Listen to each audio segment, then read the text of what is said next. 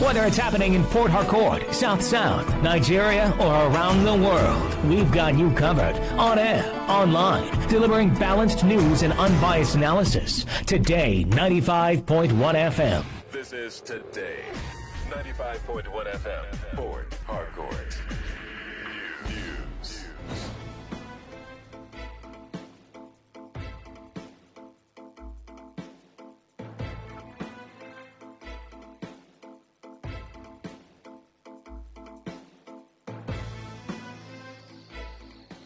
Thanks for joining us. This is the World News on your premium talk radio Today 95.1 FM Port Harcourt. And the headlines: FCT Minister Nyesom Wike urges PDP to resolve internal crisis ahead of 2027 elections. Rivers PDP warns against ethnic politics. NURTW Elele calls for enforcement of court judgment affirming leadership. On the foreign scene, Iraq's new parliament elects Haibat al-Halbousi as speaker amid complex government formation. I am Lucky Maxwell. Thanks for joining us. Minister of the Federal Capital Territory, ACT, Nyesom Wike, has called on the People's Democratic Party, PDP, to address its internal conflict or risk losing relevance in the 2027 elections. Speaking from his office in Port Harcourt, Wike warned that the party's lingering leadership disputes could undermine its chances of returning to power. He criticized the November 15 PDP National Convention in Ibadan, accusing Oyo State Governor Seyi Makinde of seeking total control over the party. The remarks reflect ongoing tensions between the FCT minister and Makinde, who alleged that Wike offered to facilitate the PDP for President Bola Tinubu ahead of the next general election, raising concerns over attempts to weaken the opposition. This is not the first time within 2023 when PDP was supporting Mr. President. But the point I'm trying to make is that so many people are now thinking that the moment you shout on your mandate, it becomes that it's automatic that you have a ticket. I don't know. That does, supporting President has nothing to do with that. We are supporting President. Does not mean that we must have automatic ticket. We are supporting President based on certain factors which we have seen that. I'm a member of PDP. That's why I'm still there. That's why you see Jay is not happy. Well, you may think so, but there are also structures in terms of party. There are also structures in terms of party. He comes to a system with he said, what is 001? Let me tell you, there's nothing like in the state 001. You raise the sign in your wall. The acting chairman of the People's Democratic Party, PDP in Rivers State, Robinson Namewo, has dismissed claims by the Minister of the Federal Capital Territory, FCT, Nyesom Wike, that there is no PDP or APC in the state, insisting that the PDP remains fully on ground and active. Speaking in an interview with Today FM's Sandra Kenneth, Namewa acknowledged the damage inflicted on the party, but said the PDP is healing and will return stronger to fight for the people. He questioned the rationale behind Wike's comments, noting that the FCT minister is not currently a member of any political party in Nigeria. Yes, I listened to the FCT minister in one of his town hall yesterday where he said there's no PDP, there's no APC in Rivers State. That is not true. That is not correct. There is APC, there is PDP in Rivers State. The APC in Rivers State is led by the governor, Siminala Infobara, while the PDP in Rivers State is led by my humble self. There is PDP, there is APC in Rivers State. I also listened to him when he said people should keep to agreement. I don't exactly know whom or what he's referring to. But to the best of my knowledge, what I know is that the people of Rivers State entered a social contract with the governor in 2023. They gave him mandate for a period of 4 years. Reacting to the recent defections in the state, Namewa said the moves were driven by personal interests rather than public good, stressing that they have not affected the PDP or brought any development to Rivers State. He added that the PDP remains focused on people-oriented policies and development pledging that the party will prioritize the welfare of ordinary Nigerians over individual political ambitions. But have they been able to deliver good governance to Nigerians? The answer is no. Have they been able to provide security for Nigerians? The answer is also no. Have they been able to deliver on infrastructure? The answer is no. Going forward is what Nigerians want. Nigerian voters, what Nigerians want as we speak is a government that will provide security. It's a government that will deliver on infrastructure. It's a government that will give them hope and change the narrative as far as the country is concerned. Meanwhile, Acting Secretary of the People's Democratic Party, PDP in Rivers State, Chief Obam Ojima, has cautioned the Minister of the Federal Capital Territory, Nyesom Wike, against instigating tribal or ethnic tensions in the state in the pursuit of political dominance. Speaking on the issue, Ojima, who is also from Ikwere, stressed that no tribe or ethnic group is superior to another, describing claims of Ikwere supremacy in the state political hierarchy as unfounded. He emphasized that all ethnic groups in River State are equally important and deserve fair representation. It's really quite unfortunate, I must say this. Nyesom Wike, with all due respect, he's a respected citizen of River State. There's no doubt about that. A former governor will have him in high esteem. But the truth must be said. He doesn't have the capacity to determine where the Ikwere people will vote. He has no such capacity, either by position or whatever. No consideration for him to speak on behalf of Ikwere people. So, and that is very divisive. In River State today, we don't talk about ethnic or tribal politics and sentiments. The whole of Ikwere people supported Peter Odele. He was not from Ikwere. Other George has governed the state. He's not from Ikwere. So bringing the sentiment that Ikwere people, if you do this and do that, the Ikwere people will decide the vote, they will not be there for you. It's neither here nor there.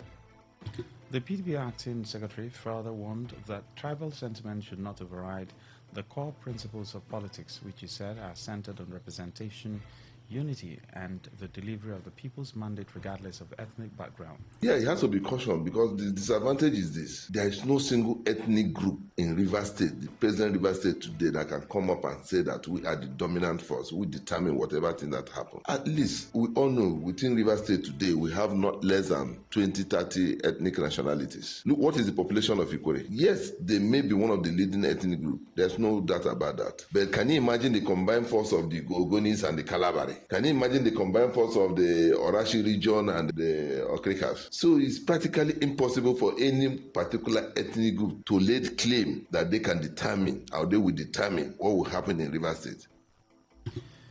The Apex Socio-Cultural Organization in Ikwere Land, Obako Ikwere Worldwide, has reaffirmed its commitment to promoting unity and peaceful coexistence among its people, particularly its sons and daughters involved in politics. The immediate past chairman of Oporo Town Council, Chief James Elewon, made the call while speaking at the 244th convention of Obako Ikwere held in Obakri community, Emoha local government area of River State, where he commended the peaceful conduct of the convention.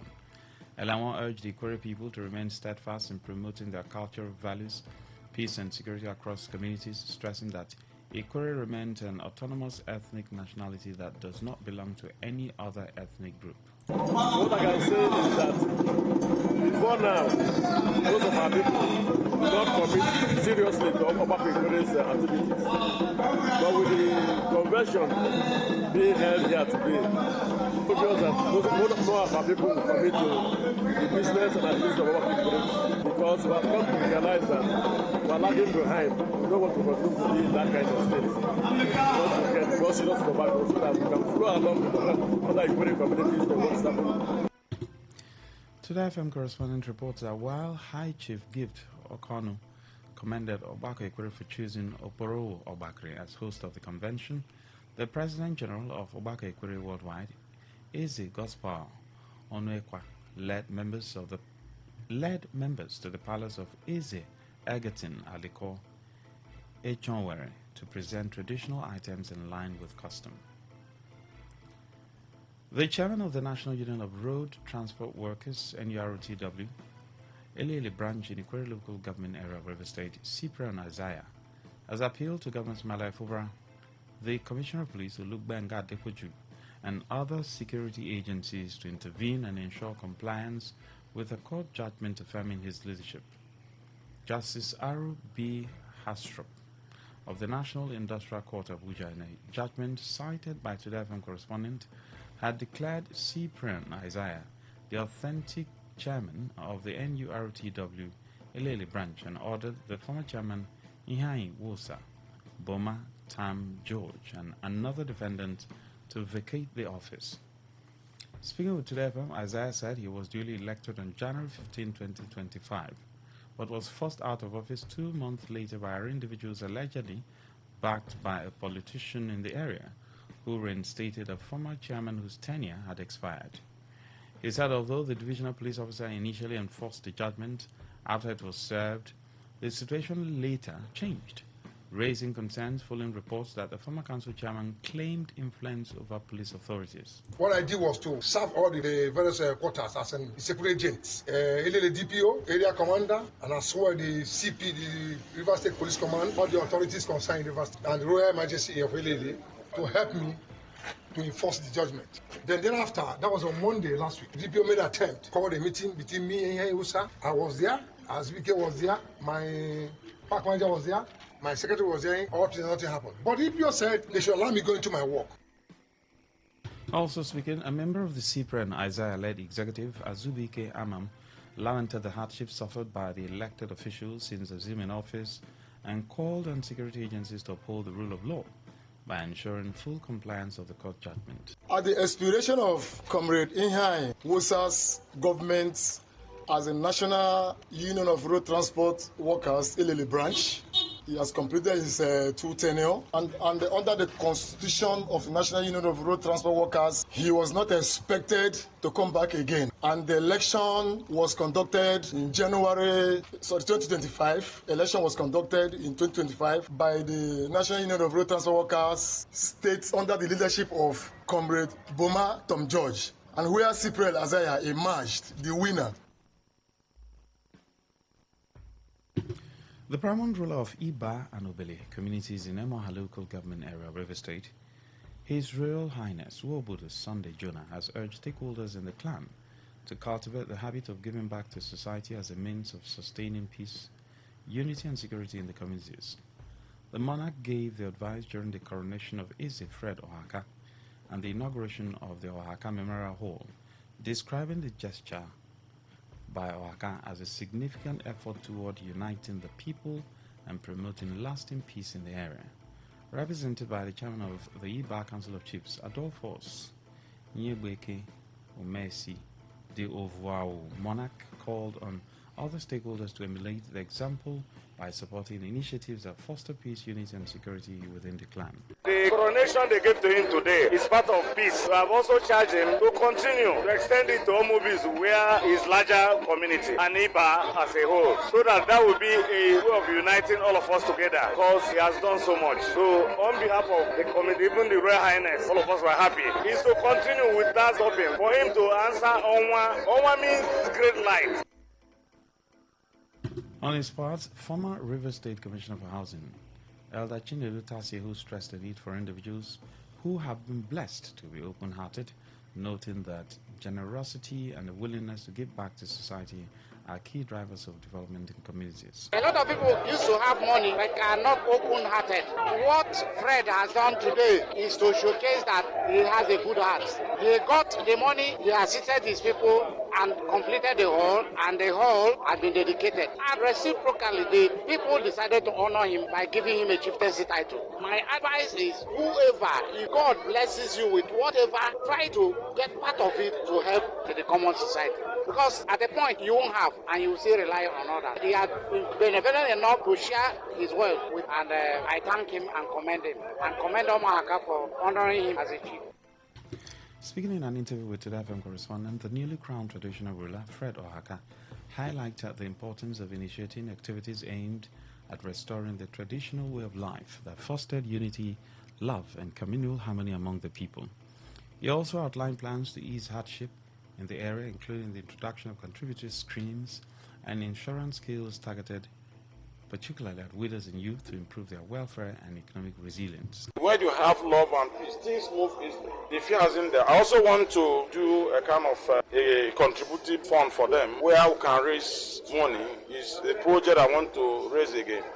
In those, my mother, they had multiple contribution where they had savings. Every year, they will share the interest they got among themselves. They can used to buy food items, Christmas, and then share. And you see love. And most of them that are widows on insurance. I want to insurance policies for them on yearly basis. So these measures will encourage them and also speak. See, an atmosphere of love and peace, so many things to try. And that's my interest.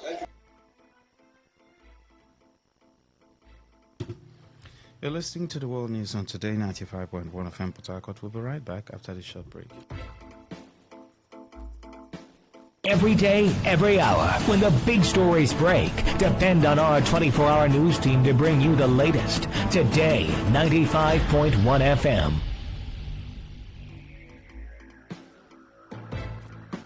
Thanks for staying with us. Now the rest of the news.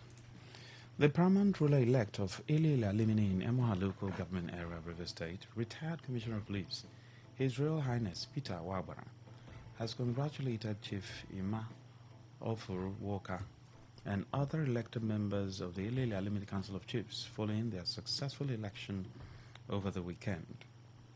In a statement, Eze Wabara attributed the peaceful conduct of the election to the community's inherent disposition for harmony and called for a stronger working relationship with the new council leadership and other community organs to drive development.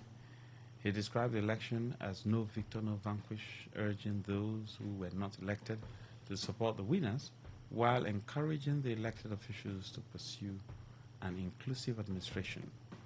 In his acceptance speech, Chairman-elect Chief Ima Ofuru Walker thanked the paramount ruler, the chiefs, and the community for entrusting him and his team with leadership, noting his 26-year experience in very sensitive roles within the council. He pledged to collaborate closely with Eze Wabara and other stakeholders for the overall benefit of the community. The election, supervised by Chief Stanley Muzo, produced the following executives: Chief Ima Ofuru Walker as chairman, Chief John H.A.D.K. vice chairman, Chief John Wanodi, general secretary, Chief Bright Eleonu, assistant secretary, Chief Anthony Chimara, treasurer, Chief Philip Igwe, financial secretary, Chief Greg Okbaka, public relations officer, Chief Ima Walker, auditor general, and Chief Anthony Dike, provost 1. The people of Rumawecho village in Rumekini town, Obiakwa local government area of the state, has expressed joy in celebration of the 95th birthday of their head, Chief Sunday Wajo Achi. The celebration began with a church service at St. George's Anglican Church, Rumekini, Rumosi. His son, Pastor Stanley Achi, expressed gratitude for Chief Wajo Achi's long life and leadership. He highlighted Chief Wajo Achi's calmness and devotion to God, offering prayers for his continued well-being. And the little I know, my dad happens to be today the oldest man in Rumekini, and the kind of life, I believe that the kind of life that he had lived from childhood, I think that is what has brought him to this stage. His age has to do with God's blessings. It's not something you can buy in the market. Our Bible says, with long life shall he satisfy us. So whatever thing that happens to one's age is God's satisfaction. On his path, A1 Joshua encouraged the youth to learn from Chief Wajo Achi's life and seek God's grace and mercy. It's a very wonderful thing that we have come to celebrate him. He's one of us. 95 years is not a little thing. It is the mercy and the grace of God. So we thank God for the life God has given to him. He is a very wonderful man who lives an exemplary life to everyone. And I encourage the youth to emulate him, because for you to live to this extent, it is as a result of the way you patterned your life. You cannot just live to this extent without patterning your life. On the foreign scene, Iraq's newly elected parliament has elected Haibat al-Halbousi of the Taqadum Progress Party and its speaker, receiving 208 votes against 66 and 9 for his rivals, marking the first step in forming a new government after months of political uncertainty. Al-Halbousi's party draws support from the Sunni regions in western and northern Iraq, And his election initiates the customary Muhassasa process, where a Kurdish candidate will be nominated for the presidency and the largest share bloc. The share coordination framework selects a prime minister. Police analysts caution that government formation could be protracted as the SCF faces internal divisions, growing influence of pro-Iran armed factions in parliament, and uncertainty over whether to back incumbent Prime Minister Mohammed al-Sudani or an alternative candidate. The complex power dynamics and Tehran-linked presence in the legislature underscore challenges for Iraq's domestic stability and foreign relations. To end the news as a summary of the major stories, we told you that the FCT Minister Yesowike has urged the PDP to resolve its internal crisis ahead of the 2027 elections. The PDP in River State has warned against ethnic politics. The Elele Alumni chapter of the NURTW has called for the enforcement of a court judgment affirming current leadership. On the foreign scene, you heard that Iraq's new parliament has elected Heibat al-Halbusi as its speaker and complex government formation. Stella Sasong Okore edited the news. Comment on inquiries, please call 0818389250. Send your emails to news@todayfmlive.com. Read our stories on todayfmlive.com, on Facebook at Today95.1fm, Instagram at TodayFM951, on X, formerly Twitter at TodayFM951, YouTube Live at Today95.1fm. Good evening. I'm Lucky Maxwell. All right, all you need to know about this one is that 95.1 FM, such a unique style. A brand new year is upon us. A fresh start is before us. It's a new beginning. Your next chapter starts now. Join us on Wednesday, 31st December 2025 for a fresh start into the new year. Ministering Pastor Chris Ugo. Music by New Song. Time is 9 p.m. Venue, the King's Assembly, 58 Tumbia Road, GRA Phase 3, Port Harcourt, and online at TKA Community. It's a new beginning. For more information, visit our website at thekingsassembly.org. See you there. Our website at thekingsassembly.org. Talk radio. Jesus, God bless you wherever you are. This is the voice of your sister, prophetess Icheche Nsirim. I want to say to you, the God who kept you alive, who kept your family, who kept us, to see this day, this same God will bring into perfection all that concerns you the remaining days of this 2025. And as we are crossing over to 2026, every imperfection in your life, in your health, in your business, in your marriage, in your family, in the life of your sons, your daughters, in your relationship, imperfection shall be made perfect. In thy name of Jesus, amen.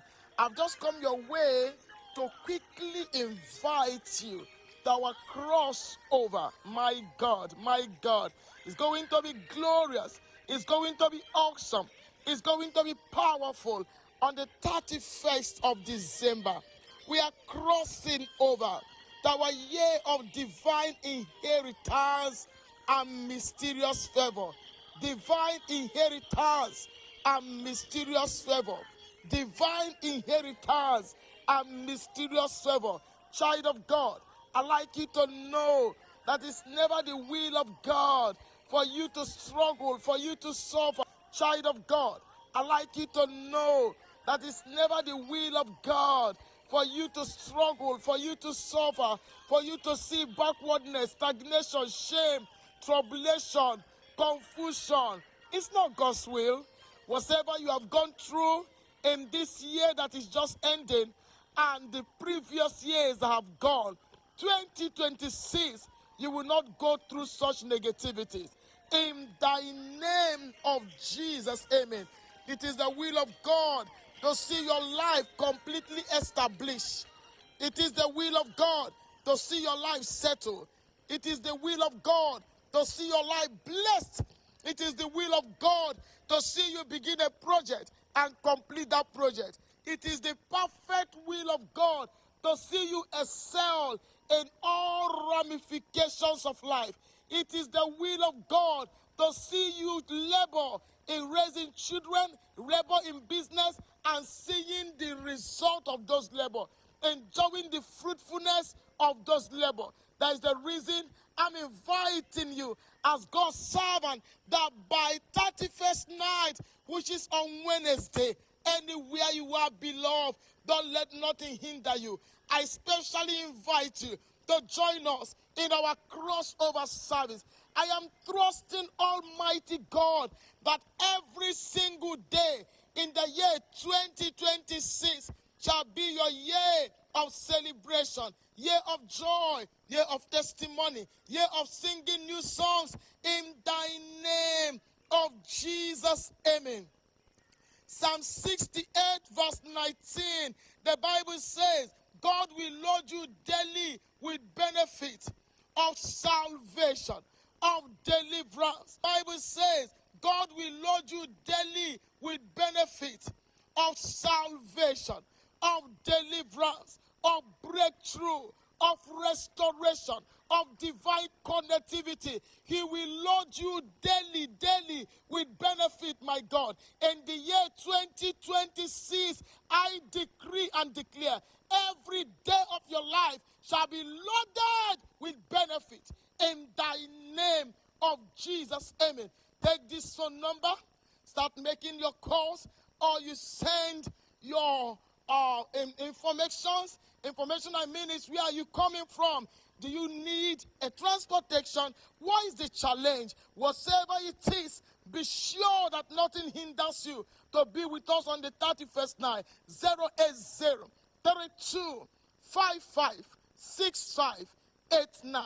080 32 55 6589. I repeat, 080 32 55 6589.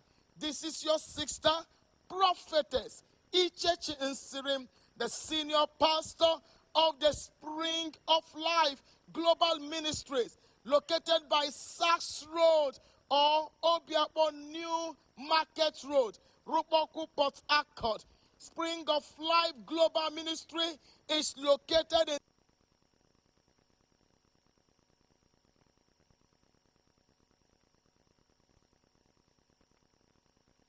Say no to the ordinary. Embrace the extraordinary, because we are the voice of the people. Today, 95.1 FM. Today, 95.1 FM.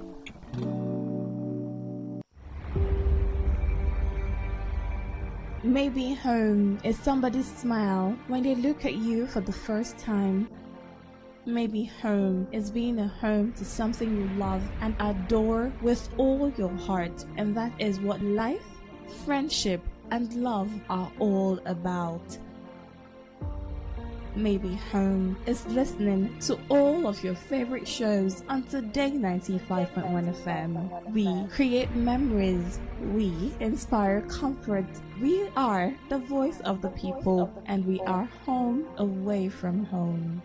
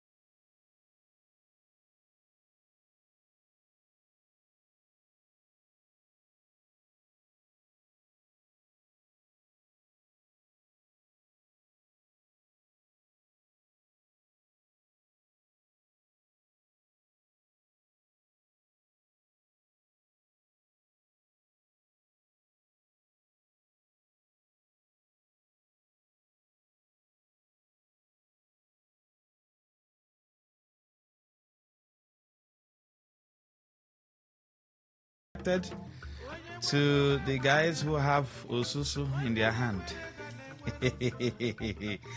Who do you get attracted to? The person who speaks big English or the person who has money? Don't deceive yourself. Let's be sincere. I asked that question, so you can as well go there and check it out. When you say, oh, the guy is nice, is he just nice like that? Or he's nice because hey, Godi, there's money. So money is very important, but that doesn't mean you should chase money or be ready to do anything unfaithful because of money. You're ready to steal, to kill. No. But money is good though. Yeah, money is good. Anybody, do you know that money stops insult? You don't know? Money stops what? Insult. When you have your own money, insult will stop. Yeah, when I mean have your own money, I'm not talking about you being a billionaire or something, but at least you're able to pay your bills, you know, you have your business or your job running for you, and then you're able to take care of your basic things. Insult no day like that. All right, it's time for you to reach out to me and tell me what is on your mind. 29th day in the month of December 2025. We just have 2 days and then we are in 2026. You know what that means. That's a new year. Hello, good evening.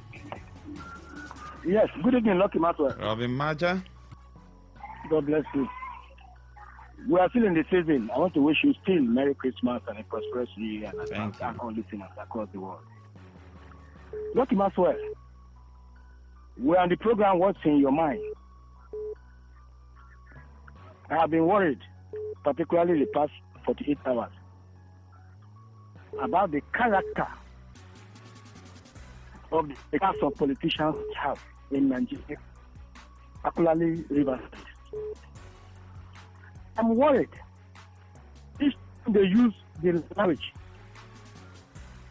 I am doing this because of you, because of Rivers State, because of the people. I don't know how many of us have come to realize that that is not the truth. All the decisions taken by the politicians, what the research have carried out, they do not take those decisions because of me and even the general public, but for themselves. But each time they want to make statements, either because they are decamping from one party to the other, or they are saying one thing or do one thing, they say because of the people. Never. I wish and hope that River State people in particular should be in the consciousness to the fact that they never meant well for the people.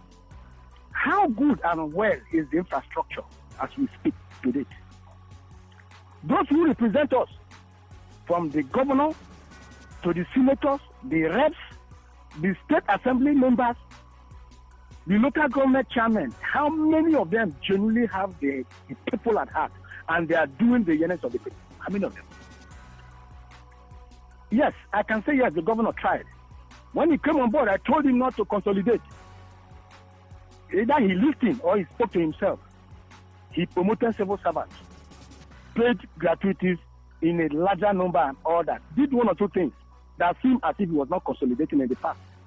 But I think he needs to do more. And let the people have the consciousness that these politicians do not think for us. And the generality and more so, over 95% of us should be confirmed about the welfare of our people. Because I traveled home, I see no sign of governance. No sign.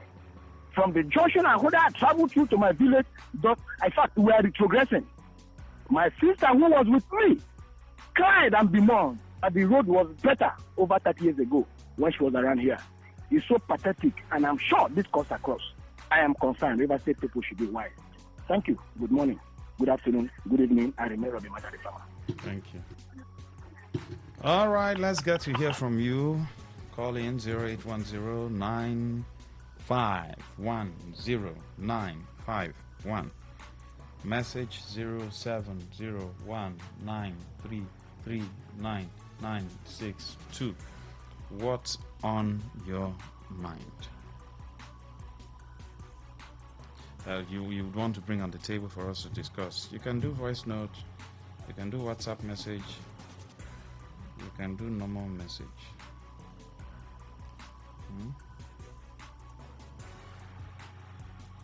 Okay.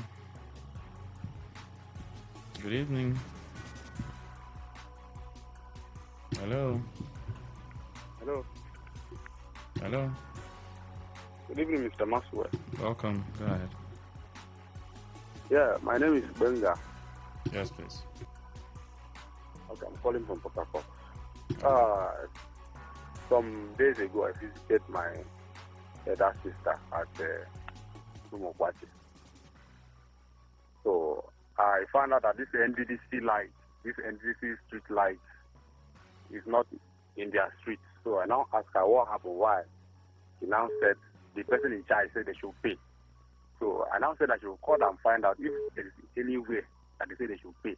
They said the chairman of Oroto in Rumokwachi said they should pay. That some people have paid because they refused to pay. That is why they have not given them the light. So that's why I said I should find out if NDDC is collecting money from people on their street before installing the light. Thank you, sir. Thank you. All right, keep the calls coming in.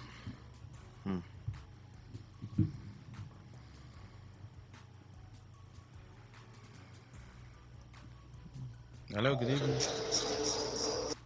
Lucky Maxwell. Chief Maxwell. Thank you so much.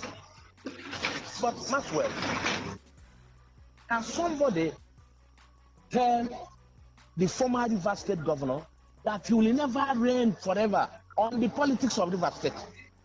I tell you, there is no one king that I've seen in this my lifetime. At a time, I was in one country called the Republic of Gabon. I saw a president who ruled that country for 42 years. But one day he left the reins of power. No one becomes relevant forever. You are not 001, you are not this. Does he think, can somebody tell him that he will not reign or have a firm grip or a firm seat on the political apparatchik of River State forever? It will not happen because he's not God. He's only God that reigns forever. So for me, he should take it easy. Allow this young man to breathe. He is not in APC for crying out loud. Why poking into the affairs of the APC? He cannot be too powerful than even Tinubu, who is the president, or other 27 or 28 or other APC governors. Thank you, and God bless you. Hello, good evening. Lucky Maxwell. Welcome, sir. Well, Lucky Maxwell, as you're human and you're from River State, you're from the village. I want to ask one question. Is it that leadership is by force? Is it that you want to be the people manage themselves by force? I want to know. Nobody should tell us. Your existence is a privilege this given to persons to live, either by voting or by any means. It's a privilege, it's not a right. And if you have been given that privilege to live or to use whichever language you feel like Lucky Master to live, it's an honor to honor the people. I don't see any reason why the governor of River State is being disturbed by second activity by those who will be privileged to represent us in various affairs of the state. The governor should be given a space to breathe. It is his time. We have given him our mandate to lead us, to take charge, the affairs, to supervise whatever language best suits anybody, to lead us. And we believe that he's going to deliver the state. He has said it over and over again. Whatever do this state, he's going to sacrifice to deliver the state. Can somebody allow Amo Christianity to deliver River State? Thank you and God bless you. Wellington from Africa. 0810-9510-951. That's the number to call. To be a part of the conversation, please join us. All right. Join us. Join us. What's on your mind? What you've been brooding on? You are confused. You are unhappy about it. You are sad about it. You are happy about it. You want to share it? Please.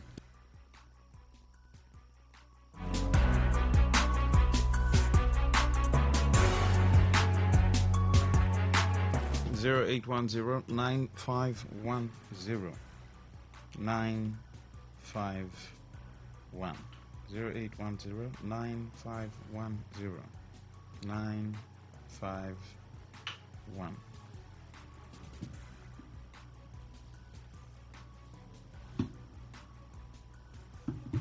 Then you can also do messages to 0701 9339 962. Let's see if we have messages.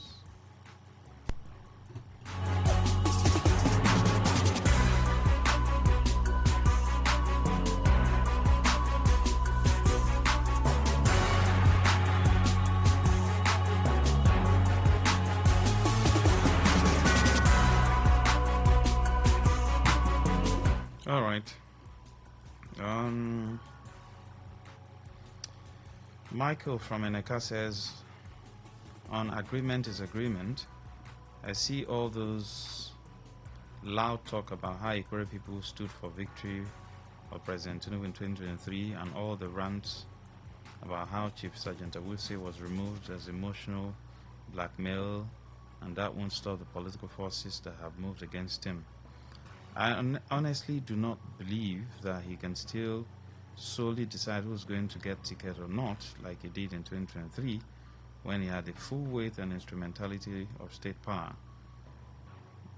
These rants are merely to make everyone believe that he is not perturbed by the events of recent times. But I tell you, he will be shocked the way the APC chairman was shocked the day he was called to issue membership card to the governor.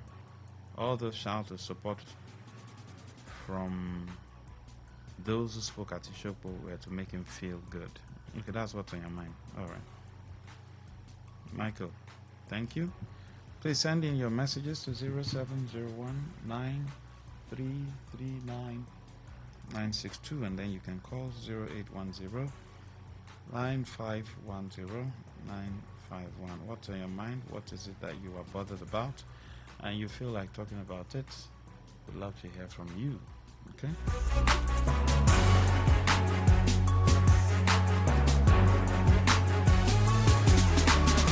Yes, good evening. Welcome. Maxwell. Go ahead, sir. And Billion. Okay, Billion. God bless you. And brother, the River State politics still shock me. That is what is in my mind. I listened to our former governor, able governor. But the other man rightly said, nothing lasts forever. Nobody will do forever. It's just like Messi and Ronaldo. Don't shift. Other new winners are coming up. He cannot rule forever. Let him accept defeat and allow River State to have peace. Wike doesn't have party as a stand now. I wonder how he want to win this one. He said you are supporting Tinubu. You want to fight the people that went to APC. How possible it is? So let him keep entertaining his followers. Or he don't turn to entertainers Julius Shago. Because I don't see how he will fight. He will want to work for president at the same time fight people that will contest under APC while you are not a member. Let him allow River State to have peace. Thank you so much, Marcus. Thank you, Nkem Billion. 0810 9510 951. That's the number to call.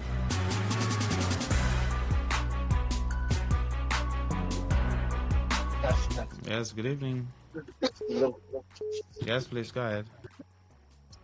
Yeah, my name is Goy Burabari. All right, sir. It's very painful that Wike is taking this thing so personal. The governor, Fubara, we all gave him our mandate to rule us. He should be given that space to rule Rivers people. Rivers State belongs to all of us. It doesn't belong to any individual. So he cannot take decision for people of Rivers State.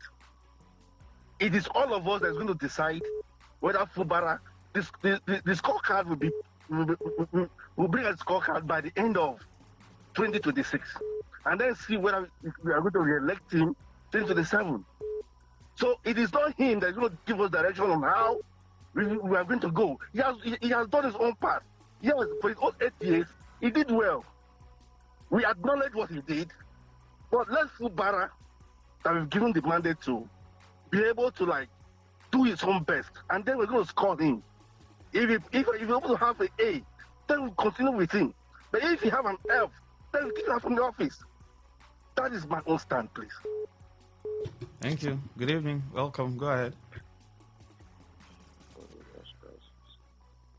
Hello, good evening. What's your name? Hello, Lucky Maxwell. My name is Otien. I'm calling from St. John's. Yes, sir. I know you're talking about, you people are talking about River State political. No, it's just what's on your mind, though. You can choose your own. What's on my mind? Okay, what's on my mind? That is just what is on my mind. I don't know when we sold our state to somebody. You're from River State, right? Show me your properties as a Rivers man.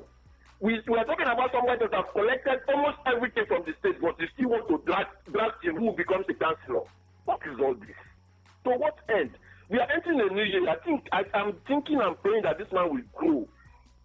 This year we should be talking about development. Look at Lagos State, 30 December. They made so much for themselves. River State, everything will talk about one man. Gathering people and talk, crying. What is the problem? Look at, baby, children cannot eat. Baby food, SMA, that's 114,000. We need to talk about all those kind of things. How government will subsidize food for children to eat, to develop well. Talk about wiki. See, working Maxwell. I know you're a very good journalist. Please, let's see, we should talk about development and leave this wiki alone so that his case is different. Let us talk about how to move our state forward. He has gotten so much from our state. We and you will never get anything. You know, be Rivers man. Can't you be the governor of Rivers State? You can be the governor. How can we if not have something party you? But everything for this state now your own. You know the one great. I beg, that thing they worry us. They give us BP. Because we don't know when we sell our state, give one money. Now, see people they worship the same God with them. Then they worship for the same temple. Children and the priest. I think now when they want cause problem, they call worship people. No. Let's leave whatever people are worshiping, eh? No. The God that are worshiping is Mr. President. That's how they used to destabilize the state. They will call Mr. President. We will call cause problem. President will call help them. Governor don't finish them last time. The president said they finish now. They're going to start again. Mr. President, they don't enter that church too. They don't confuse. In that church now, like APC now, all of them they support president. They don't confuse now. So may they worship the same God, but may they allow us to rest for this our state. Thank you, sir. That's my own. Thanks very much. All right, thank you. Okay, if you are the worship you're talking about is political worship, okay. I thought it was. All right, let's take more. Good evening. Hello. Good evening. Welcome. Yes, please go ahead. Good evening. What's your name? On my money is about What's your name, sir? Walter. All right, sir. From Port Harcourt. My issue is on this our ring road. I don't know why they should. At least they would have allowed us to manage the old road. Like this Obogoro from Ozoba to Obogoro is no-go area. With this small rain that is falling now, you cannot drive that road at all. Motors are sinking because you don't even know. The water are full everywhere. You don't even know where to put your tire. And this is worrying us. They are talking about politics. They forget about that. Is that their politics that they collected money and they keep this our road like this? It's not good for us. They should try to keep that their politics and focus on how they should make the life of the people to be okay. This road is very important. From Ozoba here, you cannot drive from Ozoba here to maybe St. John's. It's not good for us. They should help us. The politics of bitterness in River State because it's politics of bitterness. Thank you very much. See how they go. Thank you, sir. Thank you very much. Good evening. Hello. Good evening. Hello, Dr. Maxwell. Yes, sir. Go ahead. Good evening. What's on my mind is that everybody is shouting wicked this, wicked that. And this young man is busy laying foundation for his political gain and greed on River State. And everybody is making noise. Now this is River State, it belongs to us. What is your input? What are you doing as an individual or as a group to stop what he's doing? I don't get it from people. Are you with me? All right, thank you. Thank you, sir. All right, this one's okay. Good evening. Good evening. Good evening. Good evening. Yeah, good evening. Yes, please go ahead. What's your name? Yeah, my name is Overcomer. Compliment of the season. I wish you're saying. I want to, what's on my mind actually, I want to drag to your attention. Coming to this Wike issue, to me, I was telling a friend today, I said, more of his drama will come up. All these things are just distractions. More of, I'm not a politics person, but I'm telling you that they have set everything on motion to distract the people from the real fact that the state is undeveloped, that the state is backward. I drove around the ring road and I will begin to wonder, can this governor complete this road with the pace of the way things are going? And if he cannot complete it, the same weekend will come back and say, look at the project he wanted to complete, he could not complete it. He is not qualified to be voted. They will use against him. So, a caller just said before I called you now, let's leave this man alone and focus on how the state can move forward. Because it's biting on each and every one of us. Weekend is just a distraction. That's my own view. Thank you. Thank you very much. All right, this one says, I want to know where they are giving this. Which loan? Loan from where? Kanu says, Max, I'm surprised the factional APC chairman in River State was ordered, directed to issue the #1 membership card, and he complied without delay. I never believed he could submit to the governor. That's why circumspection is very important in our actions. Yeah, English. Kanu, this is the English, circumspection. The English is very big. DK says, what's on my mind is the way people say River State belongs to all of us. Yes, they don't know where the state fund is. They don't say in the state how and where did the state belong to them, just by birth only. The last time I checked, every community and town have the strong owners. Okay, I'll stop there. All right, we'll go for this short break. We'll come back for the main menu, the main theme. Thank you very much. Don't go anywhere. Stay with us. Talk radio. I listen to a lot of talk radio. 95.1 FM. Today's news in 60. President Bola Tinubu has approved the cancellation of a substantial portion of debt owed by the Nigerian National Petroleum Company Limited, NNPCL, to the Federation account, wiping off about $1.42 billion and 5.57 trillion naira. The Minister of Finance and Coordinating Minister for the Economy, Wale Edu, has assured investors that the country's recent joint security operation with the United States in Sokoto will not destabilize markets but rather reinforce economic confidence.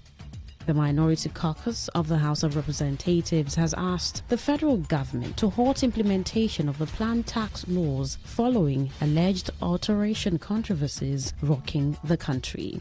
The Securities and Exchange Commission (SEC) has disclosed that Nigeria's capital market attracted more than 753 billion naira in commercial paper issuances between April and October 2025. Nigeria's external reserves have grown by $4.39 billion between December 23, 2024 and December 23, 2025, according to data sourced from the Central Bank of Nigeria. And on the foreign scene, Indian quick commerce startup Zepto has confidentially filed for an initial public offering according to a public notice issued by the company on Sunday. Today's news in 60. In 60. Christmas is about giving and love. Hi, it is your loving Kiddies Playground host, Rona Bay, wishing all my Kiddies Playground army and children all over the world the most cheerful Yuletide and a flourishing new year. Love, love, love. Mwah. Happy holidays. Happy holidays. Happy holidays. Happy holidays to you. Happy holidays. Happy holidays. Tune in for a journey beyond the ordinary. Fasten your seatbelts. We are not just a station, we are the station. Today, 95.1 FM, the voice of the people.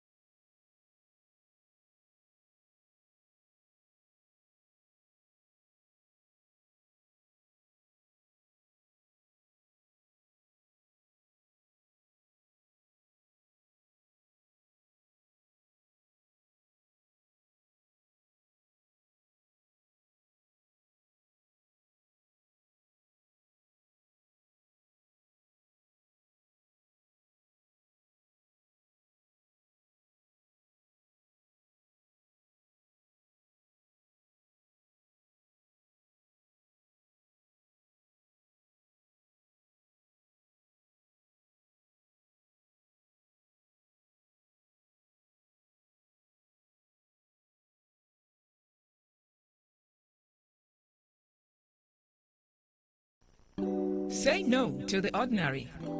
Embrace the extraordinary, because we are the voice of the people. Voice of the people. Today, 95.1 FM. Today, 95.1 FM.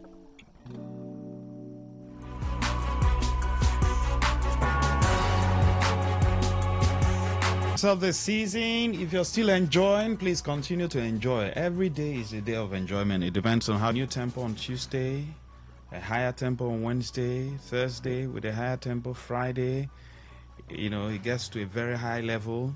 Saturday, oh boy, you're getting to the climax. Sunday, you wrap it up. You start another round on Monday. Every day should be for enjoyment, and this is the season of enjoyment. Is that true? If that is true, then why are you bothered? Why are you not enjoying yourself? Thank you for staying tuned. 29th December 2025 it is, and we'll soon roll into 2026. So I want to especially thank everyone who has always listened, called in, contributed, or you don't even call in, no problem. So Today FM, we appreciate you from the depth of our heart. You're the real MVP. Thank you so much. Thank you for giving us your time. And I want to especially thank you also for listening to me. Everything we do here is, we just thank God for everything. All the glory goes to God. No man can take the glory. We are all just pencils in his hand. And everything you learn from here, we educate, we entertain, we inform you. We are just pencils in the hand of God. The knowledge, the exposition are all inspiration from God. So we can't take the glory. God will only take the glory. Thank you so much. God bless you all. And then we want to also appreciate God for your life. Even if you have not achieved some of the things you wanted to achieve in 2025, and you're wondering, today is 29th, the most important thing is the fact that you're alive. Between now and January 2026, a miracle can happen, something can happen. So don't give up, and don't feel that, you've not achieved. Probably you wanted to buy a car and you couldn't buy the car. The money was not enough. You wanted to build or complete your house and it didn't work. Because you have life, you should be grateful to God. That's the most important thing. Because it's only a man who is alive that will complete a house, build a house, buy a car, do a new degree. A dead man can't do anything.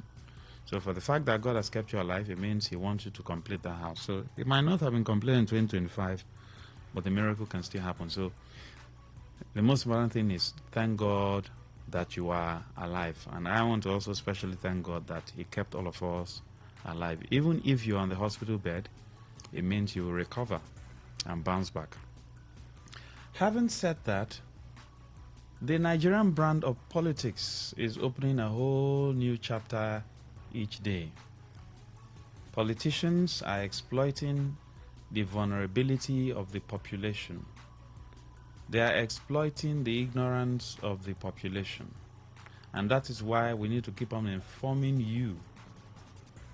There's a statement I usually make, and that statement is, the Ogoni man does not have any issue with the Yoruba man. The Hausa man has no issue with the Ikore man. The Igbani man has no issues with the Ekpaya man. No issues.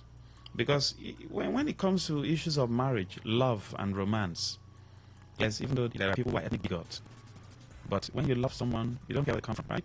You go, you chase her. You chase him, right? If that is the case, how come we have been so divided by politics? But the elite, political elite, do not discriminate against themselves when they are sharing from the elite. So why are the people divided? I just want to start this conversation with these questions. How would you describe how divided our youth have been or are when it comes to politics? Look around the state. The state looks like a place where, there was a war, and then the war just ended, and they have broken peace, and they're trying to rebuild the walls, rebuild schools, rebuild hospitals. That's the way River State looks like. River State is not looking like a state that has so much money, that has received so much money from 1999. People still talk about one of the most basic things. And These inadequacies in infrastructure cuts across party lines. Both those who are in APC and PDP, they don't have electricity. Both those who are in APC and PDP, some of them can't afford food to eat. Both those who are in APC and PDP, some of them don't have good roads within their environment. We have someone talked about the ring road from Mozoba to Oguguru. I've done them myself. I've seen the state of the road. Now that it rained today, that place is something else. Except you just trek. Thank God there's a walkway. So you just trek to your house. Else, if you want to board, it will be hell on earth. How come politics has so divided us through ethnic lines, through tribal lines? In River State, you have the Eches, you have the Orashi region, you have the Apes, you have the Ogonis, you have the Calabaris, you have the Picans, you have the Kwere. We all intermarry. We share food together. And most of us eat gari. Some people don't eat gari. But, a very good number of us we eat gari, right? We eat yam. We eat fisherman soup. We enjoy ourselves. When we go to the bar to watch Nigeria play or watch Chelsea and Manchester City, we don't hear, you are Ibani, go out of this place. You are Kwere, get out of this place. We all shout when our teams are winning, when there's a goal. Nobody cares about where anybody comes from. But when it comes to politics, you now see tribal sentiment, ethnic sentiment comes in. My question is, why is it so? Why is it so? Someone scores a goal. You are even a fan of a club, you haven't even seen any of the players. The Manchester City players, the Arsenal players, you've not met any of them. But you support them from here. Why? Football unites us all. But why is it that in politics, the Nigerian brand of politics, then break it down to the reverse brand of politics, has so divided the youth? The youth who are without basic amenities, the youth who are without scholarships, the youth who are not going to school, the youth who are very unemployed, the youth who are striving to survive. They are the ones divided through political, ethnic, and tribal lines. But the political elite, who have the spoils of their land in their bank accounts and in their pockets, they unite for one purpose: to share power. And what is power within the Nigerian context? Resources. I'll play this for you, and then we'll go into the main cause of conversation.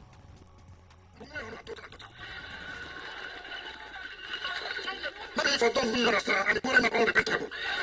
And I continue to be a great man. I'm not one of those who deny where they come from. Whether I ever will fall for now. I assure you, you don't need to panic.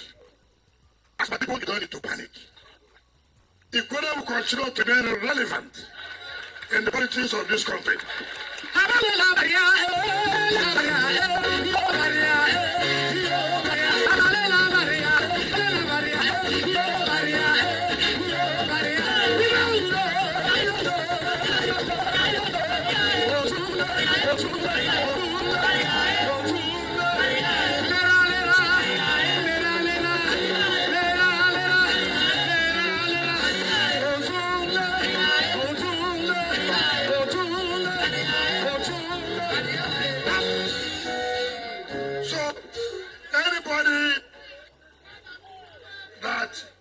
People have done good too.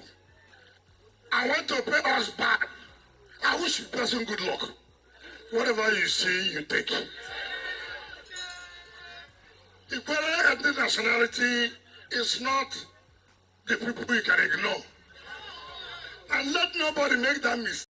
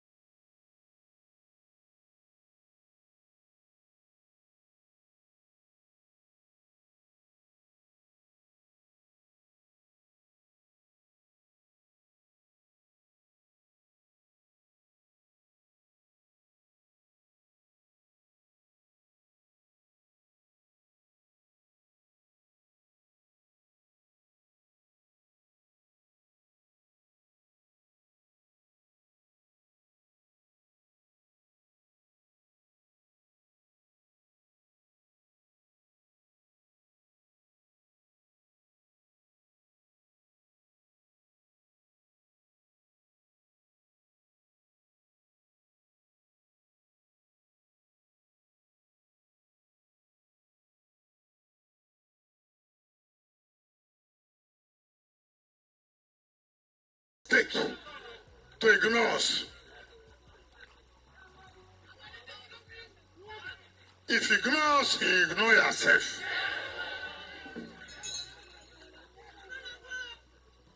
So, let everybody be strong.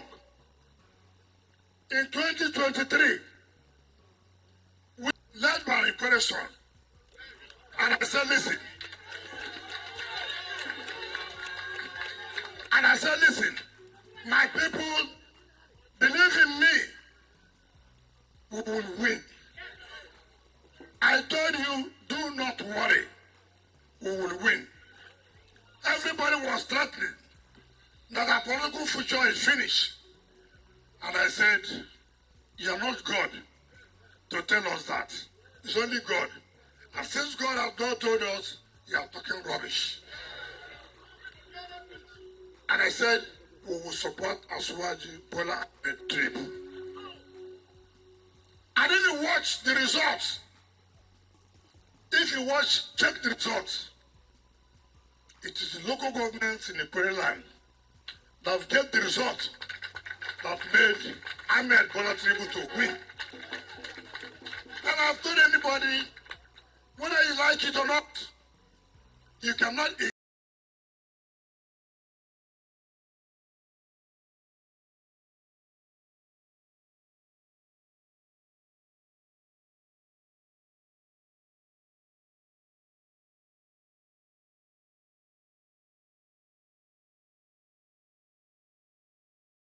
ignore us. If you try that, it is at your own peril.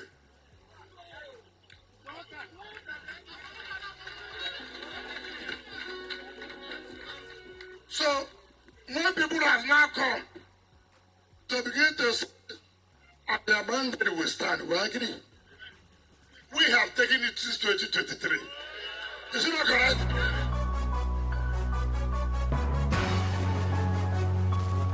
Now, we're not treating this topic, we're not looking at personalities, but we're looking at, ethnic tensions. Even in 2023, before the elections, in a certain state where business activities take place, a certain set of people were asked to go back to their villages, go back to their place. People were discriminated against because they came from a certain place. Some people who were even contesting elections, who probably had their mothers probably from another ethnic nationality, were being discriminated against. They used it as a political campaign tool against such people and said, oh, if you give them power, they will now take over everywhere. That's at the national level. But we're looking at it at the state level. How would you describe the division within the youth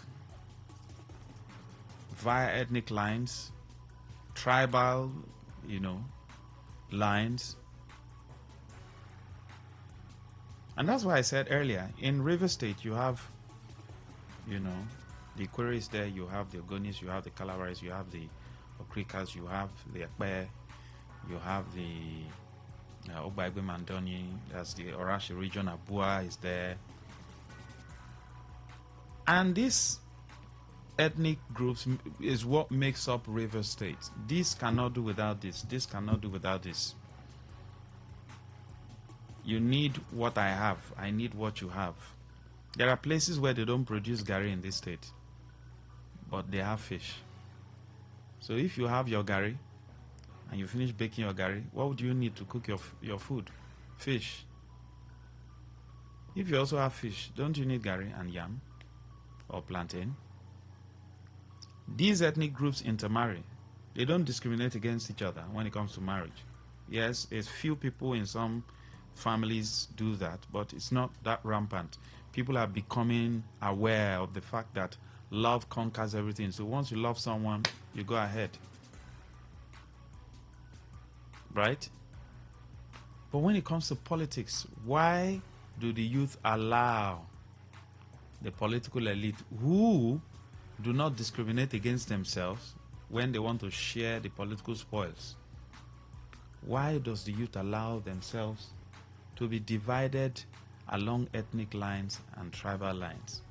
And before you know it, this man will begin to see this man as his problem. I remember one of those periods treating something that has to do with resumption of oil in Ogoniland, and someone said, hey, the Ogoni people, they should open their oil so that they can suck.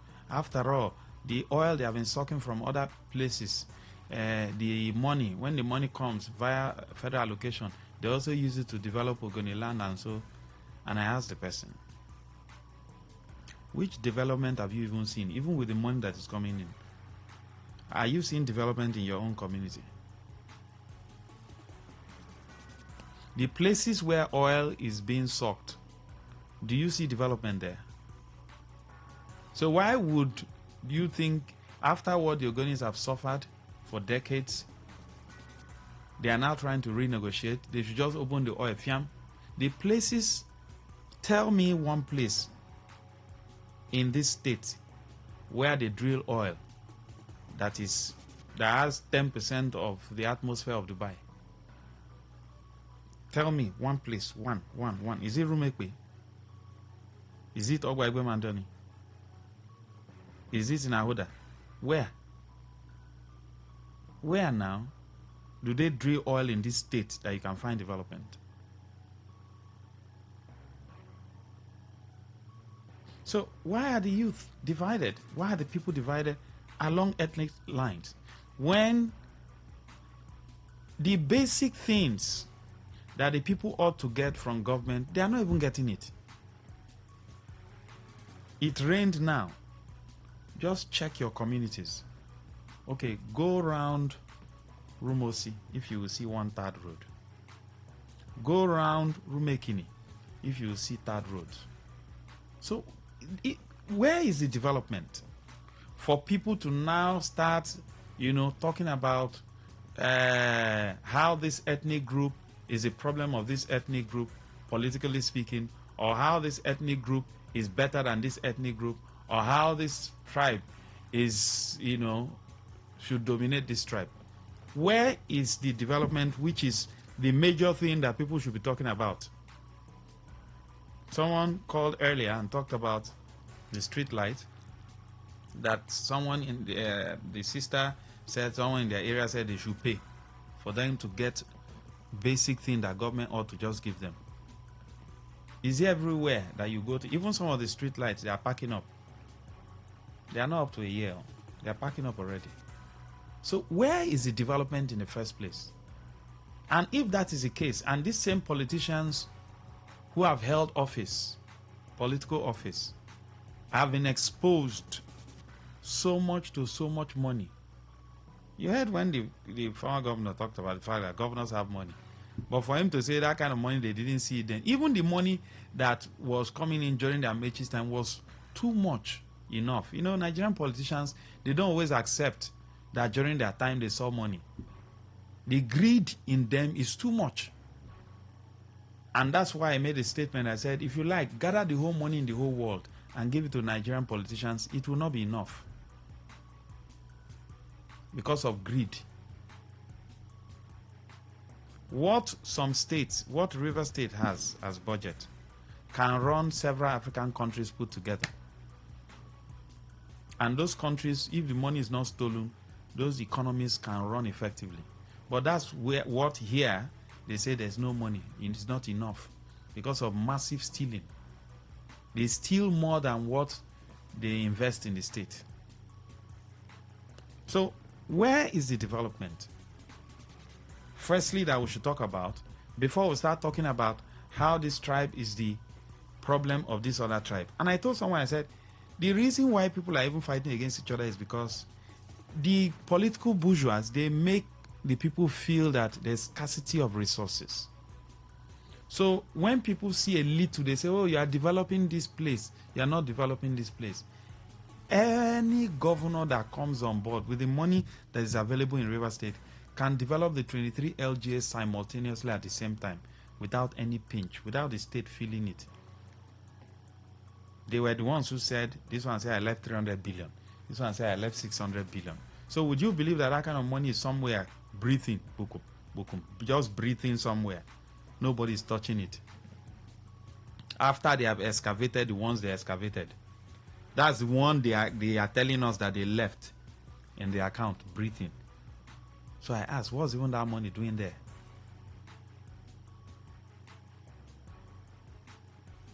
So how has politicians divided our people using ethnic lines? You take a look at what even the acting secretary of the PDP, Chief Ogbam Ojima, said. He cautioned a politician against instigating tribal or ethnic tensions in the state in the pursuit of political dominance. Let me even play the insert so you take a listen. It's really quite unfortunate, I must say this. Nyesom Wike, with all due respect, he's a respected citizen of Rivers State. There's no doubt about that. A former governor will have him in high esteem. But the truth must be said. He doesn't have the capacity to determine where the Kwere people will vote. He has no such capacity, either by position or whatever. No consideration for him to speak on behalf of the Kwere people. So, and that is very divisive. In Rivers State today, we don't talk about ethnic or tribal politics and sentiments. The whole of Ikwere people supported Peter Odele. He was not from Ikwere. Other George has governed the state. He's not from Ikwere. So bringing the sentiment that Ikwere people, if you do this and do that, the Ikwere people will decide if they will not be there for you. It's neither here nor there. Now, you've heard him. Let me push further a little bit. If we want to talk about, okay, if my brother is there, that's when I'll get development. There's a local government that's produced 2 governors. Even if, the Supreme Court said, okay, the other one has not been recognized as governor, okay. Go to that local government if they have all the basic amenities.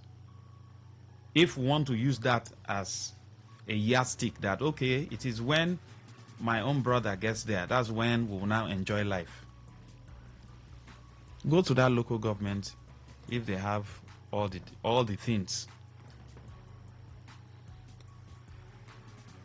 There's another local government that has also produced a governor. Go there if you will see all the basic things in life.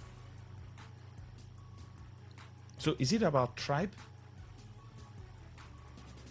Or you think the politicians... That's why I said don't mention anybody's name. Yes, I played an answer, but I don't want names mentioned. We're just looking at politicians generally. Of river stock. Is it about tribe? Which tribe in this state, which ethnic group in this state has all the basic amenities? If you go to Ogba Egbe Mandoni, do they have everything? You go to Emoha, do they have everything? Ikwere local government. What about Gokana? Kana? Oyibo? Asari Toro? Degema? Akoko Toro? Even Obi Akpoda we are. Walk around Rumekini if their roads are tarred. So, is it about tribe? Is any tribe higher than the other in the state? Is any tribe more significant than the other within the state? You all have senators representing you, representing your constituencies, and those senators come from that senatorial district. Have they brought all the goodies from Abuja? You also have rep members, 2 local government put together, forming a constituency in the Green Chambers. Have they brought all the goodies from the Green Chamber? These are questions begging for answer. 0810 9510 951. Good evening. Hello, Max. Yes, go ahead. Mr. Marcos, please. Go ahead. Max, you are more than a governor.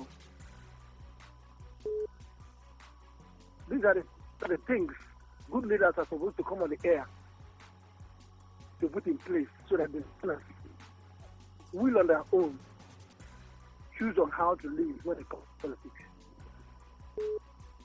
But they can't. It's giving every one of the listeners privilege to reason. But let me tell you, it is only the political touts No matter how educated you are, no matter how tall you are, how bush or short or beautiful, handsome you are, for you to belittle yourself because of a money that the political elite looted from the public fund and give you peanuts, because I know it is peanuts. I know one of the people don't want to fight, like you said, I won't mention any name. I know one of these people fighting over nothing. On the air, pleading for transport to social and so place.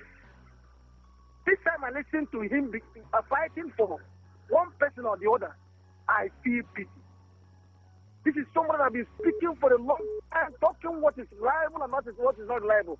Begging on the phone for transport, to pay transport from a distance to, what is it called? Common house for something. Thank you, Marcus.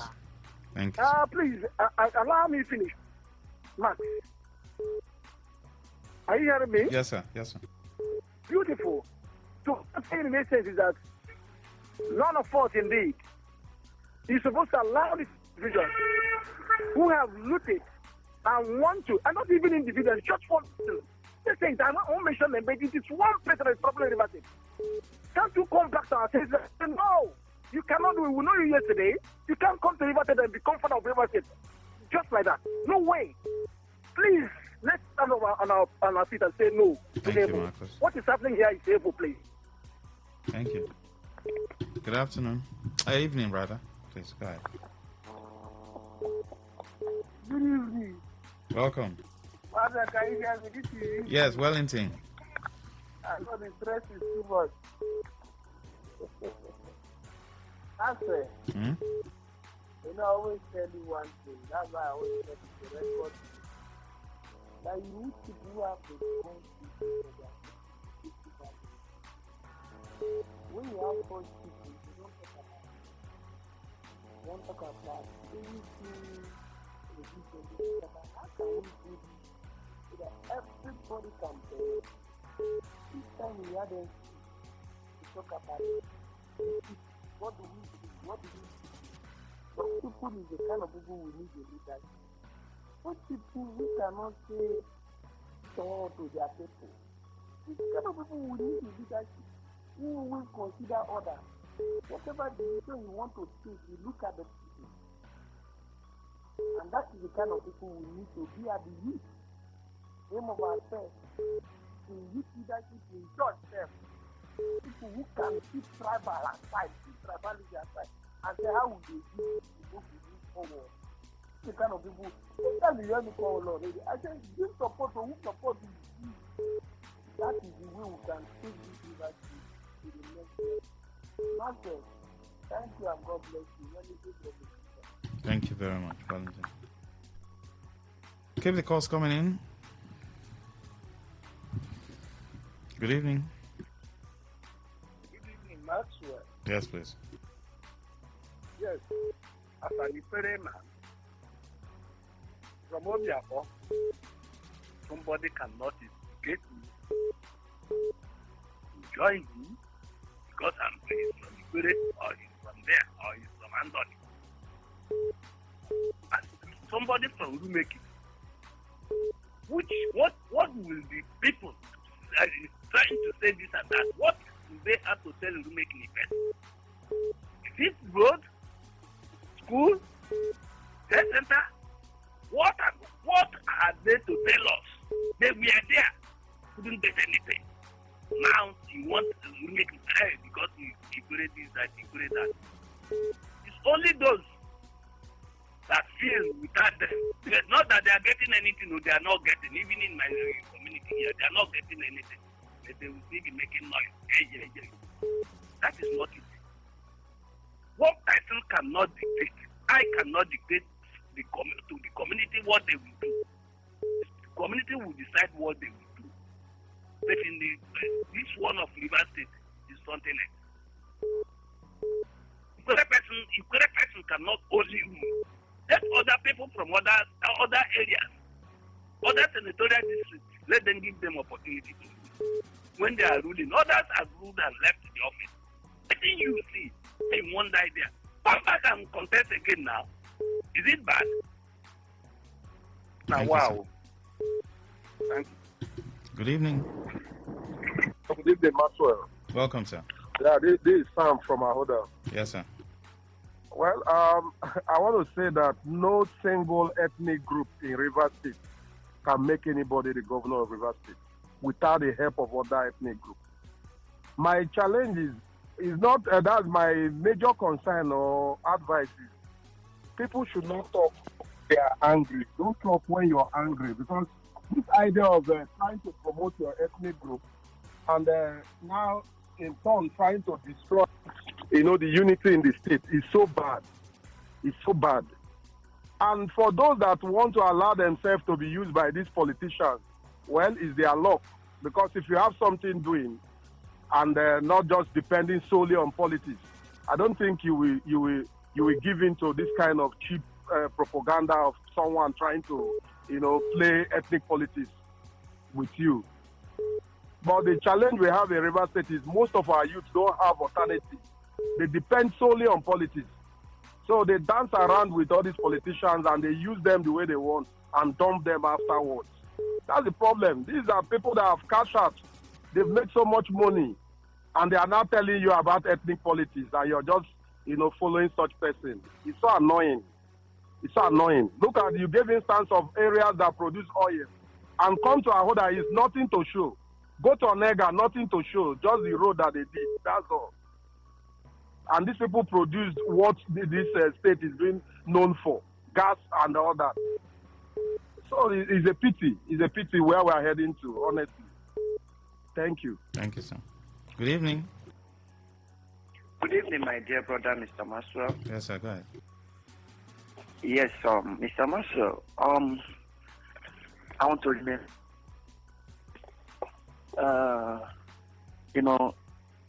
Some of these people are not to be blamed. Sometimes we, the followers, are to be blamed because for some persons who know their left and right, you went and sit down and begin to listen for some things that ordinarily you shouldn't even pay attention to.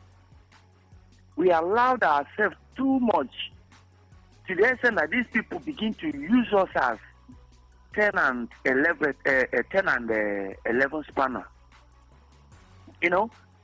Yesterday, a friend said I should escort him to somewhere. I was thinking maybe you're going to do something serious. I never know. I made a stupid movement yesterday by going to listen to something, stupid something. Sorry, I said it. I used the word on radio. Where these people are sharing rice, deceiving Nigerians, drawing Tinubu picture and Wike picture. I asked myself, what have I come here to do? Because of this, I look at it, I say, no, bro, I'm coming. I do as if someone called me. I left the place. For somebody like this to begin to use an ethnic to divide because you want to pass a message. So you think, and that is only language people can hear.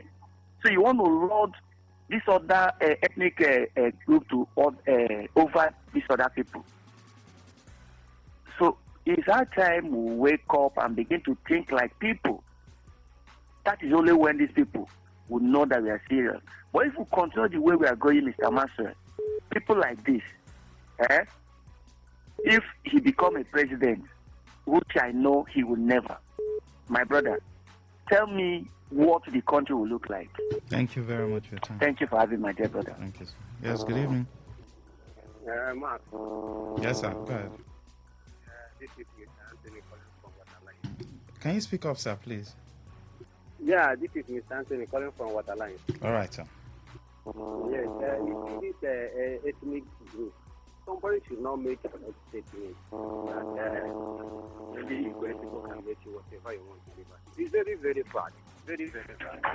So they should trade with caution. They should trade with caution, most especially our leader being supposed to be a leader of the nation. somebody people get not bad. Your line is not. Remember, I said we're not calling names. That's why I used the word politicians, river stock. And I gave instances. If this ethnic group is against this, and maybe one ethnic group is superior to the other, and I ask questions. If you go to where communities where oil is being produced, can you say truly these people are producing oil? And remember, it's the money they use in building Abuja. But the places where this oil is being explored looks like a war-torn environment. Rumekbe is there. Go to Onelga. Go to Ahoda. You know the Ubeta gas plant, right? The gas in that place is something else. It's something else. It is still oil money they use in building Dubai. Which of these communities, even the Ogoni axis where oil had, Shell had done their whatever for how many years before they were chased out, go to the Ogoni community. Which development can you see there? Go to Kula. Name them. All these communities, do they have anything to show that yes, they've been drilling oil? So is it about ethnic groups here? And these monies, in their little way have been getting into the hands of these same politicians who have been in power, including your present representatives. I laugh when they say they are building a water tank, like the one that collapsed in this thing, that High Prep is building in Ogoniland. I laugh. What is water tank? That thing is something that a single human being can do with his private money. Then you look at the billions of dollars, they say, oh, they are pumped in. Millions of dollars, they say they are pumped in for cleanup and all that. You ask yourself a question, where's the money? When you juxtapose what's on ground versus the kind of money that has gone in. And then in even other communities, where is the 13% derivation that these politicians have always been receiving right from time? Where's the money? Maxwell, compliment of the season. No. I don't want us to call names. Thank God, Ability, you can as well send me another message. I stated it earlier, we're not calling names. We are handling the issue. Is the issue on ground? Yes. Good evening. Hello, Max. Good evening. Yes, sir. Go ahead. My name is Ubi. Yes, please. I don't understand the kind of state that somebody will be speaking as if he will be God of the United. When he talks about business, is it not our state? I keep on hearing you sometimes when you come on air and you be telling people that this kind of dance you are dancing, that they do the nation road, they do this. Are those things not supposed to be? Are we not supposed to say, including life? Then now, something has happened. Rather than the governor, Ogoni people, it's not even the son of Ogoni people because we are from the same senatorial district. Let this man leave the governor alone. And the people get up. Your line is breaking. We're looking at ethnic groups in River State. Is there any ethnic group that is more superior to the other? And is there any ethnic group in River State that is enjoying Yafu Yafu? When I mean enjoying, all her youth, they are employed. In fact, they are paying them oil money. Do you know that the Rivers youth are supposed to be getting oil money monthly? You're not aware? Somebody will ask, is it constitutional? And if it's not constitutional, put it in the constitution now. Rivers youth are supposed to be getting, even if you are working, you're supposed to be getting money from the oil, the 13% derivation. What's it meant for? What is it meant for? Youth are supposed to be getting money from government, support from government, from oil sale. The oil is for us. The gas is for us. The youth in UAE, you don't know government takes care of them? I'll talk about that one of these days. Your eyes will open like this. then you will stop going to all these places to go and sing song and clap your hand. Yes, good evening. Hello, Max. Good evening. Welcome, sir. Radio on the line. See, Yes, Max, you've said it all. See, just like your question, to answer you directly, there is no ethnic group that is superior. You understand? Anybody can be the governor, anybody can be the president. You see, this shows you the pettiness of some of these politicians. They are so petty because even the means through which they became whatever they are is questionable. So you see, they begin to look for ways. Now it's period for election again. They started, just like you rightly said, that by January, there is nothing. How do I even put it so I don't sound derogatory? You see these people, and some of them, they don't even have what it takes to be leaders. I'm telling you the truth. It is only in Nigeria that you find leaders that are so corrupt and they are shameless. You gather people, you begin to talk about it, this or that. If you don't play with this thing, you're playing with the. Is that what we're talking about? Today, the people you're claiming that you're projecting, they are equally crying out because they are equally suffering. And because you have everything to your advantage, you just come. You see, like one of the callers said, I don't even blame you. I blame the people that will go there to sing because of hunger. Because some of them, if they really want to speak their heart, you know that what they are doing is not coming from their mind. It's just because of hunger. But like I will always say, a day will come, many days for the thief, one day is for the owner. The day will come when the Nigerian people will stand up. This is our docile nature that they've been cutting us and abusing us about. A day will come when we rise up to the occasion. I hope that they will be ready for us at the future. Thank you. Thank you, Abby. Good evening. Hello, good evening. Ooh, what's wrong with that? So, for every youth in River State, if you're from an ethnic group where you have produced a governor, a rep member, a senator, are you enjoying life? Apart from your personal hustle, is there anything you are enjoying from government? Say, oh, government has given me scholarship, government has given me, they gave me grant of 1 million naira or 5 million naira. The one they say they want to give, that one they will still go and collect it. They say, oh, they want to give 10 billion naira to businesses. Fee form finish if you go get an. So what is the thing that you are enjoying that, ordinary or even supposed to enjoy from government as a citizen of this state? Have you enjoyed the oil money? The money coming from oil and gas, have you enjoyed it? Good evening. Good evening, my doing well brother, Lucky Maxwell. Yes, sir, compliment of the season. Oga Maxwell, how you doing now? How you do how the season they go for your side? We thank God. There's life. We thank God. Now, Oga Maxwell, get how things is rough for me. I suppose we will come buy you one chicken, self, one. Oh, don't worry. I'm fine. But next year, everything go better. Of course. Yeah. Oga Maxwell, you see this thing where they talk now. You get one certain time where you talk, say, when them go they share money, they need the tribalism need they come, ethnicity need they come, they need they make noise. But when they don't reach for politics now, next this thing now when they go bring tribalism to divide us, to know say this person know they our people, this person know they speak our language, this person our enemy, this person need they follow us. Mokona know. So all those things now where they want, and the me are the tell people where go listen to that brainwash where they want brainwash. Who don't know something? So this about the oil, this thing, for me, say me I they talk to anything will happen, I go talk am. When the former governor enter, they live close to, they live around the area. Our road bad.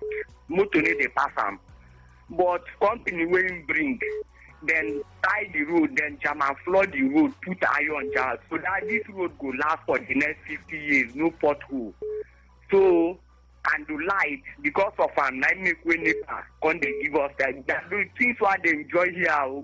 That's what I'm saying. Now those things, Were you supposed to enjoy it because somebody from that area is in government house? Is it not something you're even supposed to enjoy whether you're in the bush? That is the problem. I'm supposed to enjoy. Are you aware that in this country, government was feeding students in the 70s and 80s, giving them half chicken? Are you aware? Yes. Did they talk about where? Are you aware that people whose father didn't go to school, they were living inside the bush? Kauria people, they carried their scholarship this and went to give it to them. Are you aware? Yes. So as a Rivers citizen with so much money, what have they given you? Grants, giving you scholarship, giving you money when you got married, just like they do in UAE. When you get married, they will support you. Have they done it here? Libya here they do them. Even Tanzania here they do them. All this one are country where Nigeria, Uganda here they do them. If I begin call African countries where they do these things, where they talk, you go they surprise. Even Guinea-Bissau, Guinea-Conakry, then they do all those things. Even Mauritania they do them. Na greediness, nine day in the mind of our leaders. Greed, that is all. Thank you, doing well. Good evening, go ahead. Hello, all right. We'll take one and then we're done. Good evening. Hello? Yes, sir. Go ahead. Yeah, Mark. Good evening. Go ahead, sir. Mark, anybody trying to call a tribe, calling my tribe to be superior to other tribes, the person is talking for himself, not for my Ikwere tribe. So anybody, people should, if they are talking, don't mind anybody that is saying anything, any politician that comes and is saying this tribe is this tribe is this. They should leave us. There are more poor Ikwere people everywhere. So nobody should mind any politician that comes and starts saying Ikwere this one, Ikwere this one. He is speaking for himself, not for the whole Ikwere. Nobody makes anybody a spokesman for the Ikwere people. Understand what I'm saying? So anybody that is trying to, they should not insult my tribe because of one person. They should talk about that man, person that come and be talking about Ikwere. Nobody will tell Ikwere what to do. Ikwere people have their own, everybody individual. They have everybody. You cannot push everybody to one direction that we should do. Nobody should deceive us. Poverty is disturbing everybody in River State. You see, they kept how much they kept in our 600 billion. That one is just a political talk. It's just a political amount. They are using it now to deceive everybody. These men are the same thing. I always tell you, Mark, these men are the same thing. But the one that is pretending to be Jesus Christ, he still the same thing. They are working to the same way. All right, thank you. We are heading. Hello. All right, sir. Thank you so much. I said we are heading to election period. You will see what will happen now. They will bring rice, one cup, two cup, because of the poverty in the land. You spoke about oil everywhere in River State, oil. But go to those places, you will regret to even come from those places. Go to Abuja, to Zamfara, you see development. Abuja, you pass through Abuja to Nasarawa. Look at the road there, my brother. So you don't know. Yeah, what will you say? You will talk. You will get angry. All right, thank you, sir. Brother. Thank you very much. We'll just take this and we're done. Good evening, Maxwell. See this rain beating River State today. Some of us are instrumental to it. Why you and I were busy holding these leaders to be acceptable. Some of these callers were busy praising them. I was busy talking about who making the internal road. That is bad. Some people were saying that Wike had done well. Today is morning or decay. Thank you. Michael says, Maxwell, it's sad that these politicians in River State do not care how they are perceived outside Port Harcourt. River State looks like the backyard of a big house, while Lagos looks like the house of the big house. While politicians in Lagos focus on real development, the ones in River State drive big cars into the gathering of very impoverished people who cannot resist the crumbs and begin to talk ethnic superiority. It's most disappointing to hear persons who say that what they are doing is for the interest of all Rivers people. Sounds like the way it sounds in that clip. But I tell you, everyone who has sense in his head will just smile because it paints his people in very bad light, considering the fact that Okay, that's it. That's much we can take. Thank you very much. Honorable Mao said, no ethnic group is never and will never be more important than the other. If you think your ethnic group is so special and important, make yourself who you want to be on your own without the help of others. Where is this greed and pride coming from? Enough of all this pride. That's much we can take. We'll now head on to Eyewitness Report, where, of course, you will now see how government have underdeveloped the place. Because most of the reports we'll get on Eyewitness is just a proof that it is really, really well. Isn't it? Because you ask yourself, now it's raining, just little rain, and I'm aware that they can construct roads that will last for 50 years. Why are our roads failing? The east-west roads, some portions are failing. Some of the roads constructed by the Amechi's administration is failing. Some of the ones constructed by the Wike administration is failing. What is going on? Look at the bridge at Rumokoro. Have you seen the bridge? Look at some of the bridges that were constructed with public funds. You see the issue? Let's go for the short break.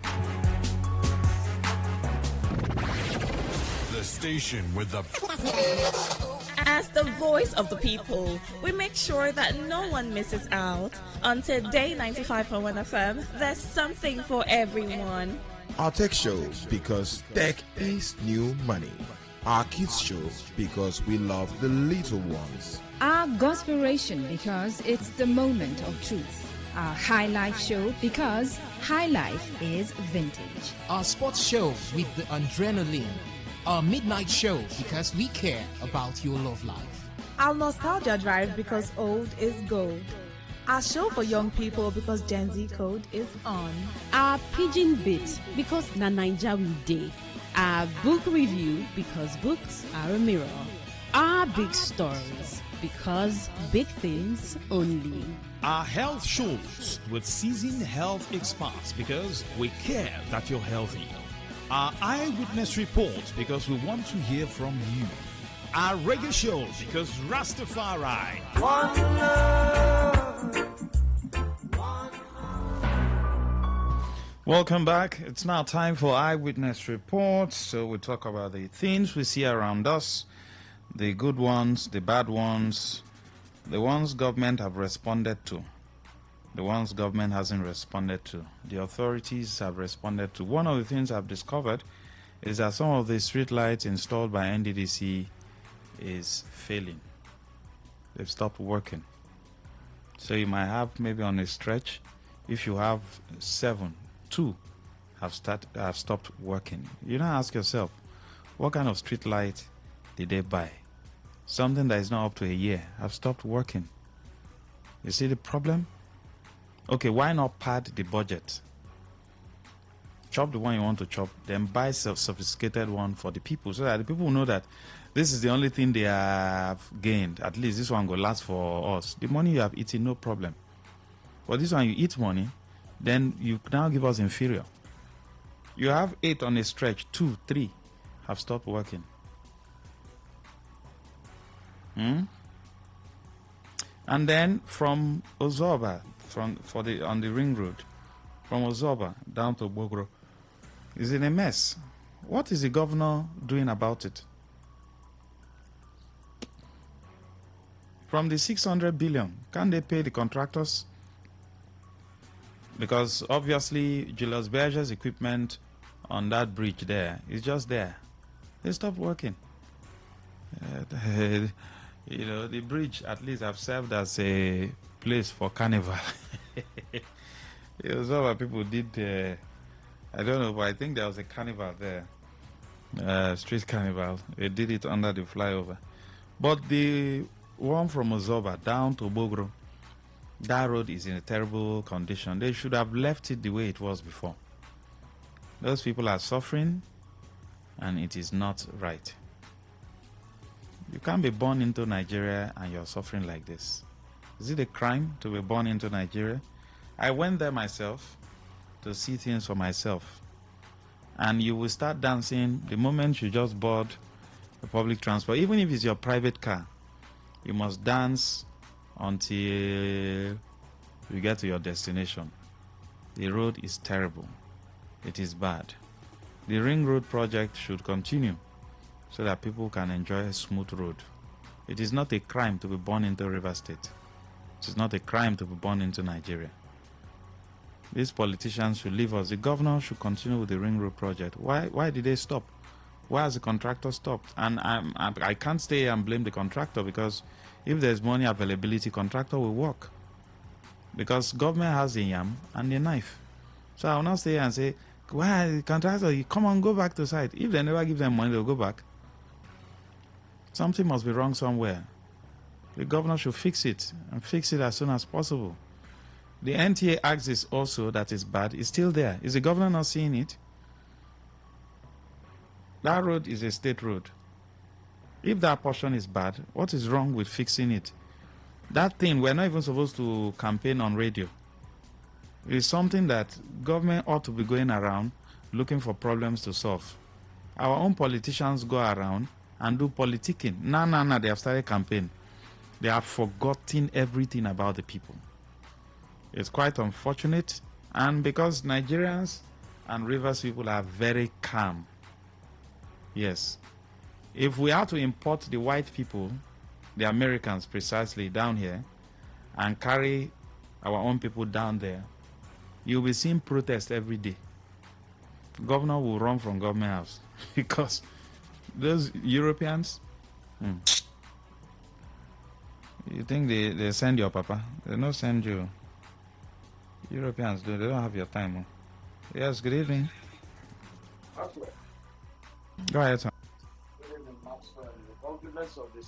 I wish the same. Yeah, Maxwell, are you there?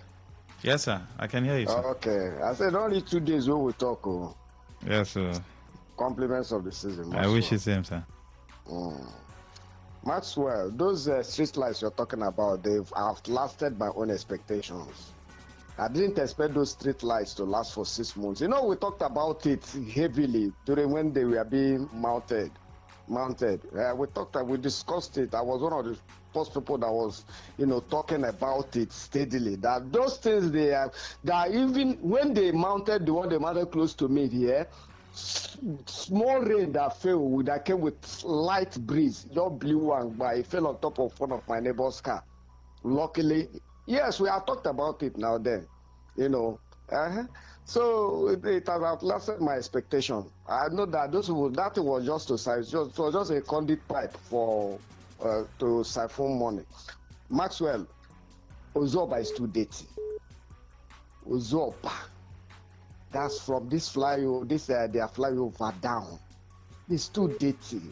Something has to be done. I used to hear last week, okay, sometime last month, their youth leadership always came to your studio there to talk about whatever they were doing. I think they should look into this very thing I'm talking about now. Reach out to the authorities. That place is too dirty, it's an eyesore, smelly. You can't drive past without closing your, winding down. It's not a good thing.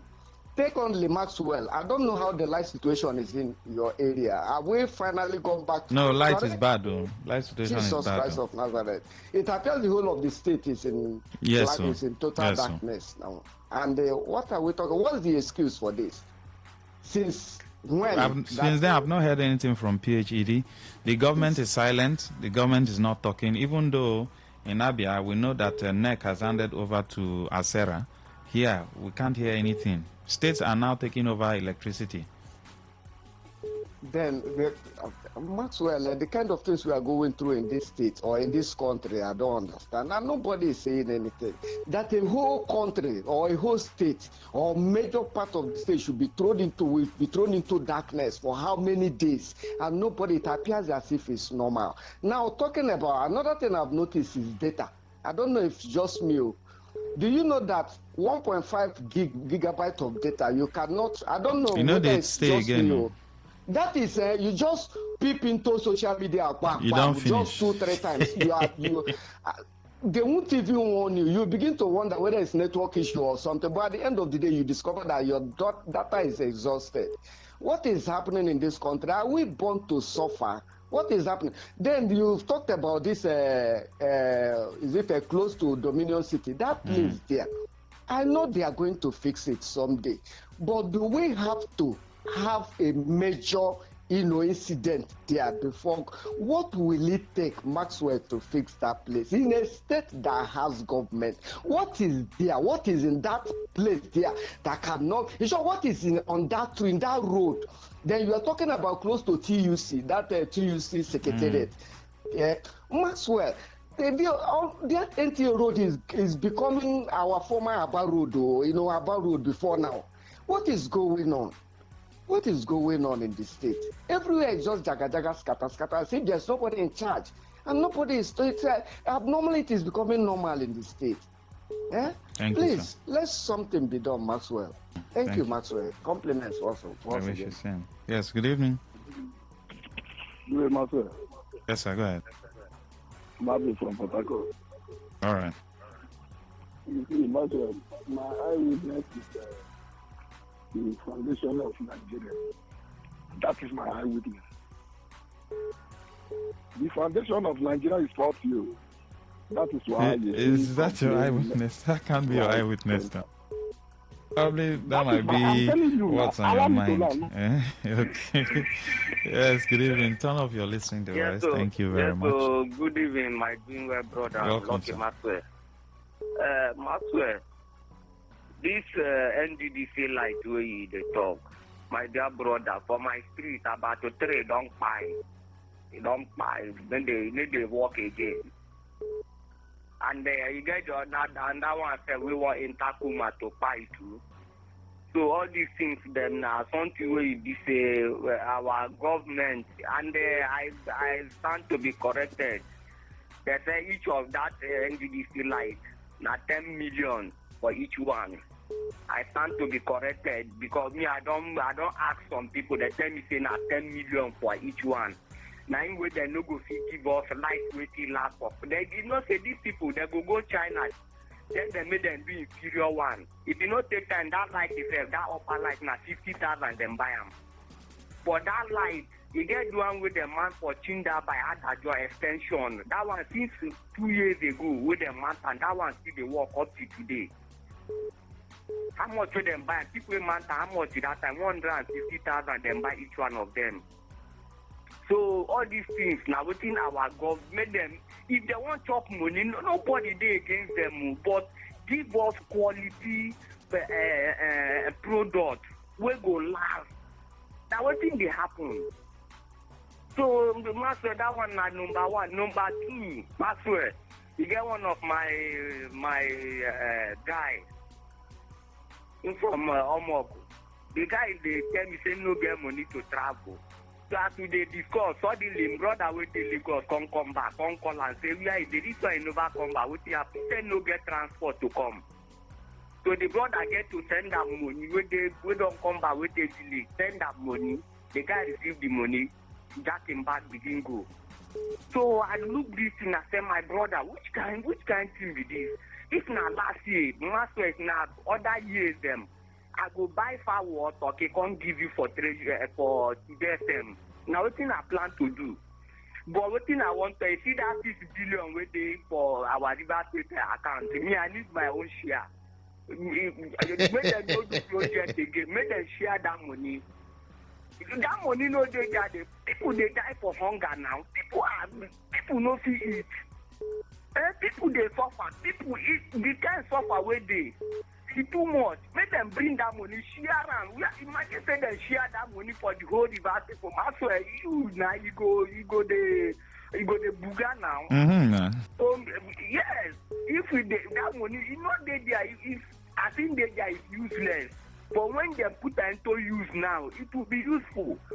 Make them give me my own share. I don't know of you. I don't know of other. No, I've told them now that they should share it now. Me, I need my own too. Make them share that 600 billion. Make them share them. Thank you, sir. Thank you. Everybody with the reverse, make them share that money. Me, I need my own share. Thank you. Thank you. Yeah. Thank you very much. Good evening. Max, sorry. I Okay. beg. Doing well just reminded me of something I forgot, Maxwell. Yesterday, I went to Rivers Joy to pick up something they said to me, or this their well give something. Maxwell, if you had gotten to that place yesterday, you will be looking for yourself. You, that is there. If you see crowd of people that are traveling or that we are traveling, Maxwell, if you see crowd in Rivers Joy yesterday, I was wondering, do we have this number of Rivers State has crowd though? And yet every other place outside is still filled and everybody is doing, and now everybody is shouting there's no money, there's people that are traveling. How Maxwell, It might be money they have saved from January up until now. Another thing is this, people have stayed in the city from January. I mean, it is incumbent on them to go and see their aged parents, aunties and co. So they might likely sacrifice for that. You understand? We are Africans, we live that communal lifestyle. So staying away from your people for that long, you look for a way and sacrifice. It's not as though it is convenient to, but people have to just squeeze out to do that because it's once a year. Maxwell, me, I'm feeling like, honestly, I don't know.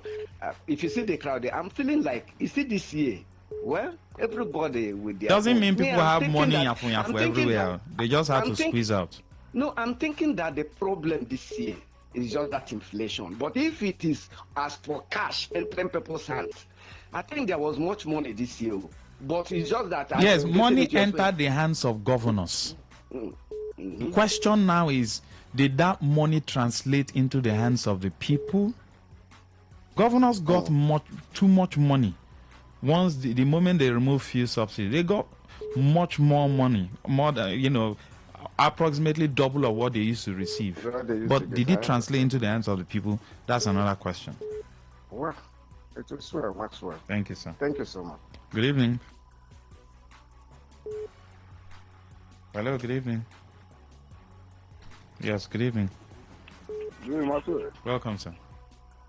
Maxwell, I was saying something before you yanked me up. I understand why you yanked me up, but you should have just allowed me to that. I said my eyes with I didn't. Foundation of Nigeria.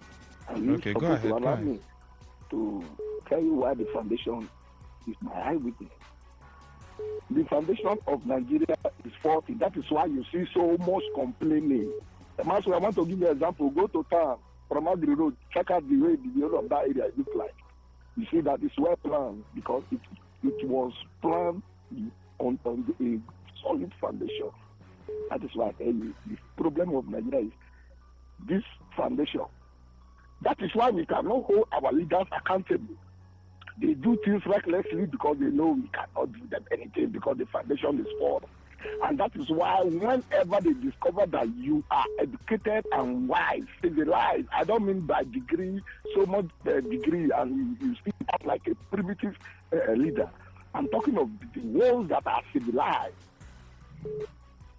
Once they discover that you are that kind of person, they will put you in prison where they will silence you because they know you want to expose their secret. You are exposing them. Right. Thank you very much, sir. That there are some certain things I cannot say on air. All right. But do you know that? Well, it's okay. Thank you. Thank you, sir. Let's take this. Yes, good evening.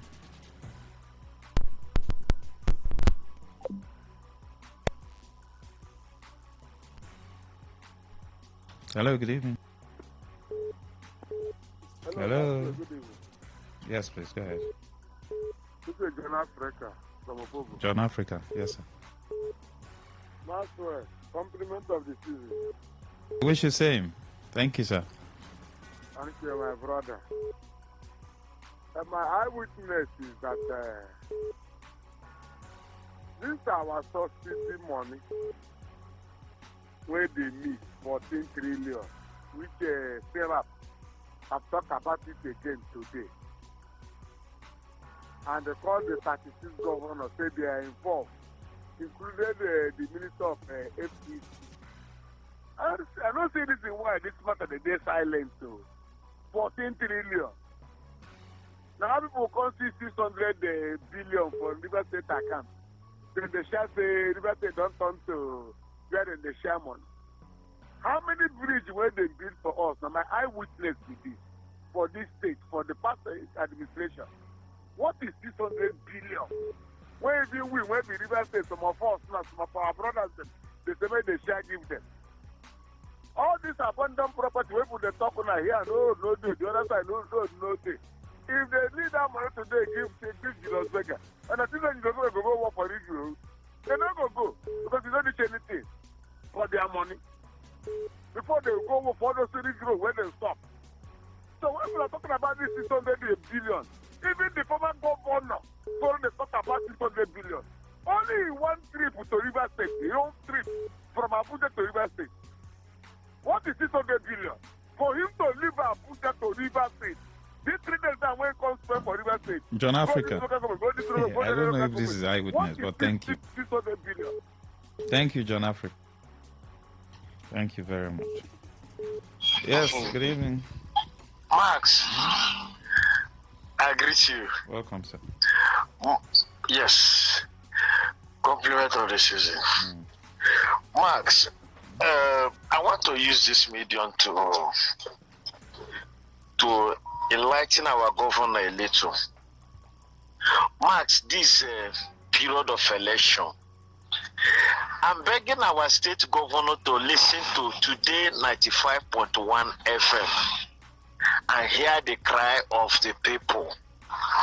Maxwell, there is no how my governor will walk on our road from Iweche Junction to Umebulu. There is no how you will put that road in order. Then during time of election, I will not leave him to vote another party or another person. It's not possible. Please, I'm begging the state governor. That's the strategy the last administration used. They go to those areas that normally cry about road, lights, things like that. They go there, they do something. I don't do for now. You should do for me too. He should use this strategy, Maxwell. My people should get better than Babu. You should sit up for now. Oh, listen to Today 95.1 FM. All these people that normally call, my own side, the boy, will never get like since Nigeria was created or since I was born. Hey, Ibeche Road, we no get road. Chokote Prembo Road, the road have been bad for 30 something years. Go there and put their road in order. Leave the rest for them. Go this rural area, they do.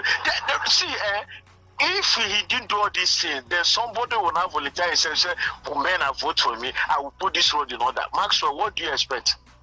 You will not tell the people not to go there. This new year, the new year gift he's supposed to give to Rivers people, let him be this road, I don't put up. Men, I do for me, I don't do for now. This other side, I don't put up. Please, remember Chokota Iburengo. This area has the majority vote in the entire chair. I'm not mistaken. Iwe chair say, oh, also you have been there. You know the kind of population. Put our road in order. All that area, they put their road in order. Rulemaking here can come here, declare state of emergency, all the internal road in rulemaking. Let me see how rulemaking people will leave and vote for another person. Thank you, sir. God bless you, Maxwell. You are doing a good work. Boiche has massive population. The business there is something else. But I'm wondering why they don't have basic amenities. Now, the road from Eleme Junction down to Ibueche, that one is remediation work. That road is supposed to be dualized. The gutter is not drainage. The gutter is very small. And it's just remediation work that they're doing there. Now, if you go to Chokota Umuebili, Ikurengo Road, that road, from that Chokota Junction, you can get to Umuebili Street. That's Bar Road Express Street. But that road is gone. Then the internal roads in Igboeche, no, nothing. Please, the leaders in Igboeche, they should also see how they can collaborate and then push their issues to the government. But if you get to Igboeche, you think you are in another world. The business activity there is something else. Is what? Something else. I mean, that Chokota Junction, you see sweet, fine suya that our brothers from the north are arranging. Oh boy, those, you know, those big ones. And it's not like these guys who do smaller portion. No? This one with the fire blazing like that. You know, me, I like it when the fire is hitting the thing, so it can kill whatever jam is embedded in it. Very sweet suya. There's one here, on the other end, one. Oh, Igboeche. And they are very industrious people. So please, government should remember them and do the needful. Good evening. Pastor, in Africa, I call back. Go ahead, sir. Pastor, you dey waka small. This pastor, you dey waka small. How we go do, you man? waka too small, gutter. Waka come see where the men see the happen. That's all, no? Ah, Jesus Christ. Master, this thing made that young man call the talk. Me, I be stranger, but I know be stranger. Person may don't come somebody place earlier 80s, ending 80s to 90s. Not be stranger again. I don't make my brother maybe like it is say they need. It is I've been great for land because of this Egyptians when make me a no for land. I for near and tell and say that road don't take. 30 something years now, no road for that place. And true, if you want this road, let's argue this over in the top. Make him go sleep with 2 eyes closed to a chair. Leave all the they go for okay, the talk, go there, go talk. Now for road, where house they those area there. You see, you still eventually walk this woman bullet. So make him go house to go sleep. People. Not be to go talk too much. Because now here the voting strength of Eche. Even if I'm not a native of this Eche, but that's why you don't talk to that for 20 years. You are not more a stranger than a maybe man. Make him help. Hear people cry. Come do this road for them. Make him go sleep. Better go to the next night to okay you. We go see the end. Thank you, sir. I've not been to OK, but from what I heard, that Igboeche is more men. But at least I've been to Igboeche. Igboeche is extremely busy. As in, when I mean till 11 p.m., till 12 a.m., till 1 a.m. I'm not exaggerating. I'm telling you what I saw, what I experienced. So, but they need road. They need road. They need road. They need road. When you're going from Eleme Junction, you're going to Igboeche, high pressure pipeline crossing one, high pressure pipeline in each, this thing like that. That means there's so much wealth in that area. Then Umeblu 1, 2, 3, 4, and 5. The community, I don't know the contract they have with Renaissance, formerly Shell, that they cannot do some small things for them. But the government also needs to intervene because you have 13% derivation. Umeblu 1, 2, 3, and 4 is still the same issue. Road, water, hospital, schools.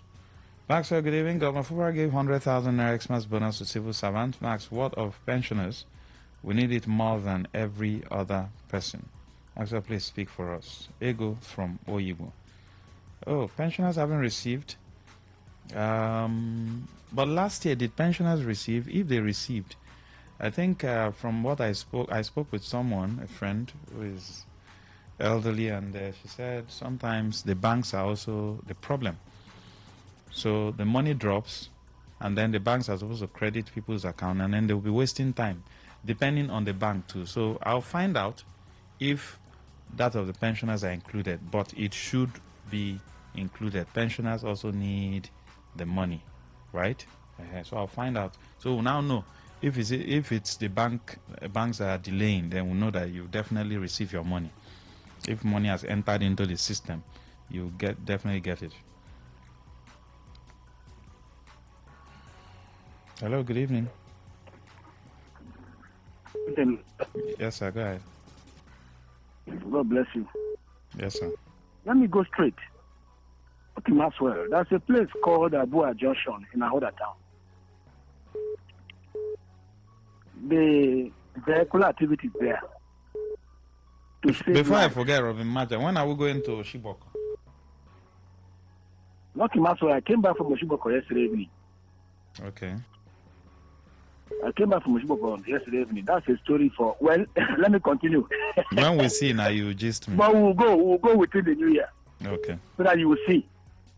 Lucky Maxwell, the River State governor have promised himself and promised the people of River State, particularly the people of Abu Audua, the people of Ekpe, spanning from Ahoda Junction through, that he was going to put that road in budget next year.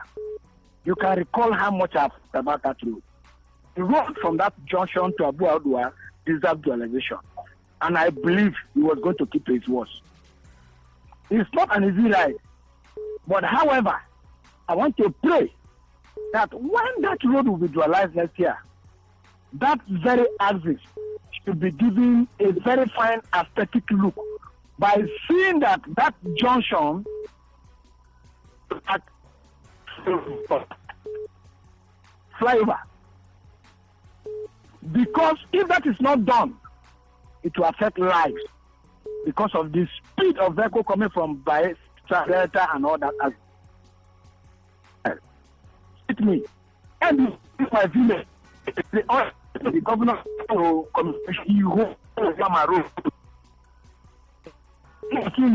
Robin Maja, can you call me back, sir? Please. Hello? Hello, Max. Yes, sir. Hello, Max. Yes, sir. I can hear you, Marcos. Wow, sorry. Hello? Oh, network. Good evening. Yeah, evening, Maxwell. Yes, sir. Look, Maxwell, expert, I'm calling from the message just read now. I'm a civil servant. The 100K is for both serving civil servant and the retiree. But okay. But I'm yet to receive my own. Okay, as a retiree? No, I'm a civil servant. Okay. I think from information I gather, the banks are also part of the problem. Some of the banks are so slow. Yes, sir. So you definitely receive. Just watch tomorrow, and by the end of tomorrow, we'll now know. Okay. The banks, some of the banks, Good evening. Hello? Good evening. Yes, sir. Hi, what's wrong with our network today now? Good evening. Oh, that's network failure. Good evening. Yes, sir. Good evening. Yes, sir. Go ahead. Master, I have an eyewitness. What I experienced this evening in the K local government. I want to remain anonymous. About the chairman last week Saturday called the whole K people that they should gather today to share rice in the local government council. And that rice, the people came from every part of the 19 wards. And when they came with their music and everything. In fact, the council was jam-packed with people. Now, Nyechebuko came around 2. And after addressing the people, he left. Now, the chairman delayed the sharing of that rice. As I'm talking to you now, people are still stranded there now in the council. Waiting for rice. Waiting for the rice. Sure. And unfortunately, about 2 persons. One is here dead, and the other one seriously injured. When they transported some part of that rice to the police station that was close to the council there, and there people rushed that rice and grabbed it. Where one young man, was was stampeded, and nobody is sure if he will survive it. Now, after which, the chairman around 8 o'clock this night started pushing people out of the council even without giving them the rice. Now, one woman was hit by a vehicle, and that woman, an eyewitness saw that woman. In fact, she is dead as we're talking. And that thing happened today as I'm talking to you now. So I don't know why this kind of thing should happen. Sitting arrangements was orderly, word by word, word by word, word by word. Invariably, it should have been that the chairman would have asked those ward leaders to come and collect their rights and go early. There was sufficient time for people to disperse and to go. But as I'm talking to you now, that rice is still packed in the council. And the ones that managed to carry some was the grabbed at the police station, where the vehicle carrying some, which he took to the police station, they now rushed that rice. All right. Now, and then that was the incident with. Sorry, sir. Thank you for the info. It's wrong. Thank you, sir. Thank you. Thank you. I'm sure we'll get the information, better. Chairman, Ikwere Local Government Area, please sweep and keep Ishopo clean. It's too dirty.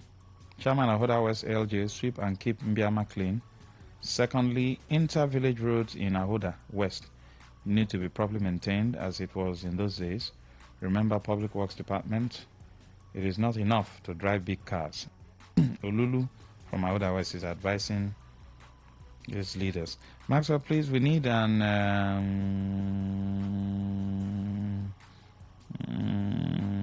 we need an Amapiano Don Jazzy type of beat for some bad roads, just to flow with the rhythm of the car when the car is trying to maneuver the potholes. Pax, thank you. Maxwell, do you know that our laws are not working?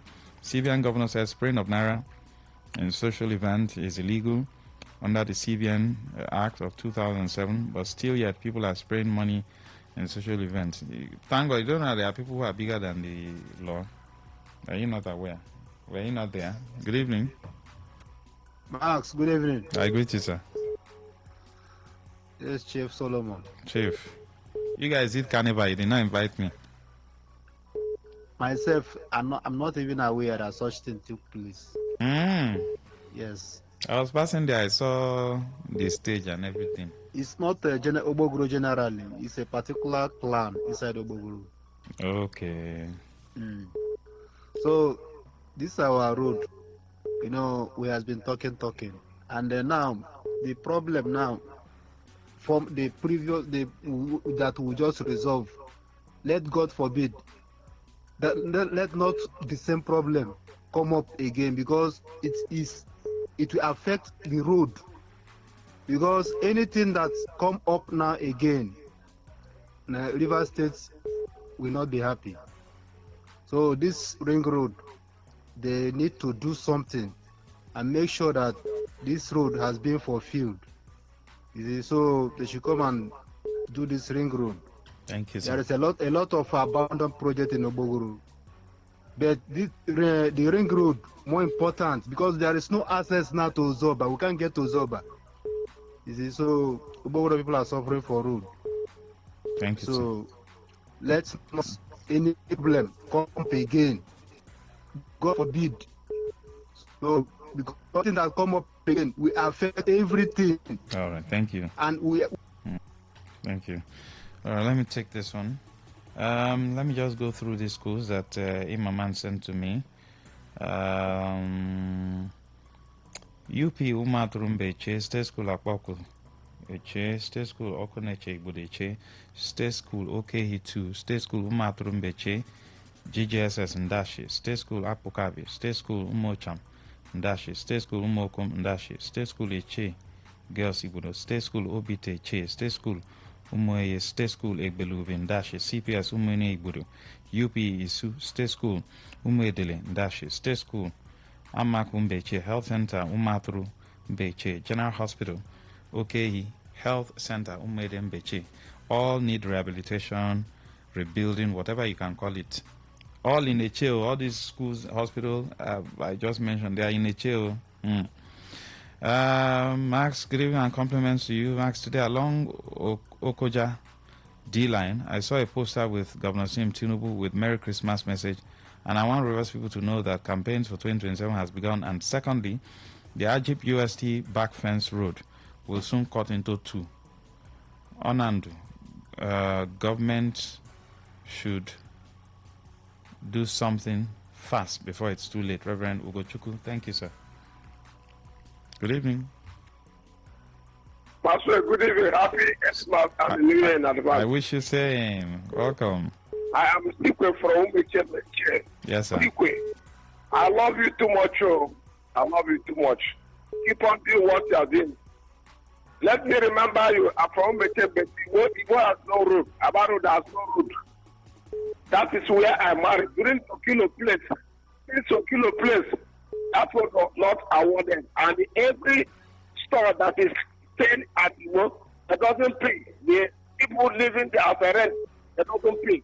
So, Fomara should help Igbo people. They should help Igbo people to walk that road. They have almost 40-something way ahead, nothing function. Like Asumeche to the second oil way ahead from Riverside before Igbo. That doesn't take care of Asumeche. They don't take care of Igbo Abaro. They are inside intimate area. No road to go. Thank you, so, sir. thank you. I still remain secret from Umeche. Thank you. I love you too much. God bless my friend. May our days be long in Jesus' name. Amen. Thank you. Thank you, sir. The ring road, the moment it got to the Rumekini axis, it became one lane. Now, some people didn't know. I was there last night. You guys had carnival last night. Am I correct? I was there now. Came to do some inspection. I was there till morning. I was there. And I was wondering, why would that road now converge? And work have stopped. Work have stopped. Please, pleading with the governor to start work on the ring road. Finish it up. Why is the road now becoming one lane the moment it got to the Rumekini axis? And then the internal adjoining road, all bad. Very unfortunate.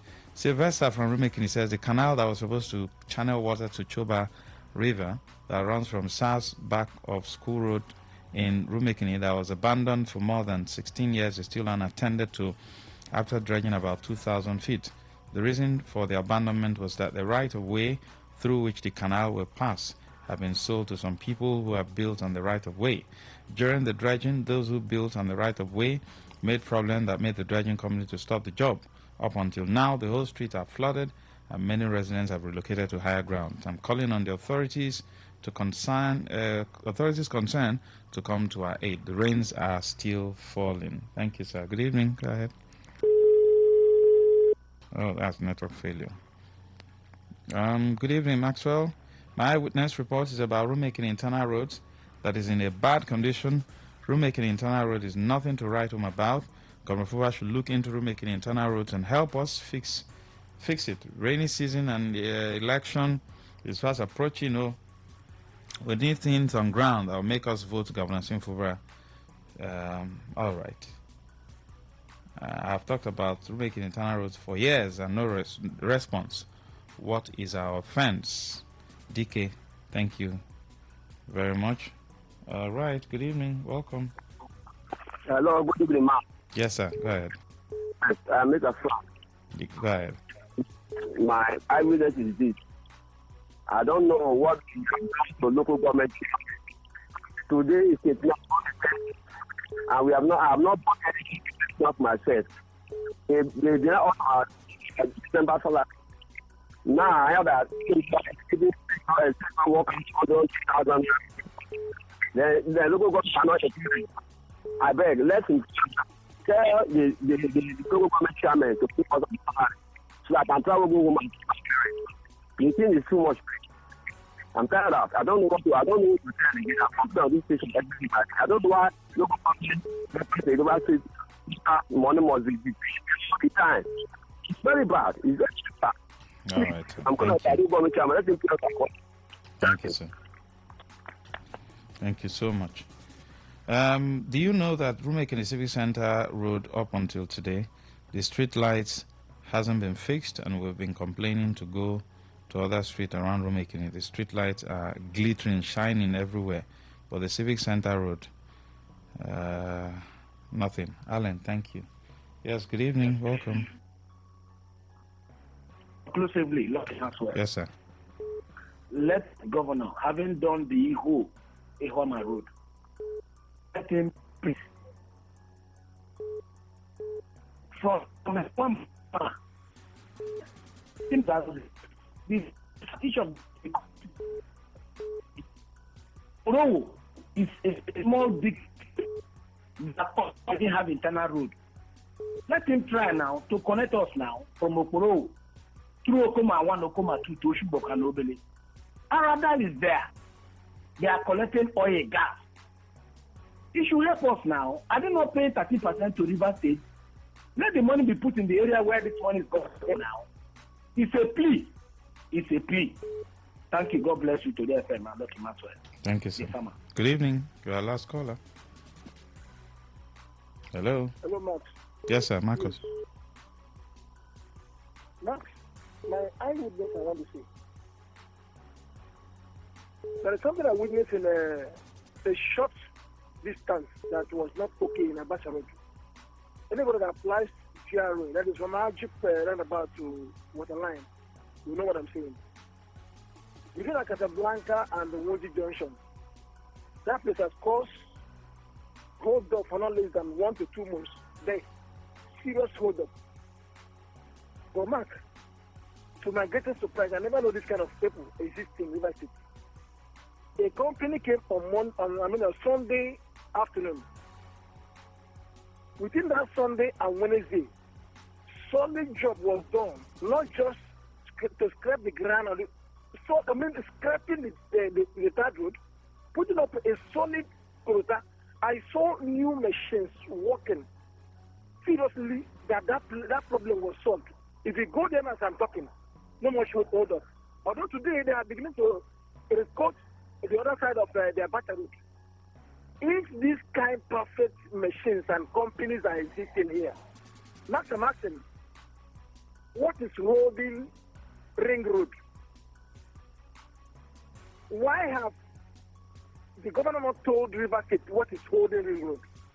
What is the secret between him, his government, and his godfather, whoever, that is holding Ring Road when we have qualified companies that can handle it, and there is money in River State paper? I'm asking it because people out of sympathy is sympathizing with these two men, Mr. Wike and Sim. Please, I am suggesting if Sim failed to tell us what is the secret between him, that agreement they have with Wike, that they cannot Thank you pronounce very much, publicly. sir. We have to So go I now. hear already. They should vote him and Wike candidates out of River State. River State is not a place for secret court business. There's no secret Thank court you. anywhere. Thank you. We have to go now, sir. I'm sorry, sir. Thank you so much. We appreciate you. Please follow me on Facebook, LUCKY, Lucky, MAXWELL, Maxwell. Good evening. Okay, all right. All you need to know about this one is that 95.1 FM. The sound of passion, the rhythm of champions. Football is gold. Schönes delivery. Delict! Famous captain's goal for Ajax! Get the latest football news, scores, previews, and more. This is Goldberg Beat of Champion Football. From the stadium to your speakers, football the Goldberg way. Here comes Bruno Fernandes. Oh, it's sensational! Only on Goldberg Beat of Champion Football. Welcome once more to another edition of Goldberg Beats of Champion Football, brought to you by Goldberg Premium Lager, the brew that makes you feel the best and taste the gold. Every heartbeat is in sync with a beautiful game of football. With Africa in the spotlight, Goldberg Premium Lager brings you non-stop football, packed with news, talking points, player highlights, match coverage, stats, and street-style vibes, all that you're going to find here today on this show. This show comes to you in 3 parts. We start with the Beats Drop, where we bring you the latest news from behind-the-scenes convos and match report. And then we get into the Goldberg Gold Standard segment that highlights top players, iconic moments, and tactical genius and legendary plays. Then we close with Street Pulse, a segment about you, our listener. We tap into your reactions, prediction, and the vibe around Africa's football biggest event. Let's take a breather, open a chilled bottle of Goldberg Premium Lager, and when we return, we start off with the beat drop. This is Goldberg Beat of Champion Football Show, presented by Goldberg Premium Lager. It starts with one heartbeat, then another. One fan becomes a stadium, becomes a nation ready for anything. From street corners to stadium thunder, we don't just cheer, we strike. This is our beat, our game, our gold. Goldberg, feel the beat, taste the gold. Drink responsibly, not for persons under 18. You are listening to Goldberg Beat of Champion Football. Scores, news, and previews from the world of football. This is the Beat Drop. Today on the Beat Drop, we start with Super Eagles head coach Eric Chell, who has said that Tunisia's late fight back shows there's still work to be done with the team. The Super Eagles raced to a 3-0 lead against Tunisia with goals from Victor Osimhen, Wilfred Ndidi, and Ademola Lookman. But Tunisia got a goal back through Montesa Talbi in the 74th minute, and Ali Abdi converted a penalty in the 87th minute to set up a nervy finish to that match. Reflecting on the encounter, Chell said, "We still have to play a game that will bring the confidence and shows our ambitions. This positive in Tunisia's comeback. It shows that there is still something for us to work on and something to improve. It will keep me and my players motivated." The win against Tunisia means the Super Eagles have qualified for the round of 16. Up next for them is the final group match against the Cranes of Uganda on Tuesday, December 30. Still on the Super Eagles, goalkeeper Stanley Nwabali has admitted he was battling injuries leading into the 2025 African Cup of Nations. Before the tournament began, Nwabali's coach at Chippa United revealed that the Nigerian shortstopper was dealing with multiple fitness issues. Despite this, the 29-year-old was included in Nigeria's final squad just days later. While the decision initially raised eyebrows, Nwabali has actually allayed the fears regarding his fitness by featuring in a pre-tournament friendly against Egypt.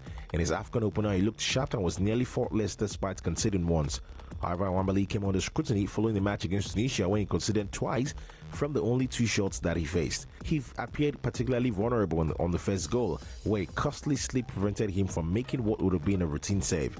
Reflecting on his performance, Nwabali admitted that he had been carrying injuries but credited the proficiency of the Super Eagles medical team to getting him fit enough to compete at the tournament. Meanwhile, former Super Eagles captain Sunday Olise has given a thumbs up to Ademola Lookman and Wilfred Ndidi for their impressive performance in the Super Eagles win over Tunisia. Lookman, who was named man of the match, registered 1 goal and 2 assists in that thrilling contest. Ndidi scored Nigeria's second goal 5 minutes after the break. It was the midfielder's first international goal for the Super Eagles, who have won the AFCON 3 times. Olise was impressed with the duo's performance. He went to post on X formerly called Twitter saying, "Lookman on fire, second assist, and I personally love Ndidi's attacking the ball to head Niger 2-0 up." Away from the Super Eagles now to Benin head coach Agana Raw, who says the slim victory recorded over Botswana in the ongoing Africa Cup of Nations guarantees his team a chance to play in the knockout stage. "This victory is important for us because it gives us a chance to qualify for the next round," Raw said after the match. According to him, the team proved their defensive progress with a 1-0 win over Botswana.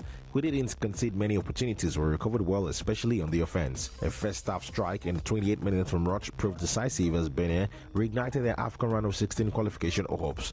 Finally, not one to shy away from speaking his mind, Bafana coach Hugo Bros says the atmosphere here at the African Cup of Nations is subdued. Bros, who is involved in his third AFCON, said he's not feeling the vibe from the Moroccan people like he felt in Gabon, where he won it with Cameroon in 2017, and in Cote d'Ivoire with the Bafana last year. "I don't feel the same vibe compared to what I felt in Gabon and Cote d'Ivoire. I don't know how to explain it, but in Cote d'Ivoire and in Gabon, you felt you were in a tournament. We went there with the bus to train. People were waving, showing off flags, but here is nothing." Bruce also lamented poor crowd attendances, even though they have improved over the past few matches. "I'm not feeling it here. We play the game and we get everything we want. If they don't let the people in free at the stadium, nobody's coming to watch the games." And that's it for the Beat Drop today. Stay tuned, we got more action coming for you on Goldberg Beat of Champion Football Show, presented by Goldberg Premium Lager, the brew that makes you feel the best and taste the gold. You are listening to Goldberg Beat of Champion Football. It starts with one heartbeat, then another. one fan becomes a stadium, becomes a nation ready for anything. From street corners to stadium thunder, we don't just cheer, we strike. This is our beat, our game, our gold.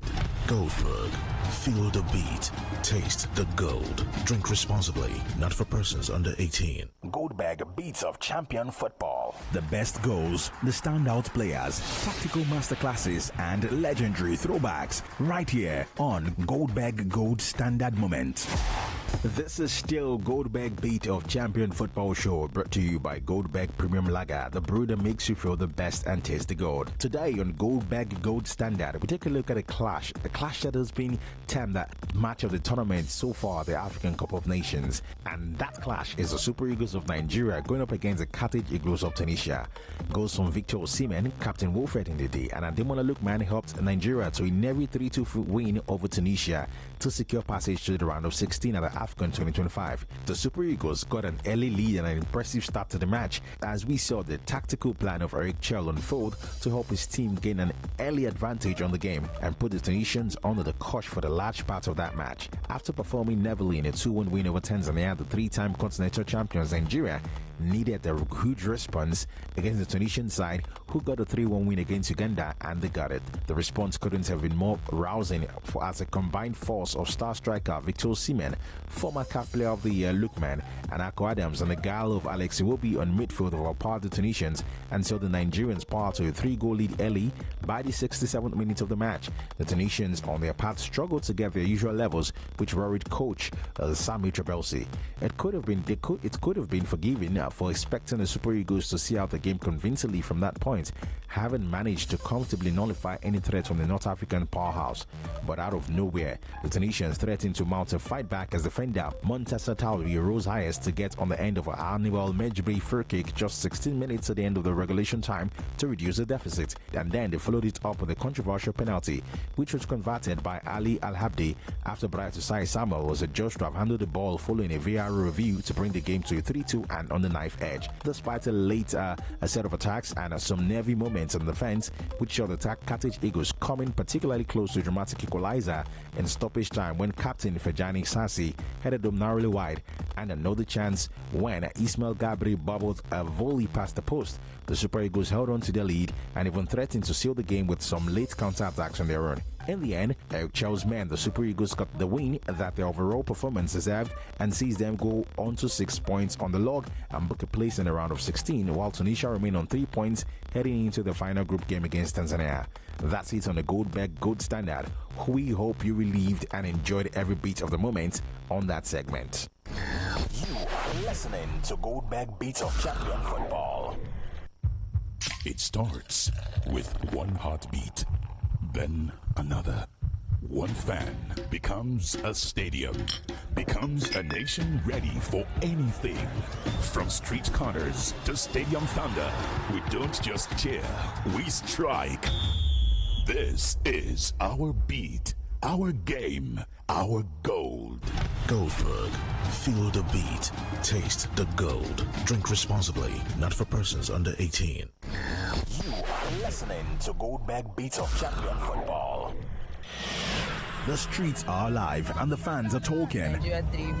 Your predictions and reactions on Street Pulse. Welcome back. This is Goldberg Beats of Champion Football Show, brought to you by Goldberg Premium Lager, the brew that makes you feel the best and taste the gold. Finally, we are at the final segment of the show. We hit the streets again to feel the hype around Africa's biggest football party. We ask fans to rate the performance of the Super Eagles on a scale of 1 to 10.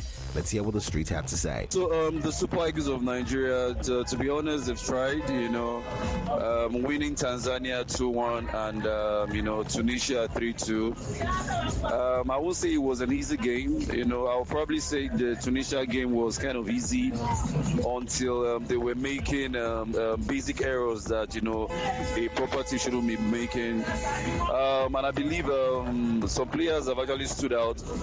One player that stood out is Alex Iwobi, holding the midfield very well. Ademola Lookman We all know Victor Osimhen too has actually, delivered. So I think overall, I'll give the Super Eagles because I expect them to do better. So I'll rate them as 6.5 over 10. I feel we can do better. So yeah. Oh, our beloved Super Eagles. I mean, so far in the AFCON tournament, I would give them 8 over 10. I love the fact that we're scoring more goals. 5 from 2 games, even though we are conceding, but 6 points from 2 games, and we're also through to the next round. We've just got to give it to them. So far, so good. It's been amazing. So for me, 8 over 10 is quite solid. Hopefully, the Super Eagles go from strength to strength, and we don't settle for less. We keep improving because there's so much work to be done. But for right now, the first 2 games, I'll give them 8 over 10. The Goldberg crew might just roll up on your street soon, so do stay tuned. That's the show for today. The Goldberg Beats of Champion Football Show brought to you by Goldberg Premium Lager Beer, the brew that makes you feel the best and taste the gold. Every heartbeat sings with the pulse of the beautiful game. Thank you for being a part of the fun and excitement. Join us when we return with another exciting edition on Wednesday. Enjoy every football action, feel the best, and taste the gold. Don't forget to follow online on Instagram at Goldberg_NG, and always get today going with a cold bottle of Goldberg. The goals, the brilliance, all delivered. The game never sleeps, and neither does the Goldberg bit. That is delicious! Thank you for listening to Goldberg Beats of Champion Football. Talk radio. I listen to a lot of talk radio. 95.1 FM.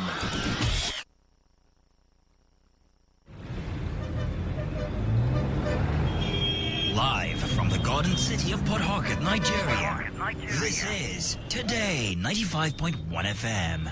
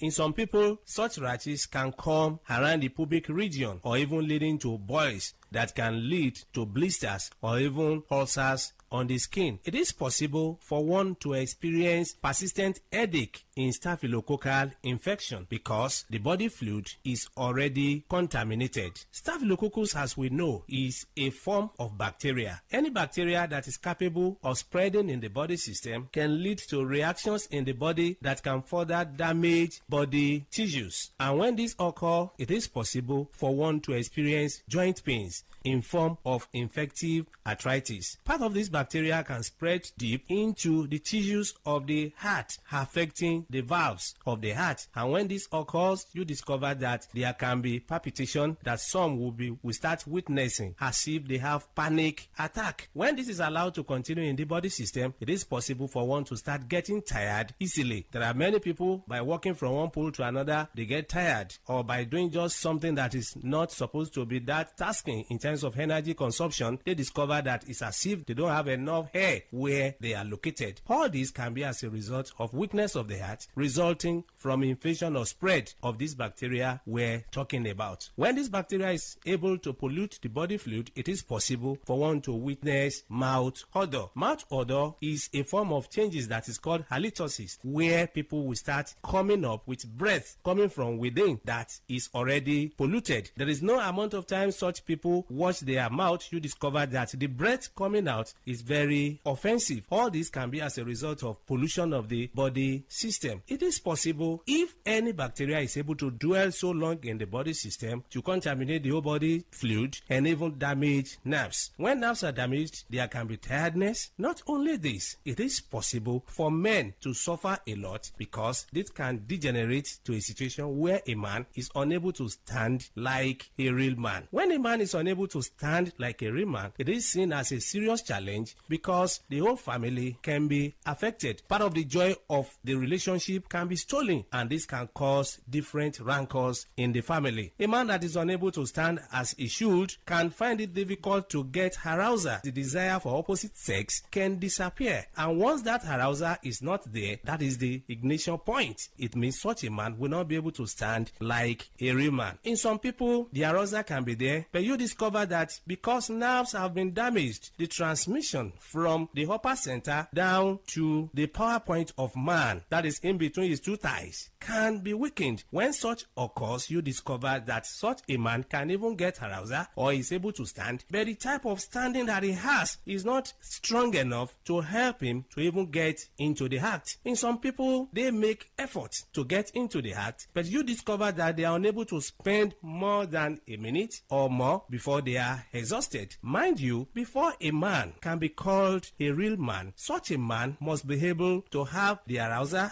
as desired and also be able to sustain the energy he has been able to gather for a considerable length of time. That is when such a man can be able to make his partner happy when it comes to man-to-woman interaction. So such men do suffer from this from time to time. It's after knowing the root cause of the challenge that one will be able to know the right step to take for one to be totally free. Whenever you experience anything that we have been able to mention or other things, it's very important for one to visit a competent health caregiver who will be able to run tests on one and pinpoint where the problem lies and provide solution. For more enlightenment and advice, the number to call is 080-33-111-946.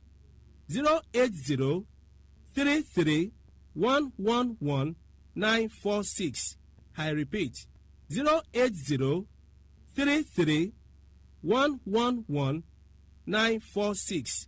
Thank you all. All right. You've been listening to the program Roots and Herbs. Roots and Herbs is a program that discusses health-related challenges and suggests possible ways out from the herbal medicine perspective. Roots and Herbs is put together and sponsored by Herbal Heritage International, also known as Baba Yoruba. Baba Yoruba is currently having a special end-of-the-year promo package. This end-of-the-year promo package will give you the opportunity to enjoy 50% discount on all their products and services. This offer runs while the stock lasts at number 24 Ikwere Road, Mile 1 by Education Bus Stop, Port Harcourt. For details and inquiries, the telephone number to call is 080-5699-8718. 33 111 946. I repeat, 080 33 111 946. 080 33 111 946. Let's take our sponsor's message. Don't go away. We shall be right back. Herbal Heritage International, the Kokoroko for herbal medicine when they produce strong, correct medicine. They take it, they support with country healthcare system. Quality man, correct bakelistic ogbonge herbal medicine. They we know they come out for public anyhow like a big basket. Food ground as every Christmas have been boundary. Sickness self sabi medicine will pass them. After all, monkey smart now because tree near tree is a forest. Heritage International go use the technology of computer testing machine to see and know before attacking that your health condition. We don't become umbarumba for your life with the correct treatment. Therefore, whether definition or without definition, make you visit Herbal Heritage International. Offices way near you. Herbal Heritage International. Now You're welcome back to Roots and Herbs. Roots and Herbs is a program that discusses health-related challenges and suggests possible ways out from the herbal medicine perspective. Baba Yoruba is currently having a special end-of-the-year promo package. This end-of-the-year promo package will give you the opportunity to enjoy 50% discount on all their products and services. This offer runs while the stock lasts. Number 24 Ikwere Road, Mile 1 by Education Bus Stop, Port Harcourt. For details and inquiries, the telephone number to call is 080 33 111 946. I repeat, 080 33 111 946. 080 33 111 946. Until we come your way again, remain blessed. And that was a paid infomercial.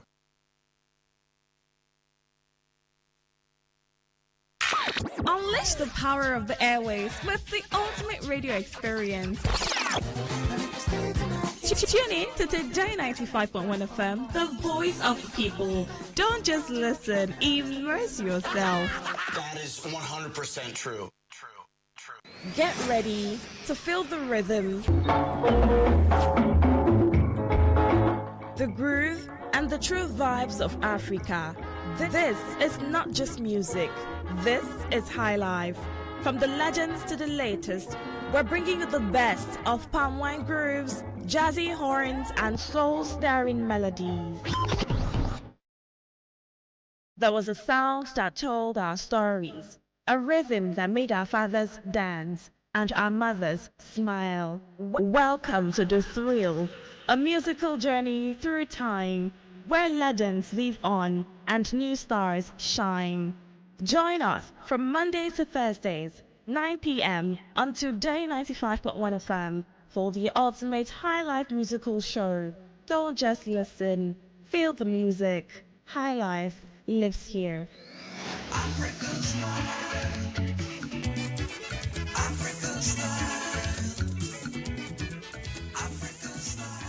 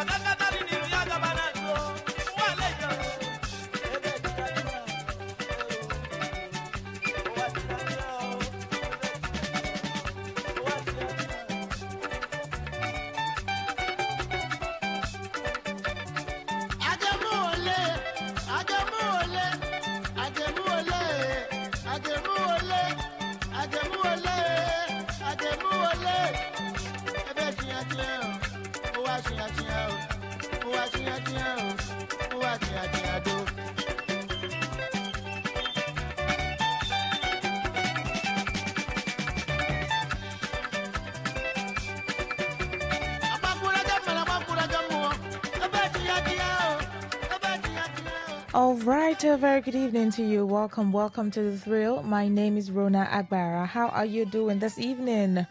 Yes, it's another time on the show again where we have conversations and then we talk about matters, that concerns us, as well as listening to good high life songs. Yes, I just played that one, Wa Cha Cha from Oriental Brothers. Yeah, I'm going to do Oriental Brothers all through this evening before we get into what we have for this evening, all right? Yes, I hope that, today is the 29th day in the month of December 2025, and in a few days we'll be saying goodbye. We'll be saying goodbye to 2025 and we'll be saying welcome into 2026. A lot of persons have expectations for the new year. I do. I'm sure that you do too. That period between Christmas and the new year, the week, sometimes I read a post, someone says that the week between Christmas and New Year is so confusing. We don't know what to do the whole of that week. We don't know how to go about it because we're just expecting, the new year in a few days. But I hope that you're taking good care of yourself and you're doing everything that you're supposed to do or that you want to do, and you're staying out of trouble as well. Okay, in a few minutes we'll get into what we want to talk about, and then we'll have great conversations. Please stay with me.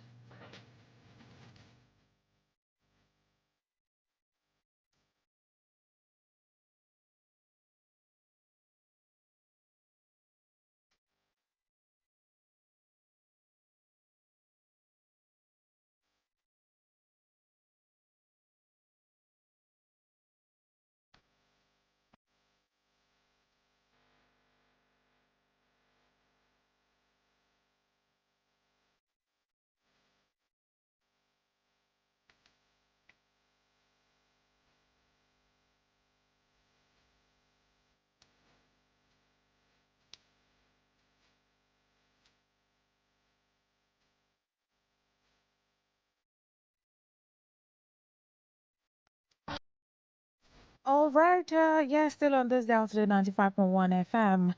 The first question I want to ask before we get into what we have this evening is, how is the light situation in your area?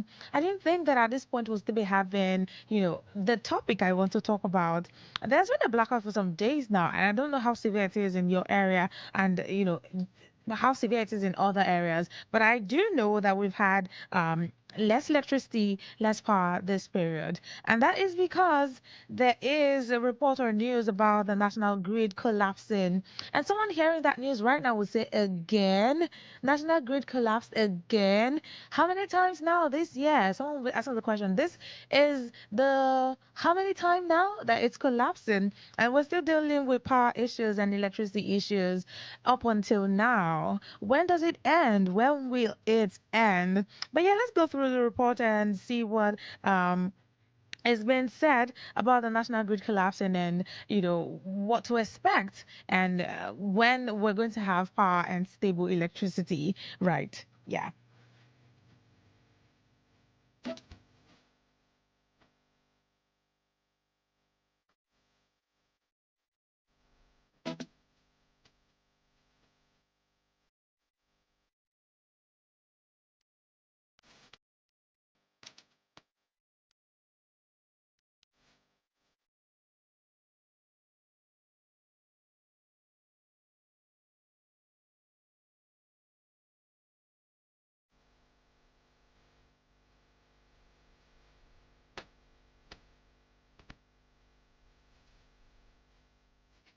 All right, about the national grid collapsing again and the power issues that we have for some days now. Yeah, the electricity has not been stable. And I think today it was announced now that the national grid collapsed on Monday after major power plants lost generation. It confirmed that the grid went down around 3 p.m., plunging many Nigerians into darkness. I mean, what can we even do without electricity? There are lots of things that we need electricity for. And now that we have this national grid collapsing, what is to be expected? That would be the question someone's asking. What are we to expect now? Would they fix it and then would it collapse again? Why don't you just do a permanent or bring a permanent solution to the national grid so that it doesn't collapse every now and then? So we don't have to deal with epileptic oh my goodness. Okay, let me slow down. I think I'm talking too fast. That's why. But yeah, so we don't have to deal with epileptic power supply every 2 seconds. Every 2 minutes. 1 minute you have electricity. The next minute there's a blackout. How about now?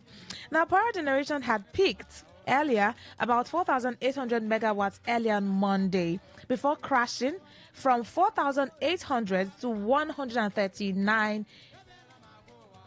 megawatts as at 3 p.m. today, according to the data that was obtained. Now, the cause of the collapse could not be immediately confirmed. So at this moment, we really do not know the cause of the collapse. We just know, according to the news report, that energy was lost in the power plant and that's why it collapsed. But we do not know in details right now. But of course, there'll be more to come. We'll definitely find out what happened, what went wrong, what transpired.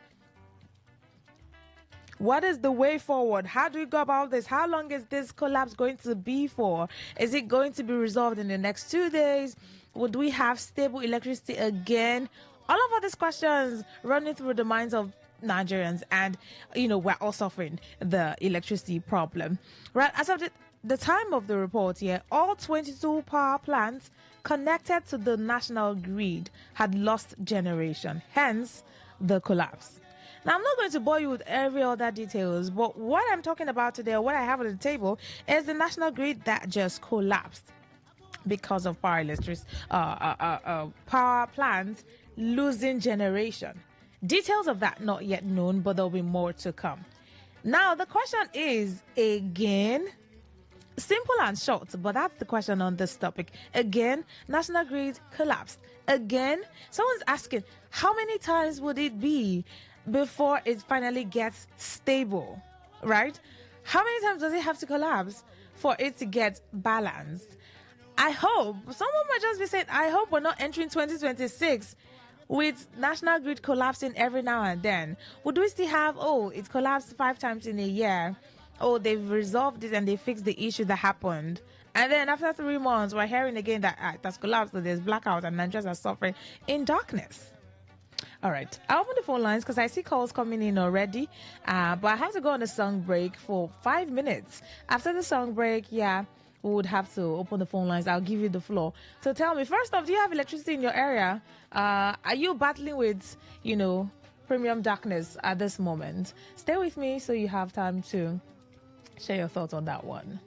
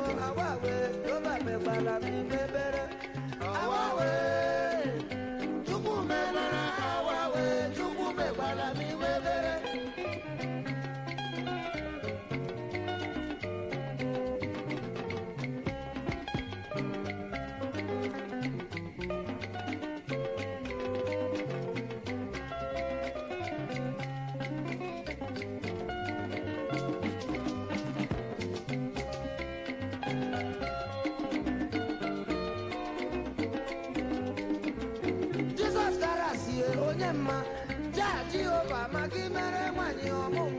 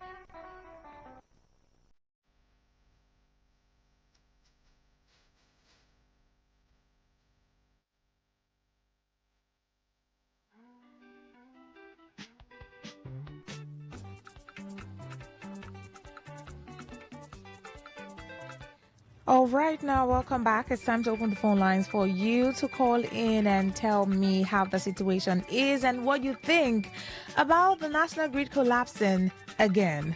08109510951. This is my first caller. Hello, good evening. Good evening. Yes, please, welcome. This is Chief Solomon. All right, go ahead, please. Is NEPA? This light, there is no light, and we just paid our bill. We just paid bill for this month. They come and collect. Now, when they try to collect another one by January, they won't consider that there was a collapse the period that you paid for December. Yes, you can see cheating. You see, so at times when we are blaming politicians, we should also blame ourselves. It's not good that he will collect light and last, he now telling people grid. Okay, what can collapse grid? Okay, if now how many buy do we make use of? That does it control all the? We have Afam gas plants, we have Ebocha gas plant, we have Oshi gas plant, we have Transamate gas plant. We have Opite gas plant.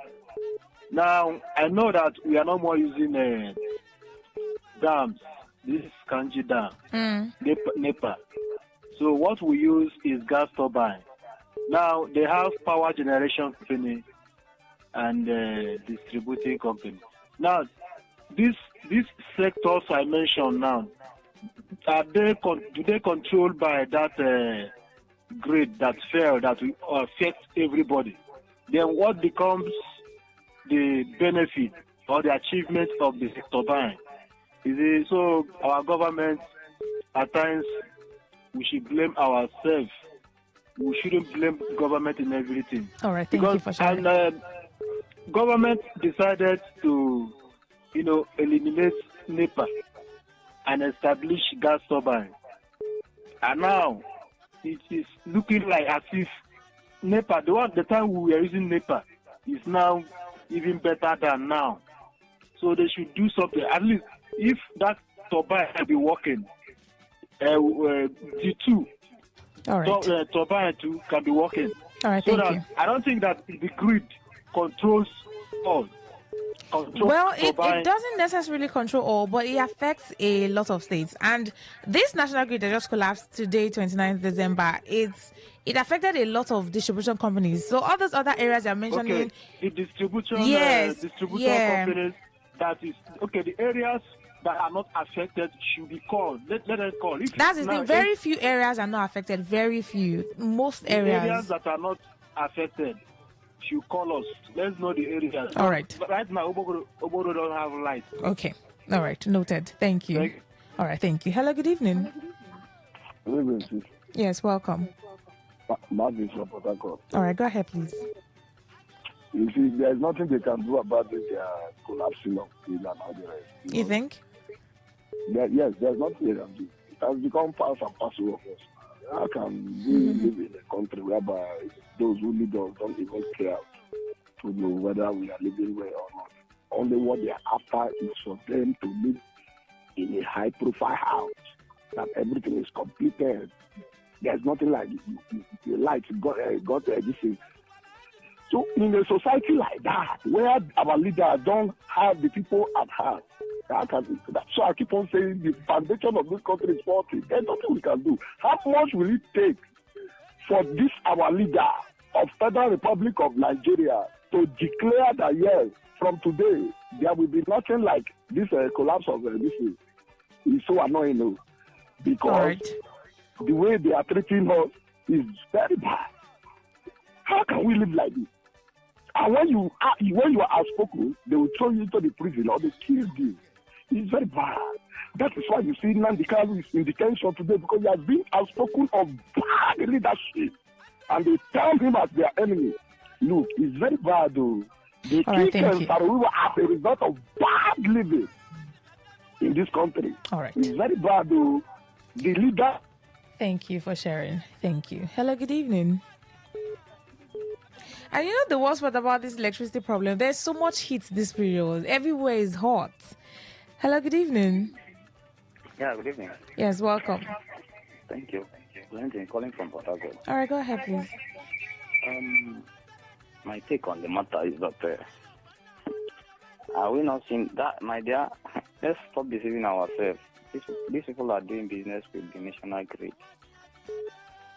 Both the engineers, the contractors, everybody working on the national grid, they are doing business with that. Can you imagine the kind of engineers that are working there? This is how many times in this year, in a year the national grid has collapsed.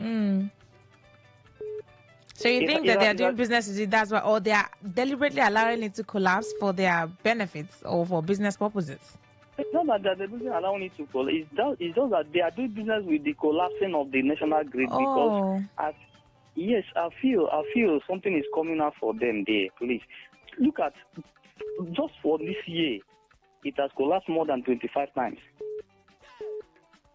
And you say you have capable engineers, my dear. There's something going on somewhere. All right. Thank you. We still don't know yet the reason for the collapse. It's not been disclosed, but we hope to get the information on that one. Hello, good evening. Hello. Yes, please, can you speak up so that I can hear you well? Can you hear me very well now? Yes, I can. Go ahead, please. You talked about the national grid. Yes. It's an issue now. I made a day before now. But okay, so whether it collapses or not, there's no difference. We have been paying for darkness. Also, you didn't have light before, so this national grid is not changing anything for you. No, it's not. Hey, that's crazy. What area? Where are you? Where are you calling from? Yeah, we're in Port Harcourt. So we are in so no light at all, even before now. Kai. Because those there's no light. Are you hearing me? I can hear you. And the annoyance is that people are paying, and we are very happy paying. You need to pay for light. You see people contribute more, they want to buy transformer. They contribute for what? I will not buy transformer. Pay money buy transformer. I cannot do. People that are doing, they are trying their best. So what are we paying money for? To take the banner to make it last. Even if they repair it, there will be no light. Are you hearing me? Yes, I'm here. Yeah, it's something now. So I don't know why people should complain. Well, if you didn't used to have light, let's say you used to have light, well, thank you for sharing that one. That's your reaction to that. If you used to have light, say in a week, 4 days in a week, you'd have light, or 5 days in a week. Or let's say, okay, barest minimum 3 days in the week, they'll bring the light. And now National Grid has collapsed. You will not even see light for one day in the week, or let's say it lasts for a week, and Monday to Sunday you don't have light at all. Of course, there's a difference.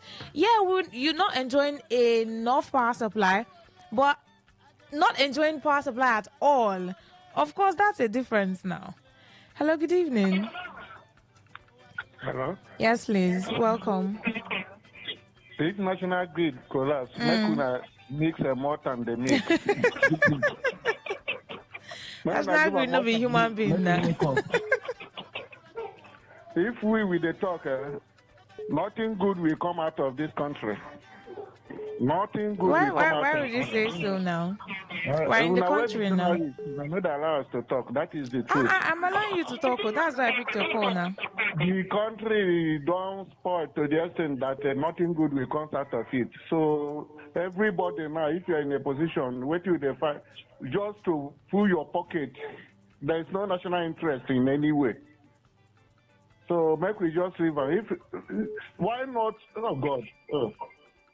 May God have mercy on us. Okay. I say don't collapse. May I give him milk and malt. Make him wake up. It's to get back. Don't worry. To get back on his feet. Hello. Good evening. Good evening, Yes. my sister. Welcome, my brother. Go ahead.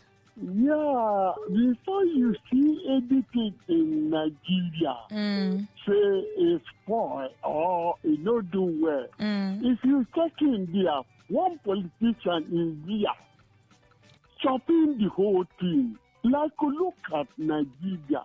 I'm really sorry. I'm Oti Wabezi. All right. Obogoma. Okay. Yeah. You see this, we see ordinary crude oil that we have a lot of refineries in Nigeria. They take it to overseas. You find it there and bring it back to Nigeria. What do you think is the benefit of those doing it? It's the same thing with this national grade. Don't mind Nigerians, so Nigerians, let me not talk bad words. All these people who are leading us are very evil. They benefit from what this is happening. They benefit. Okay. But they're suffering the masses. They don't have human feelings at all. My sister, that is the only thing. No, don't mind this our leaders. Thank you. All right. Thank you. Thank you for giving your reaction. Hello. Good evening. Hello, Rona. Yes, I call please. again. All This is right. Chief Solomon. Okay. Now, this grid that fell, which of the location, where is the location that this grid fell down? Which place? Is it at Emowa? Is it at Ebocha or Alpha or Obite gas plant? Which of the gas plant? Is it Transamatic gas plant? They didn't tell us. They would have tell us the national grid located at a particular unit. That was not stated, in the news. But, more information about it will come out. It's just stated that the national grid collapsed and... Do you know that this Afan station supply from Obibo to Rumokurose to Iguruta, then Elmagwa, enter airport, enter EPTH, down to Chuba. Then Obogoro using Oshi gas plant, that's Ahoda gas plant, right from Emowa, enters here. Some part of Chuba uses it. There are different control stations or control centers, substations across the country. Exactly. So it was not really stated the part or the one that collapsed, right? Yes. Yeah. Yes. That is what I'm telling you. Then the distributor from Obogoro here is located from Emowa side. Then if you are telling us the grid fell down, which of the grid located? Is it so? They should stop deceiving people. Okay. The one you talk, they say, hey, power. We have a power generation company, a distributing company. All these things are not. They are just manipulating the whole thing. You see, so they should try and build a better structure. Right. Thank you. All right. Thank you for sharing. 0810-951-0951. To send a text message or WhatsApp message, you can do that to 0701-933-9962. Hello, good evening. Hello. Yes, please. Sister. Yeah. Good evening. I'm Ike from Greater. All right, go ahead, please. It's just to let you know that our people are not serious. How so? Because I was once at Ghana in 1998. I was there. Okay. When they have a little problem, not much, because rain was not coming at their dam, they call Akusombo. And then they have to invite and make a pledge from Clinton, Bill Clinton by then. And not only that, they have to call this German man that has died now in order to come and pray in their city so that God can intervene. And you can see people who were serious. And truly, when this German man that came for crusade for a week, for sure I attended, rain from nowhere comes. So are you trying to say that our national grid collapsing might be a spiritual problem or a spiritual attack? What I'm telling you, that people are not serious, because if they are serious, they would have done something since how many years we are now. And they are talking, even when they accuse them, when they whatever did not fall, are we receiving light? Is it not manipulation? People come here and they tell you this and that, and they collect money from people because we can't do anything. All right. So what I'm trying to say is that our people have not shown a kind of concern for their citizenry. Because the people who are concerned, when they make a pledge for US, they came and gave them $50 million, which I think I was there, and then when they say it publicly. And so the rain comes. So how is it that every now and then we begin to hear this nonsense story that has no meaning? All right. A fall, no fall, this, that. They are not really, just a big lie. And people is just using the human being that they cannot even do anything. Just they know that we cannot match out here now and they happen. That's why. So let's not kill ourselves here. It is what they have purposely been doing. And they want it to be like that. Only God knows when. All right, let's hope that the national grid be revived, and whatever the reason or reasons are for its collapse would be disclosed, and attention will be paid to those reasons, and would have electricity, and not just having electricity temporarily, would have it more stable, get value, improved service for your money, right? For the bills, electricity bills that you'll be paying. That's what we all want now, isn't it? Let's take some messages, WhatsApp, regular text messages on here. This one says, good evening, Miss Agbar. The electricity issues are deliberate wickedness. I have light right now, restored about 45 minutes ago since Saturday night. How can the national grid collapse and yet some areas will have light while some won't?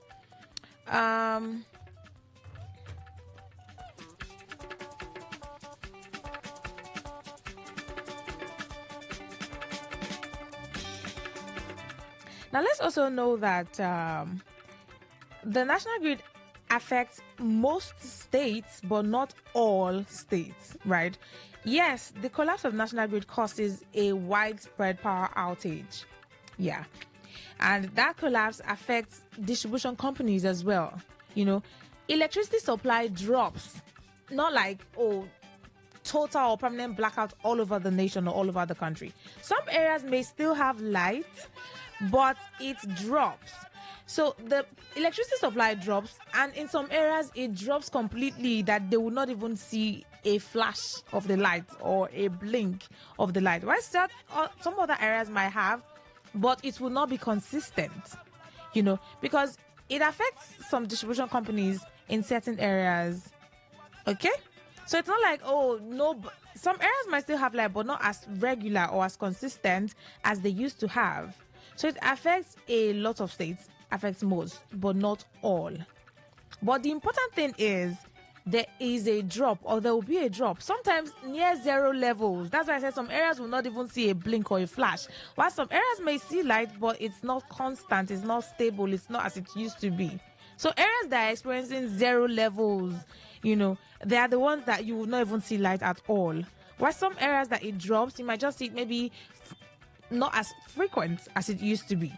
Okay, if you want to send a text message, please do that to 0701 932. For calls, 0810 9510951. This one says, we have Darkness Pro Max here in Uzoba from Edwin Okonkwo. Hi, Rona. No light in my area since Christmas. This is not fair, and the bill is still reading despite the collapse. Governor Sim should think of independent power system in the states, just like Abia State, Mr. Lucky. That's sad. I mean, you don't have electricity, but then the bills are piling up. Why? Good evening to you, Lady Rena. I'm a bearer of Jesus from Port Harcourt. Let the truth be told. The national grid collapse have turned to a business for those handling it. The reason is that solar light business can grow stronger. Ask yourself, the government house and Aso Rock Villa use national grid? God help us all. So it says, Rona, national grid issue. The workers there are like NNPC workers and directors. Corruption all the way from Kanu. Okay.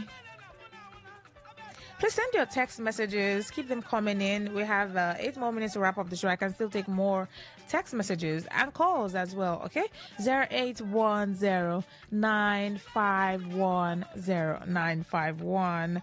Text messages or WhatsApp message 0701-933-9962. National grid collapse. Some areas have 0 levels for power supply. Some areas have, there's a drop in electricity supply in those areas. But one thing is constant is, or what we know right now as it stands at the moment, is that the national grid has collapsed. So what is your reaction on that matter? Hello, good evening. Hello. Oh, they just brought light now. Thank God. Was there light all through the day, or this is the first time they're bringing it today? Oh, okay. That's why I said it's not all areas. Some areas are 0 level. Some areas there will just be a drop. Information we got now. They said it's 0 level in this area. It's only Abuja and it was hard. So you're surprised that there's 0 level and then they just brought the light, have you? That is what I'm surprised. Hey, okay now. So which means we don't have our source from that Abuja and Lagos area where they have their own. But then it still affects some areas too here, some distribution companies in this area. Hello, good evening. Hello, that guy that corner, ask him the area. The He particular said South area Road. Huh? He said South Road. South Road? Yeah. Okay, now, if South Road have light, that means Igruta suppose have light. Yes. Are you in Igruta? No. The light, the distributing areas. Oh, okay.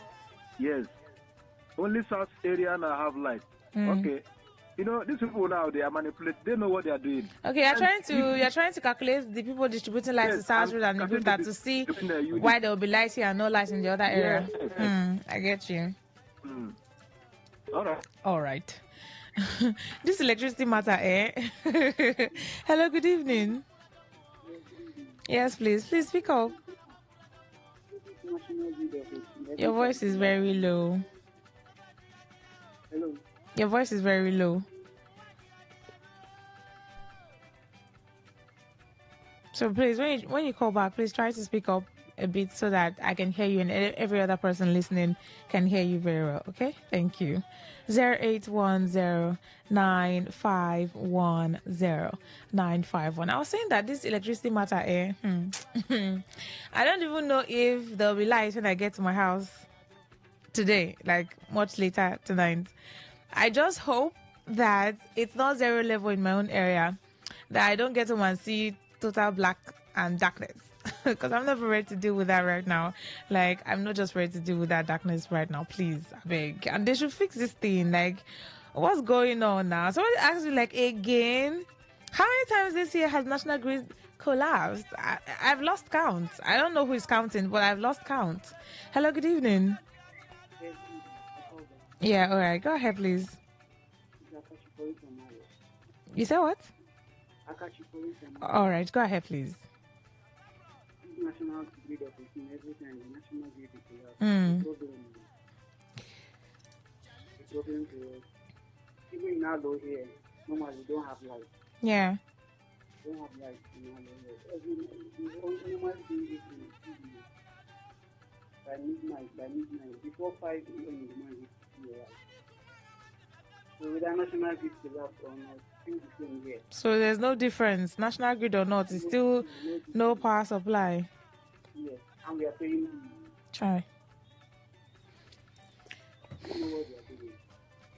At this point, I think that, for 2026, they should really pay attention. A lot of attention should be paid to our power sector. I mean, we should still have that as a little comfort and say, oh, this year we entered a new year and our power supply stabilized or our power sector got stable.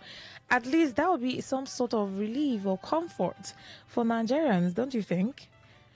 08109510951. 3 more minutes to wrap up the show. I do not know if I can take any more calls, but let's see if time permits. Just one.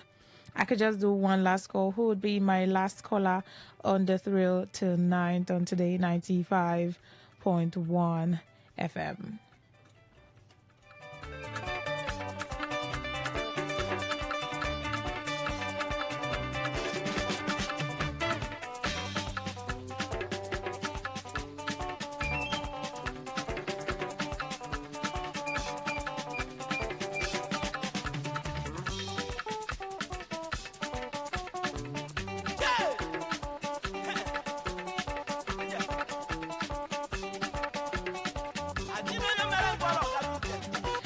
I think I'll just wrap up with this last message. This one says, National Grid collapsing almost 100 times in a year is too terrible.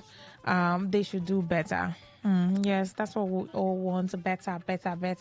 You're my last caller for this evening. Please wrap up. Hello, good evening.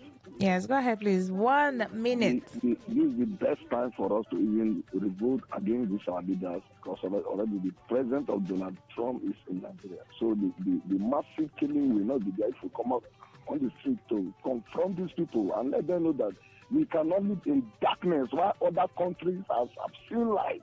We got all what it takes.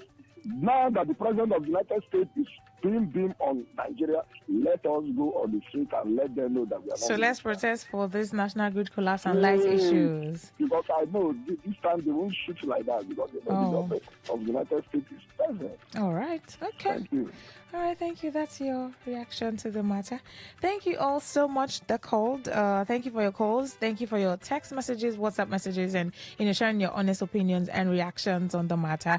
Thank you so much. Let's do this again tomorrow. Keep a date with me on Today 95.1 FM, 9 p.m. up until the hour of 10 for the thrill. My name is Rona Agbara. Have a very, very good evening. And I hope that lights be restored, just like the person that called and said he was surprised that they just brought it. Like, I hope that after you just see that your light bulb is on. All right, thank you so much.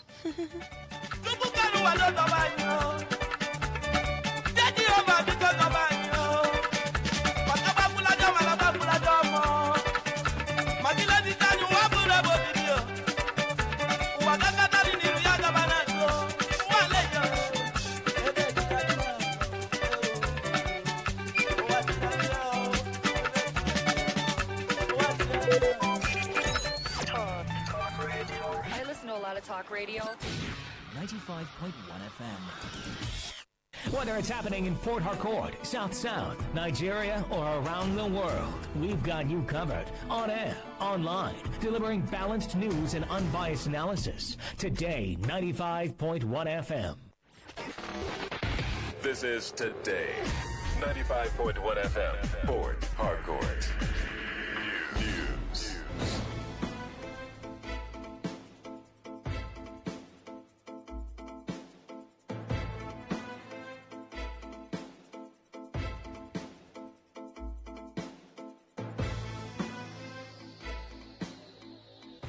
A very good evening to you. This is the World News in the Premium Talk Radio, Today 95.1 FM Port Harcourt. I'm Rona Agbara. First, the headlines.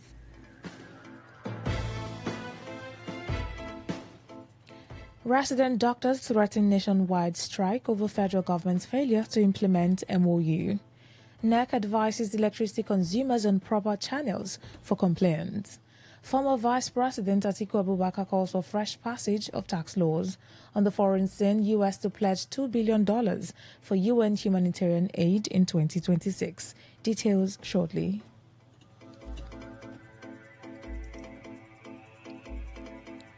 The Nigerian Association of Resident Doctors, NARD, has warned of a looming nationwide shutdown of medical services, accusing the federal government of failing to implement a Memorandum of Understanding MOU signed after the suspension of its last strike. In an urgent appeal, NARD said the government ignored multiple deadlines to meet agreed demands, despite the association suspending its 29-day strike on November 29 in good faith. The doctors warned that failure to honor the MOU could trigger a total and indefinite comprehensive strike, potentially crippling healthcare services nationwide. As resident doctors who form the backbone of tertiary hospital care remain overworked and demoralized. NARD called on senior medical professionals and respected elders to intervene and compel government action to avert another healthcare crisis, noting that 31 days after the agreement was signed, no meaningful progress has been made. The Nigerian Electricity Regulatory Commission, NEC, has reminded electricity consumers of the proper channels to follow when reporting power supply issues to ensure timely and effective resolution. In a post on its X handle, the regulator advised customers to first contact the Customer Care Complaints Unit, CCU, of their distribution company, which is responsible for resolving complaints within the approved time frame. However, if unresolved, complaints can be escalated to the nearest NERC forum office, which independently reviews disputes between consumers and electricity providers.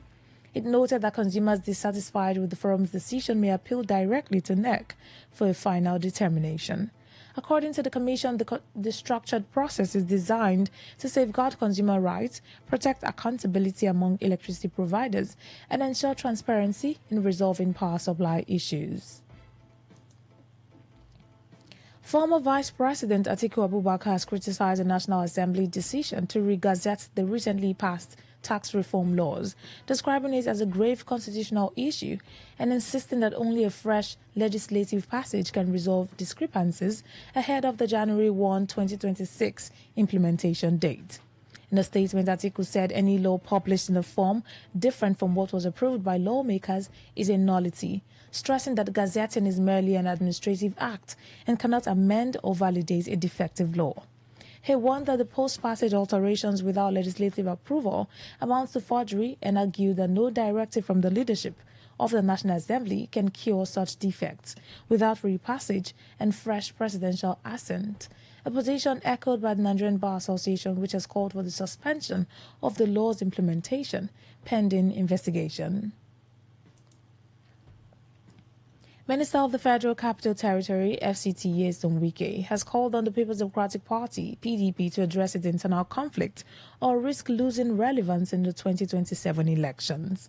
Speaking from his office in Port Harcourt, Wike warned that the party's lingering leadership disputes could undermine its chances of returning to power. He criticized the November 15 PDP National Convention in Ibadan, accusing Oyo State Governor Seyi Makinde of seeking total control over the party. The remarks reflect ongoing tensions between FCT Minister and Makinde, who alleged that Wike offered to facilitate the PDP for President Bola Tinubu ahead of the next general election, raising concerns over attempts to weaken the opposition.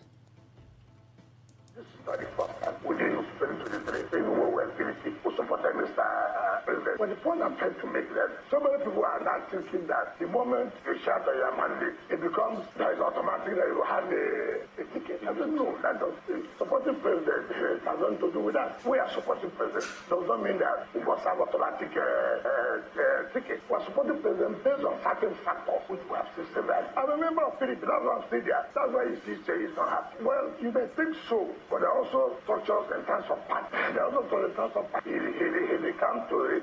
With who? He said, what is 001? Let me tell you, there's nothing like in the state 001. You raise inside in your wall.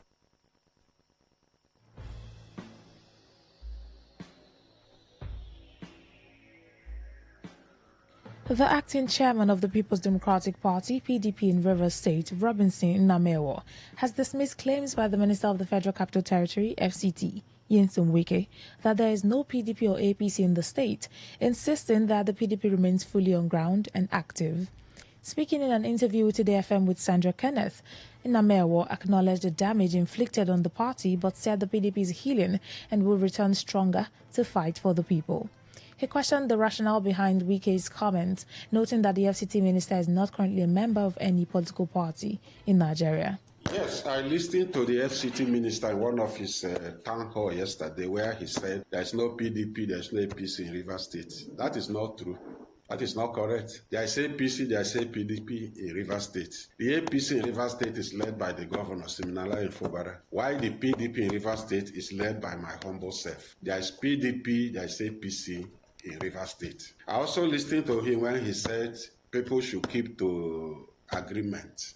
I don't exactly know whom or what he's referring to, but to the best of my knowledge, what I know is that the people of Rivers State entered a social contract with the governor in 2023. They gave him mandate for a period of 4 years. Reacting to the recent defections in the state, Namewo said the moves were driven by personal interest rather than public good, stressing that they have not affected the PDP or brought any development to Rivers State.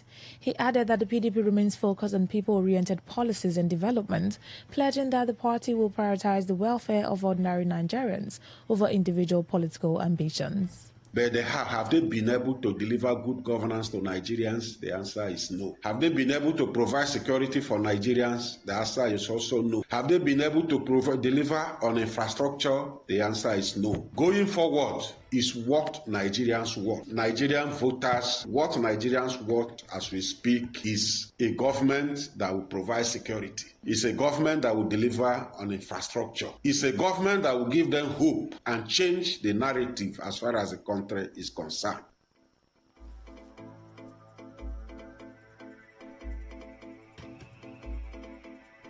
Meanwhile, the acting secretary of the People's Democratic Party, PDP in Rivers State, Chief Ogbam Ojima, has cautioned the Minister of the Federal Capital Territory, Nyesom Wike, against instigating tribal or ethnic tensions in the state in the pursuit of political dominance. Speaking on the issue, Ojima, who is also from Ikore, stressed that no tribal ethnic group is superior to another, describing claims of Ikore supremacy in the state's political hierarchy as unfounded. He emphasized that all ethnic groups in Rivers State are equally important and deserve fair representation. It's really quite unfortunate, I must say this. Nyesom Wike, with all due respect, he's a respected citizen of Rivers State. There's no doubt about that. A former governor will have him in high esteem. But the truth must be said. He doesn't have the capacity to determine where the Ikore people will vote. He has no such capacity, either by position or whatever. No consideration for him to speak on behalf of Ikore people. So, and that is very divisive. In Rivers State today, we don't talk about ethnic or tribal politics and sentiments. The whole of Ikore people supported Peter Odele. He was not from Ikore. Other judge that governed this state, he's not from Ikore. So bringing the sentiment that Ikore people, if you do this and do that, Ikore people will decide the vote, they will not be there for you. It's neither here nor there.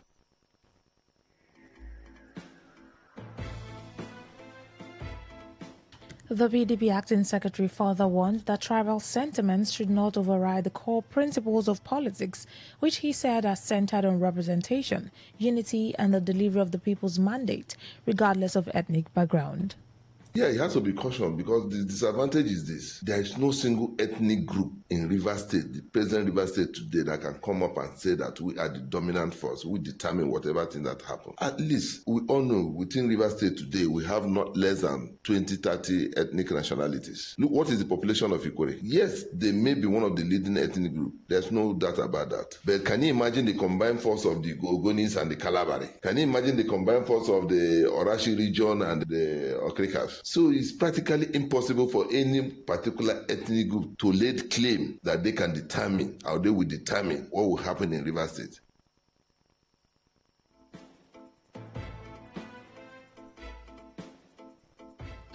The Apex Social Cultural Organization in Ikore land, Ogbako Ikore Worldwide, has reaffirmed its commitment to promoting unity and peaceful coexistence among its people, particularly its sons and daughters involved in politics. The immediate past chairman of Okporowo Town Council, Chief James Elenwo, made the call while speaking at the 244th Convention of Ogbako Ikore held in Ogbakiri community, Emoha local government area of Rivers State, where he commended the peaceful conduct of the convention. And Lenwo urged the Ikore people to remain steadfast in promoting their cultural values, peace and security across communities, stressing that Ikore remains an autonomous ethnic nationality that does not belong to any or other ethnic group. What I can say is that before now, most of our people do not commit seriously to Ogbako Ikore's activities. But with the convention being held here today, obvious that more of our people will commit to the business and activities of Ogbako Ikore, because we have come to realize that we are lagging behind. We don't want to continue to be in that kind of state. We want to get more serious tobacco so that we can flow along with other Ikore communities and what's happening.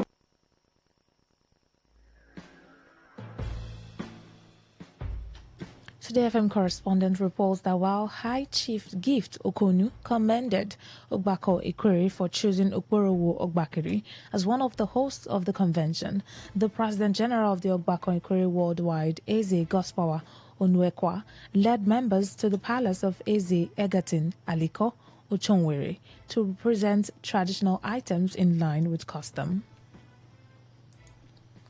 The chairman of the National Union of Road Transport Workers, NURTW, Elele branch in Ikore local government area of Rivers State, Cyprian Azaya, has appealed to Governor Siminalayi Fubara, the Commissioner of Police, Olugbenga Adepoju, and other security agencies to intervene and ensure compliance with the court judgment affirming its leadership. Justice Arabi Hashrup of the National Industrial Court, Abuja, in a statement cited by Today FM correspondent, has declared Cyprian Azaya the authentic chairman of the NURTW Elele branch and ordered the former chairman Ihianyi Wosa, Boma, Tam George, and another defendants to vacate the office. Speaking with Today FM, Azaya said he was duly elected on January 15, 2025, but was forced out of office 2 months later by individuals allegedly backed by a politician in the area, who reinstated a former chairman whose tenure had expired. He said although the divisional police officer initially enforced the judgment after it was served, the situation later changed, raising concerns following reports that the former council chairman claimed influence over police authorities. What I did was to serve all the various quarters as a separate agent. The DPO, area commander, and as well the CP, the River State Police Command, all the authorities concerned in River State, and the Royal Majesty of LLA to help me to enforce the judgment. Then after, that was on Monday last week, the DPO made an attempt, called a meeting between me and Usa. I was there, as VK was there, my park manager was there, my secretary was there, all things, nothing happened. But the DPO said they should allow me go into my work.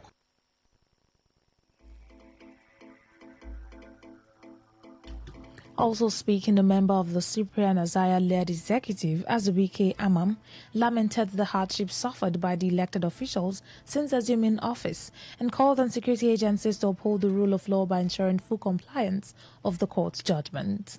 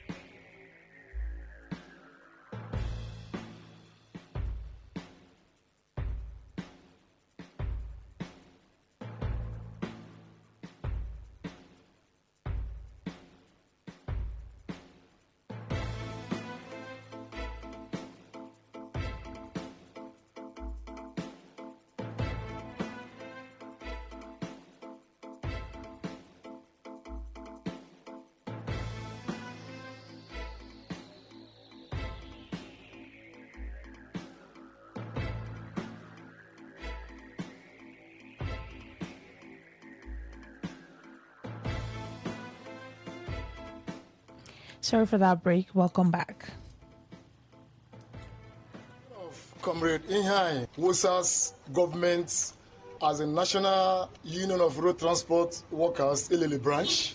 He has completed his 2 tenure, and under the Constitution of the National Union of Road Transport Workers, he was not expected to come back again. And the election was conducted in 2025. Election was conducted in 2025 by the National Union of Road Transport Workers states under the leadership of Comrade Boma Tom George, and where Cypriel Azaya emerged the winner.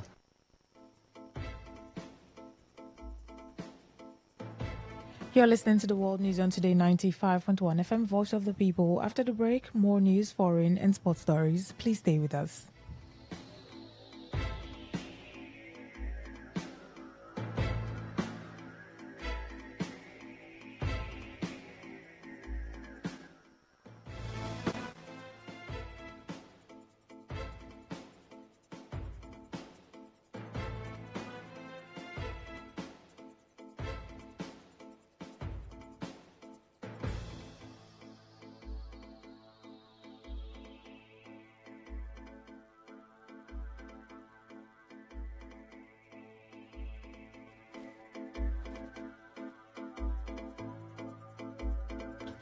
Thanks for staying with us now, the rest of our stories. The paramount ruler of Iba and Obele communities in the Moha local government area of River State, His Royal Highness Robodo Sunday Jonah, has urged stakeholders in the clan to cultivate the habit of giving back to society as a means of sustaining peace, unity and security in the communities. The monarch gave the advice during the coronation of Eze Fred Ohaka and the inauguration of the Ohaka Memorial Hall, describing the gesture by Ohaka as a significant effort towards uniting the people and promoting lasting peace in the area.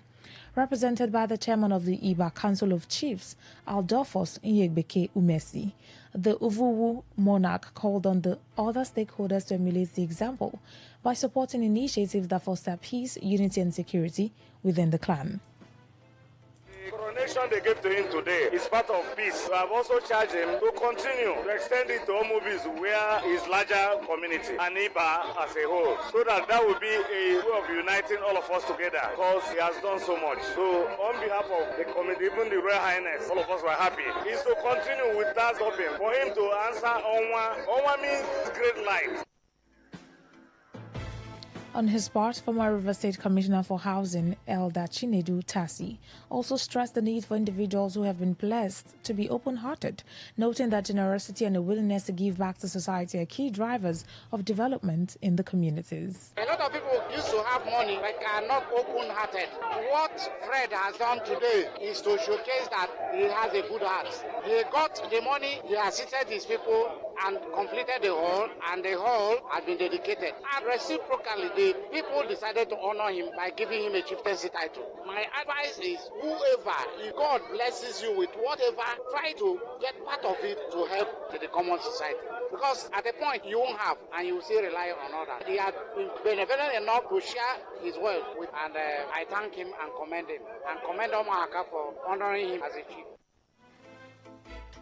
Speaking in an interview to the FM correspondent, the newly crowned traditional ruler, Fred Ohaka, highlighted the importance of initiating activities aimed at restoring the traditional way of life, rather than fostered unity, love, and communal harmony among the people. He also outlined plans to ease hardship in the area, including the introduction of contributory schemes and insurance skills, targeted particularly at widows and youths to improve their welfare and economic resilience. When you have love and peace, things move easily. The fear is in there. I also want to do a kind of a contributive fund for them where we can raise money. Is the project I want to raise again. You know, in those, my mother, they had multiple contribution where they had savings. Every year, they will share the interest they got among themselves. They can used to buy food items, Christmas, and then share. And you see love. And most of them that are widows. On insurance, I want to insurance policy for them on a yearly basis. So these measures will encourage them and also speak. See, an atmosphere of love and peace, so many things to try. And that's my interest.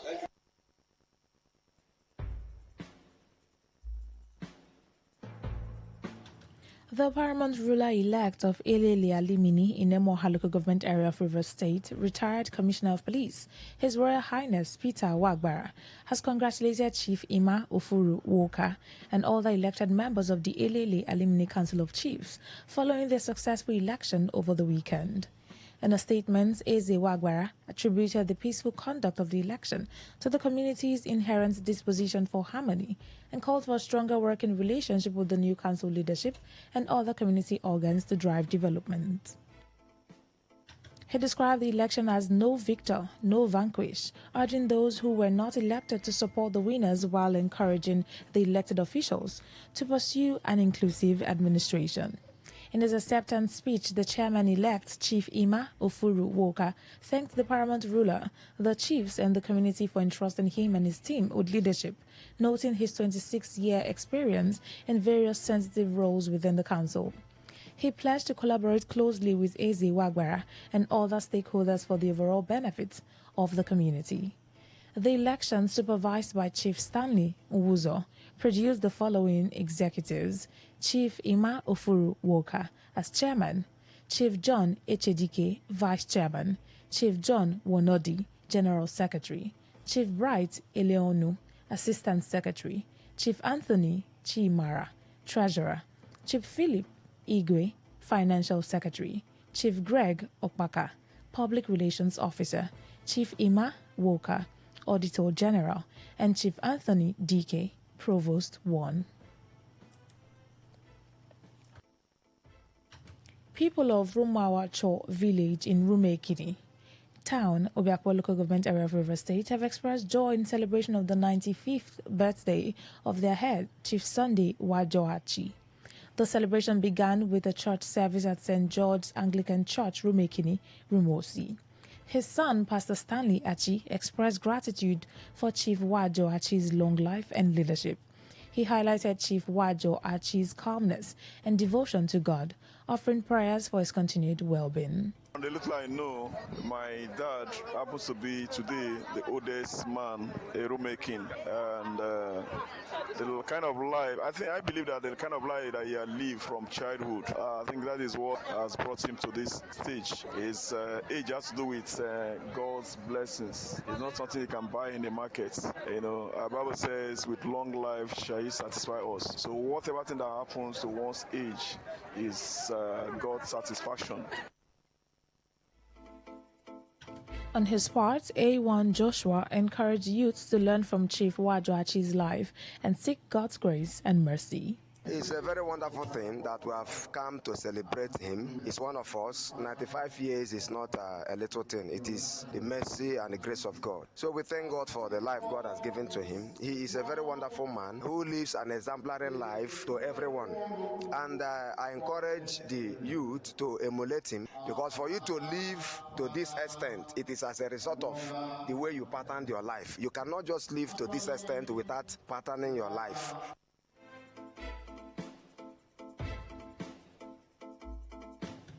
On the foreign scene, the United States will pledge $2 billion for United Nations humanitarian aid in 2026, a sharp decline from previous years.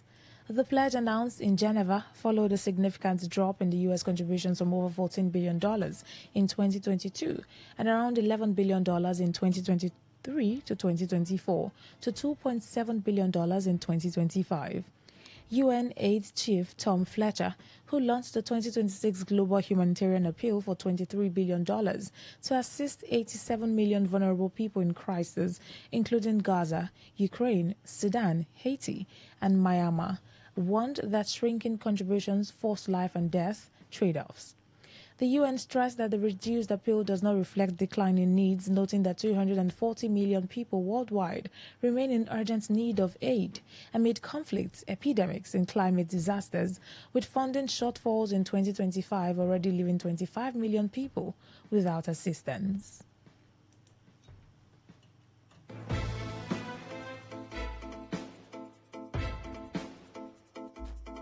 To end the news, here's a summary of the major stories.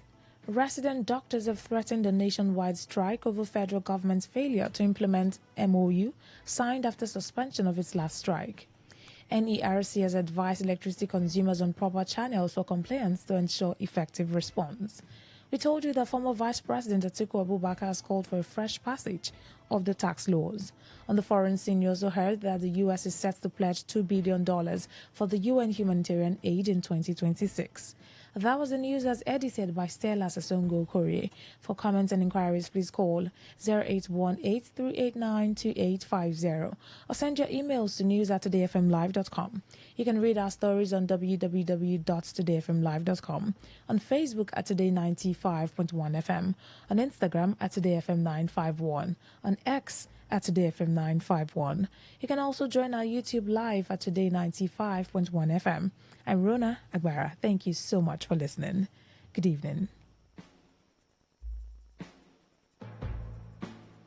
Today's news, today's entertainment, today's sports, today's issues. Today on Today 95.1 FM, Port Harcourt.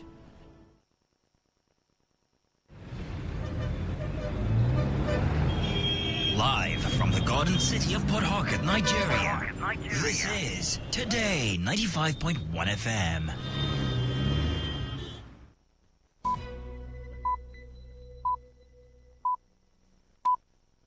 BBC World Service. I am Nkechi Obunna in Nairobi with Focus on Africa. The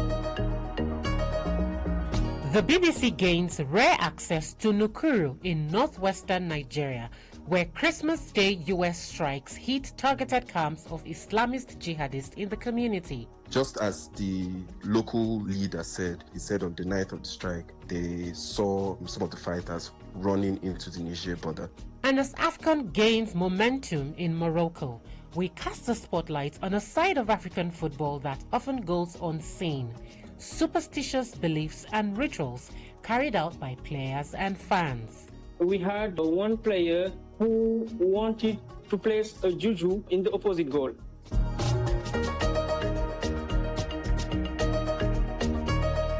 That's all on the BBC tonight in Focus. First, the news. BBC News, I'm John Shea.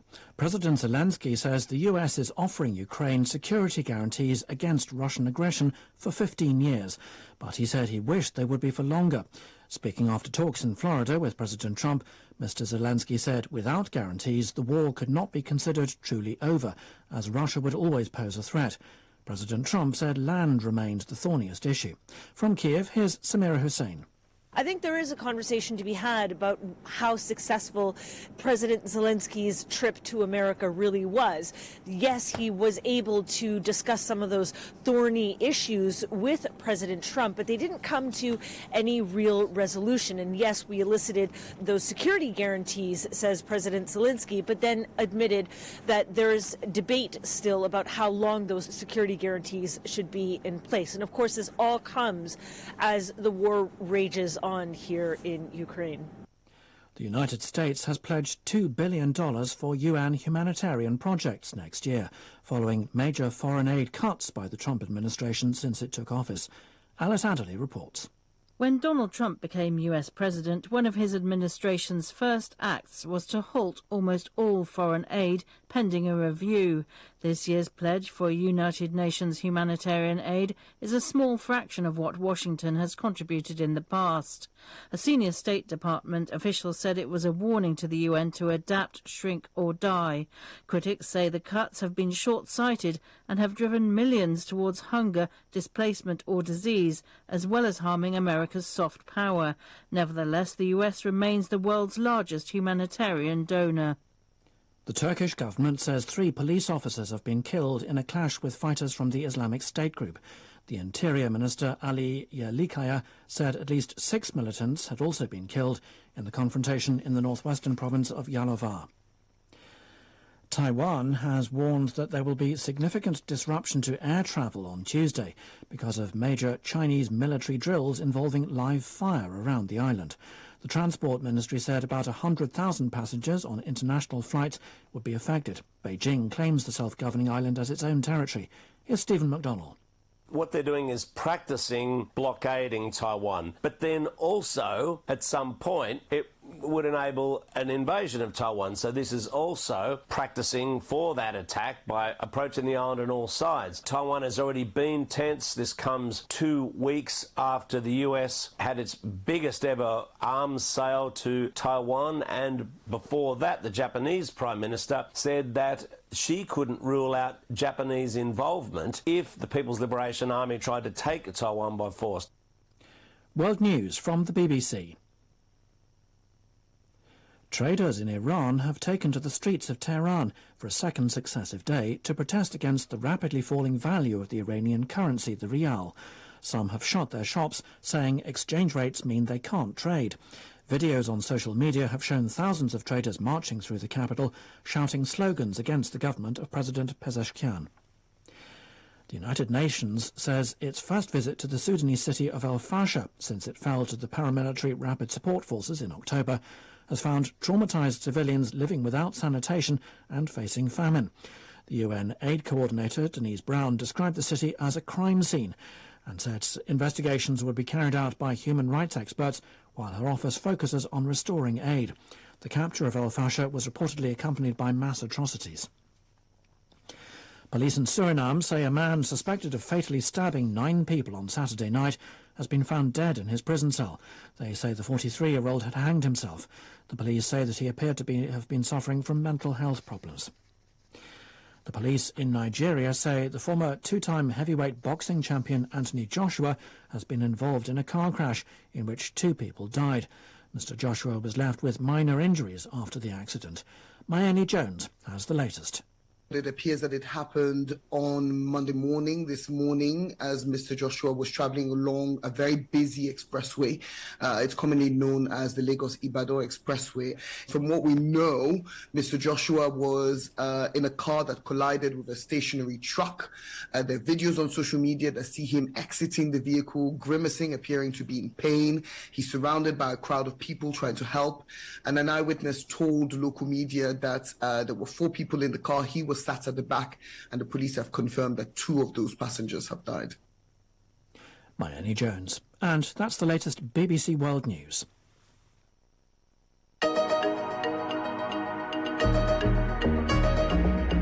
Hello there.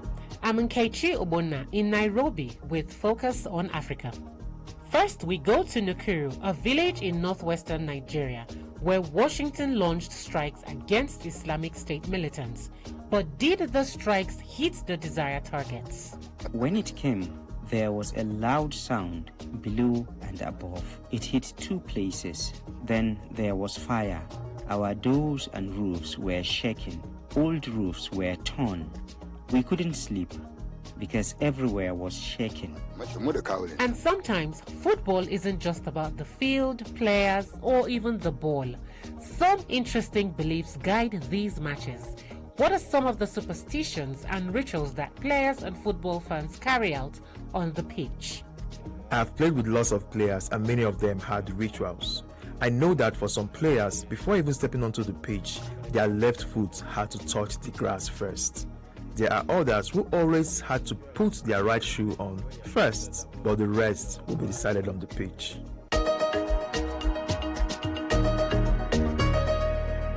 It's Monday, December 29th. You must have heard about the US-Nigeria coordinated military attack against an Islamic State group in Nukuru village, Sokoto State, northwestern Nigeria, on Christmas Day. US President Trump had previously promised to clamp down terrorist groups he claims are, quote, targeting and viciously killing primarily innocent Christians, end quote. The Nigerian government cautioned these attacks have nothing to do with any particular religion. The US strike occurred a day after 5 people were killed and 35 others were injured in a bomb explosion at a mosque in Maiduguri, Borno State, northwestern part of the country, where Islamist jihadist groups have operated for decades. President Trump says he had ordered the December 25th attack and called it a Christmas present. To understand this military operation, we have to understand where exactly in Nigeria it happened. Forests in Sokoto State, which is bordered by Niger to the north, have been used as bases by gangs of armed bandits and members of the ISIS Sahel province, also locally known as Lakurawa. The groups often attack villages, leaving them in fear as they take on settlement in strategic locations. They control how these villagers live, and failure to comply with the set rules, they risk losing their cattle or other forms of punishment. The BBC's Makwachi Okafor traveled to Nukuru, northwestern Nigeria, to see the impact of the U.S. strike on the community.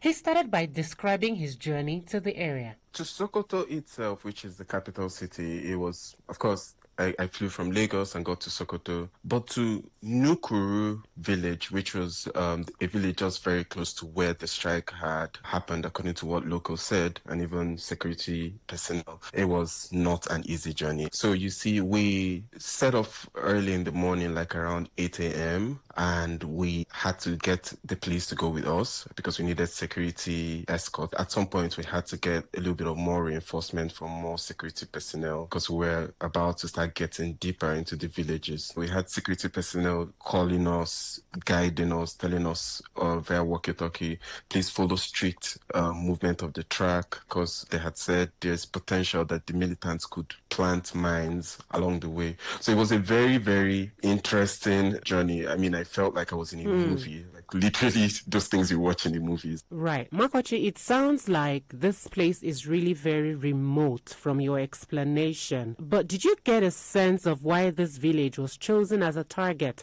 for the bombing in the first place? Because it sounds like it's empty land, you know, a very distant settlement. So, yes, it's quite remote. It's not densely populated, but there are villages. You know how villages are, there are pockets and pockets of communities and families living in huts. So now there is a growing militant group in the northwest part of Nigeria called Lakurawa. Now, this group, the Lakurawa group, have started moving in from what the Nigerian government is seeing from Niger into parts of Sokoto. The locals say they see them coming and they know that these people aren't entirely locals because villages are small, everybody knows everybody. So they're saying, we see these foreigners wearing different clothes. According to locals, most of them speak Fufude. Fufude is what most Fulani ethnic group, which covers most part of Sahel, northern Nigeria, Niger speak. In the very beginning, when they were coming in, they were just coming in as religious support to people there. Most people who live in these communities are Muslims, so they come in and they're like,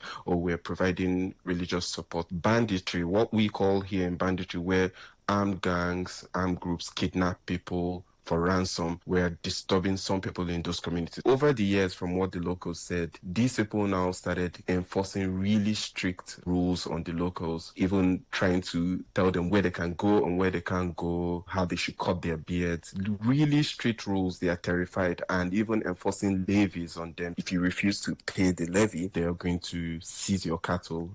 This is what some of the people I spoke with said about how they've been coping since after the strike, and even generally how the impact of Lakurawa has been in the community. When it came, there was a loud sound below and above. It hit two places. Then there was fire. Our doors and roofs were shaken. Old roofs were torn. We couldn't sleep because everywhere was shaking. There is so much uncertainty in this area because we cannot live freely. You can't even play music on your phone. They will not only confiscate it, but they will also punish you. Akwachi, have you spoken to any officials yet in the local community or the local area? Did they tell you anything about what was targeted and what they believe the strikes achieved? We did try to speak to the police in Sokoto, and they said this was more of a military operation and it was a bit not within their range of conversation. So we didn't get that specific answer we needed. Local authorities, of course, they barely know what exactly is happening. So it seems like this is a little bit more higher conversation, and I'm talking about Nigerian national security level type of conversation. Other than the official statements that they've released, which is they said this attack was done in collaboration with the United States and it was targeted at groups linked to Islamic State. How are people coping with the bombing that happened in the community, especially now that they are living under threat? Most people said they were really terrified. Of course, they didn't expect it. No one told them that such attack was going to happen. They woke up on Christmas night. First, they heard really loud bang, and then they saw fire from across the mountain. But also, when they woke up and realized from reports that it was actually strikes from the US, some of them said they were more or less hopeful to see if maybe there will be casualties that will impact this militant group who has been terrorizing them and putting them in fear. And let me even tell you how very fearful these people say they are. Most of them refuse to talk on camera, very terrified, because they say they feel like when they speak to the press, there will be reprisals and they could be targeted. And either their cattle are seized or they are severely punished for speaking to the press. But they said they haven't seen or heard of any casualties. And even on the night of the strike, some say they saw the fighters escaping with their motorbikes. And they weren't carrying any dead bodies. Many thanks to the BBC's Makwachi Okafor. We also spoke to Confidence Makhari, a senior security analyst at SBM Intelligence in Nigeria, and began by asking why he thinks this village was chosen as the target for the bombing. Sokoto has not really been a basis of the operation, especially away from ground troops that the Nigerian army has strayed into. So, given that there is a gap, it makes some sort of a sense for the Americans to start from there. Also, if you look at open source intelligence that have intimated about these strikes for weeks, you will know that the American reconnaissance efforts actually began in the northwest. They started in Sokoto, and then they moved to the northeast, and then they came to the north central, and then ended in the northwest. What Trump has said, especially when it comes to Nigerian Christians and their concern, have been Islamist groups. The Islamist groups that they are talking about may not necessarily be Boko Haram. Yes, what Boko Haram has done is very well documented. But I think that the Americans are starting from a place that is not well documented. And given that there is not much going on in terms of Nigerian Air Force strikes in Sokoto, where these people have made a caliphate, it makes sense for the Americans to begin there. President Trump is of the view that mostly Christians are targeted in these killings. But we saw Christmas Eve, there was a suicide bomb attack at a mosque in the northeast. What is the case in the balance of who exactly is being attacked by these militant groups? Islamist groups attack different people for varying reasons. The reason why they may attack Muslims might actually be because the Muslims they attack do not believe or do not share in their Islamist ideology, especially when it comes to their Wahhabis and Salafis belief. It's different from why they would attack Christians. They attack Christians because they believe Christians worship a false god. And so what the attacks in Maiduguri show on Christmas Day, but not necessarily because they are trying to make a dichotomy between attacks on Christians and Muslims. They are trying to make sure that the entire world still knows that they are alive. They can hit wherever they want to hit, given that Maiduguri is quite far from the kind of places you expect Boko Haram to be in Bodo. I'm talking about places in and around the Lake Chad or the Mandara Mountains. And all of the false sense of security that many residents in Bono as well as security forces may have, they actually do what they are trying to shut down. Now that Washington has begun the airstrikes, and the Secretary of War, Pete Hegseth, said there's more to come. Actually, he tweeted saying, in quote, more to come. Now, what is the implication of these if we see several airstrikes happening in the near future? I think this will be a continued security partnership between Nigeria and Washington. For one, the Nigerians will be expecting that the more these airstrikes are carried out, especially in joint cooperation with the Nigerians, the sooner Nigeria will get off the list of countries of particular concern. And if this is successful, if the African Growth and Opportunities Act is expanded as is being considered in Congress, we may actually see Nigeria participate very much more. So we would actually like to use that as some sort of a launch pad to get into better deals and cooperation with the US. But on the face of it, it all seem like a win-win for both parts. But I think it will remain to be seen exactly the most substantial things that the Americans will get away from these things. Right. And then finally, Confidence. Do we see the airstrikes bringing an end to these mass killings and kidnappings? Or do you think it may be counterproductive at some point? It is not a Hail Mary, so stopping the killings on the ground. The strikes will help. They'll help insofar as they limit the ability of the terrorists to move around. But the ideology that underpins the proliferation of these groups, the government neglect and make them faster, And the vast ungoverned spaces that Nigeria has lost to these terror groups will simply mean that the airstrikes will only inhibit the growth. It will not necessarily stop it. For the respite that the Americans and the Nigerians are looking for, they may surely get it. But one thing that may come out of this, if the Nigerian government especially is willing to put in the work, is to make sure that places that they have liberated from Islamist groups or terror groups, they actually move in and establish governance there. More often than not, the failure of many of these security operations from the Nigerian state has been lack of sustainability, not necessarily sustaining the attacks and the strikes, but in terms of sustaining a government presence. Many thanks to Confidence McHarry, Senior Security Analyst at SBM Intelligence. This is Focus on Africa from the BBC World Service. The Africa Cup of Nations, AFCON 2025, is underway.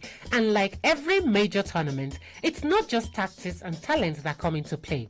Now, across the continent, players, fans, and even coaches often cling to superstitions from pre-match rituals to deeply held beliefs about luck and destiny.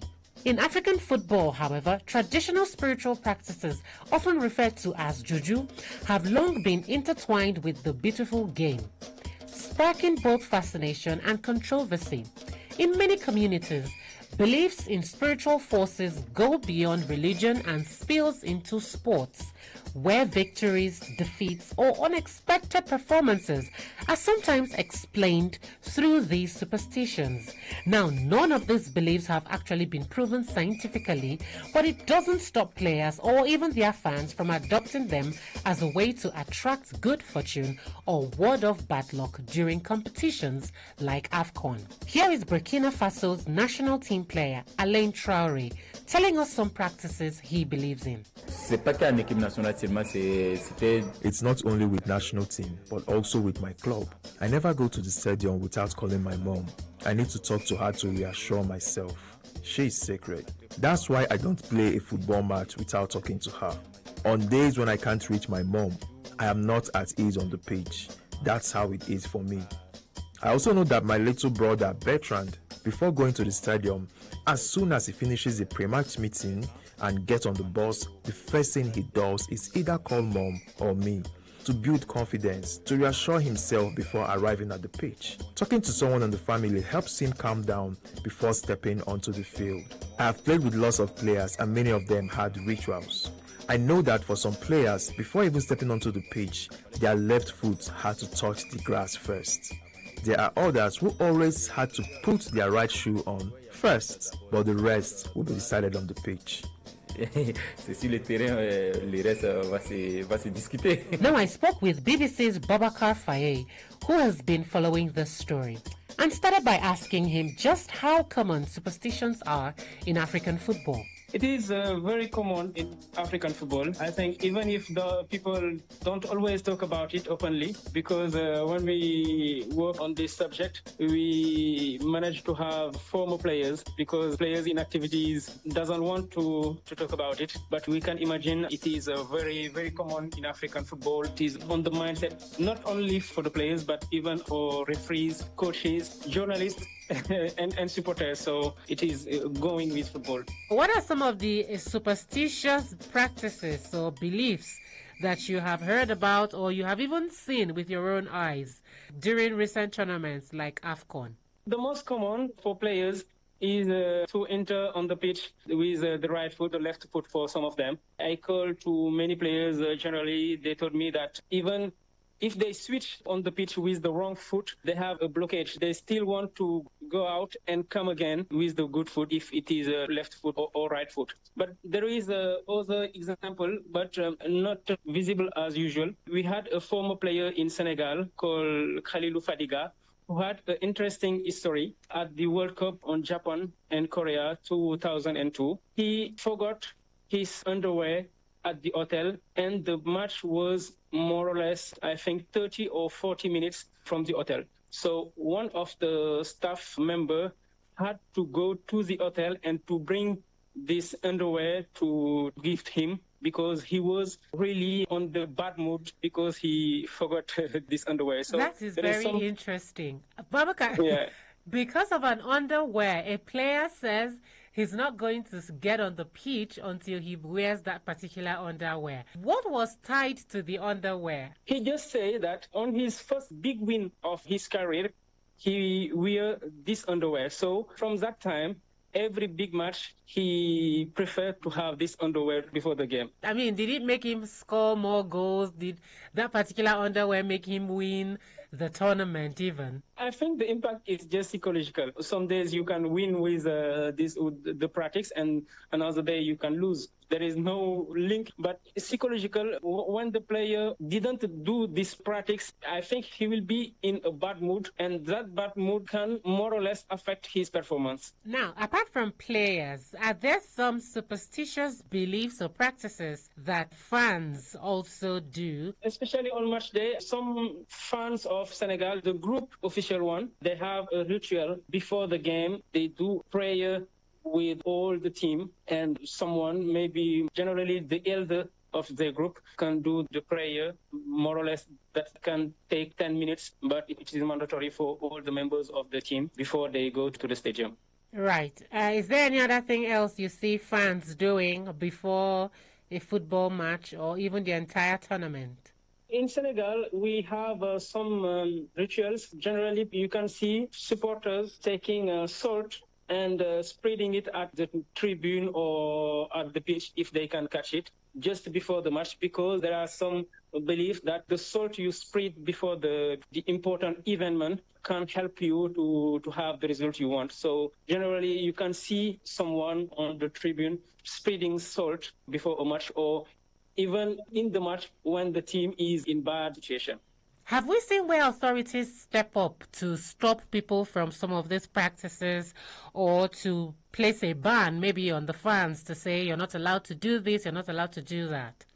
Generally, it takes very, very, very less time. It takes just more or less 10 or 20 seconds to spread some salt. But if the practice is more visible, you can see an advertisement or a ban, but generally they manage to take it very discreetly and to do what they want to do. And then, since the history of African football, have there been moments where the success or a failure of a particular match was tied to some superstitious belief? One Senegal young team, I think it was at AFCON U20. That's the AFCON under 20.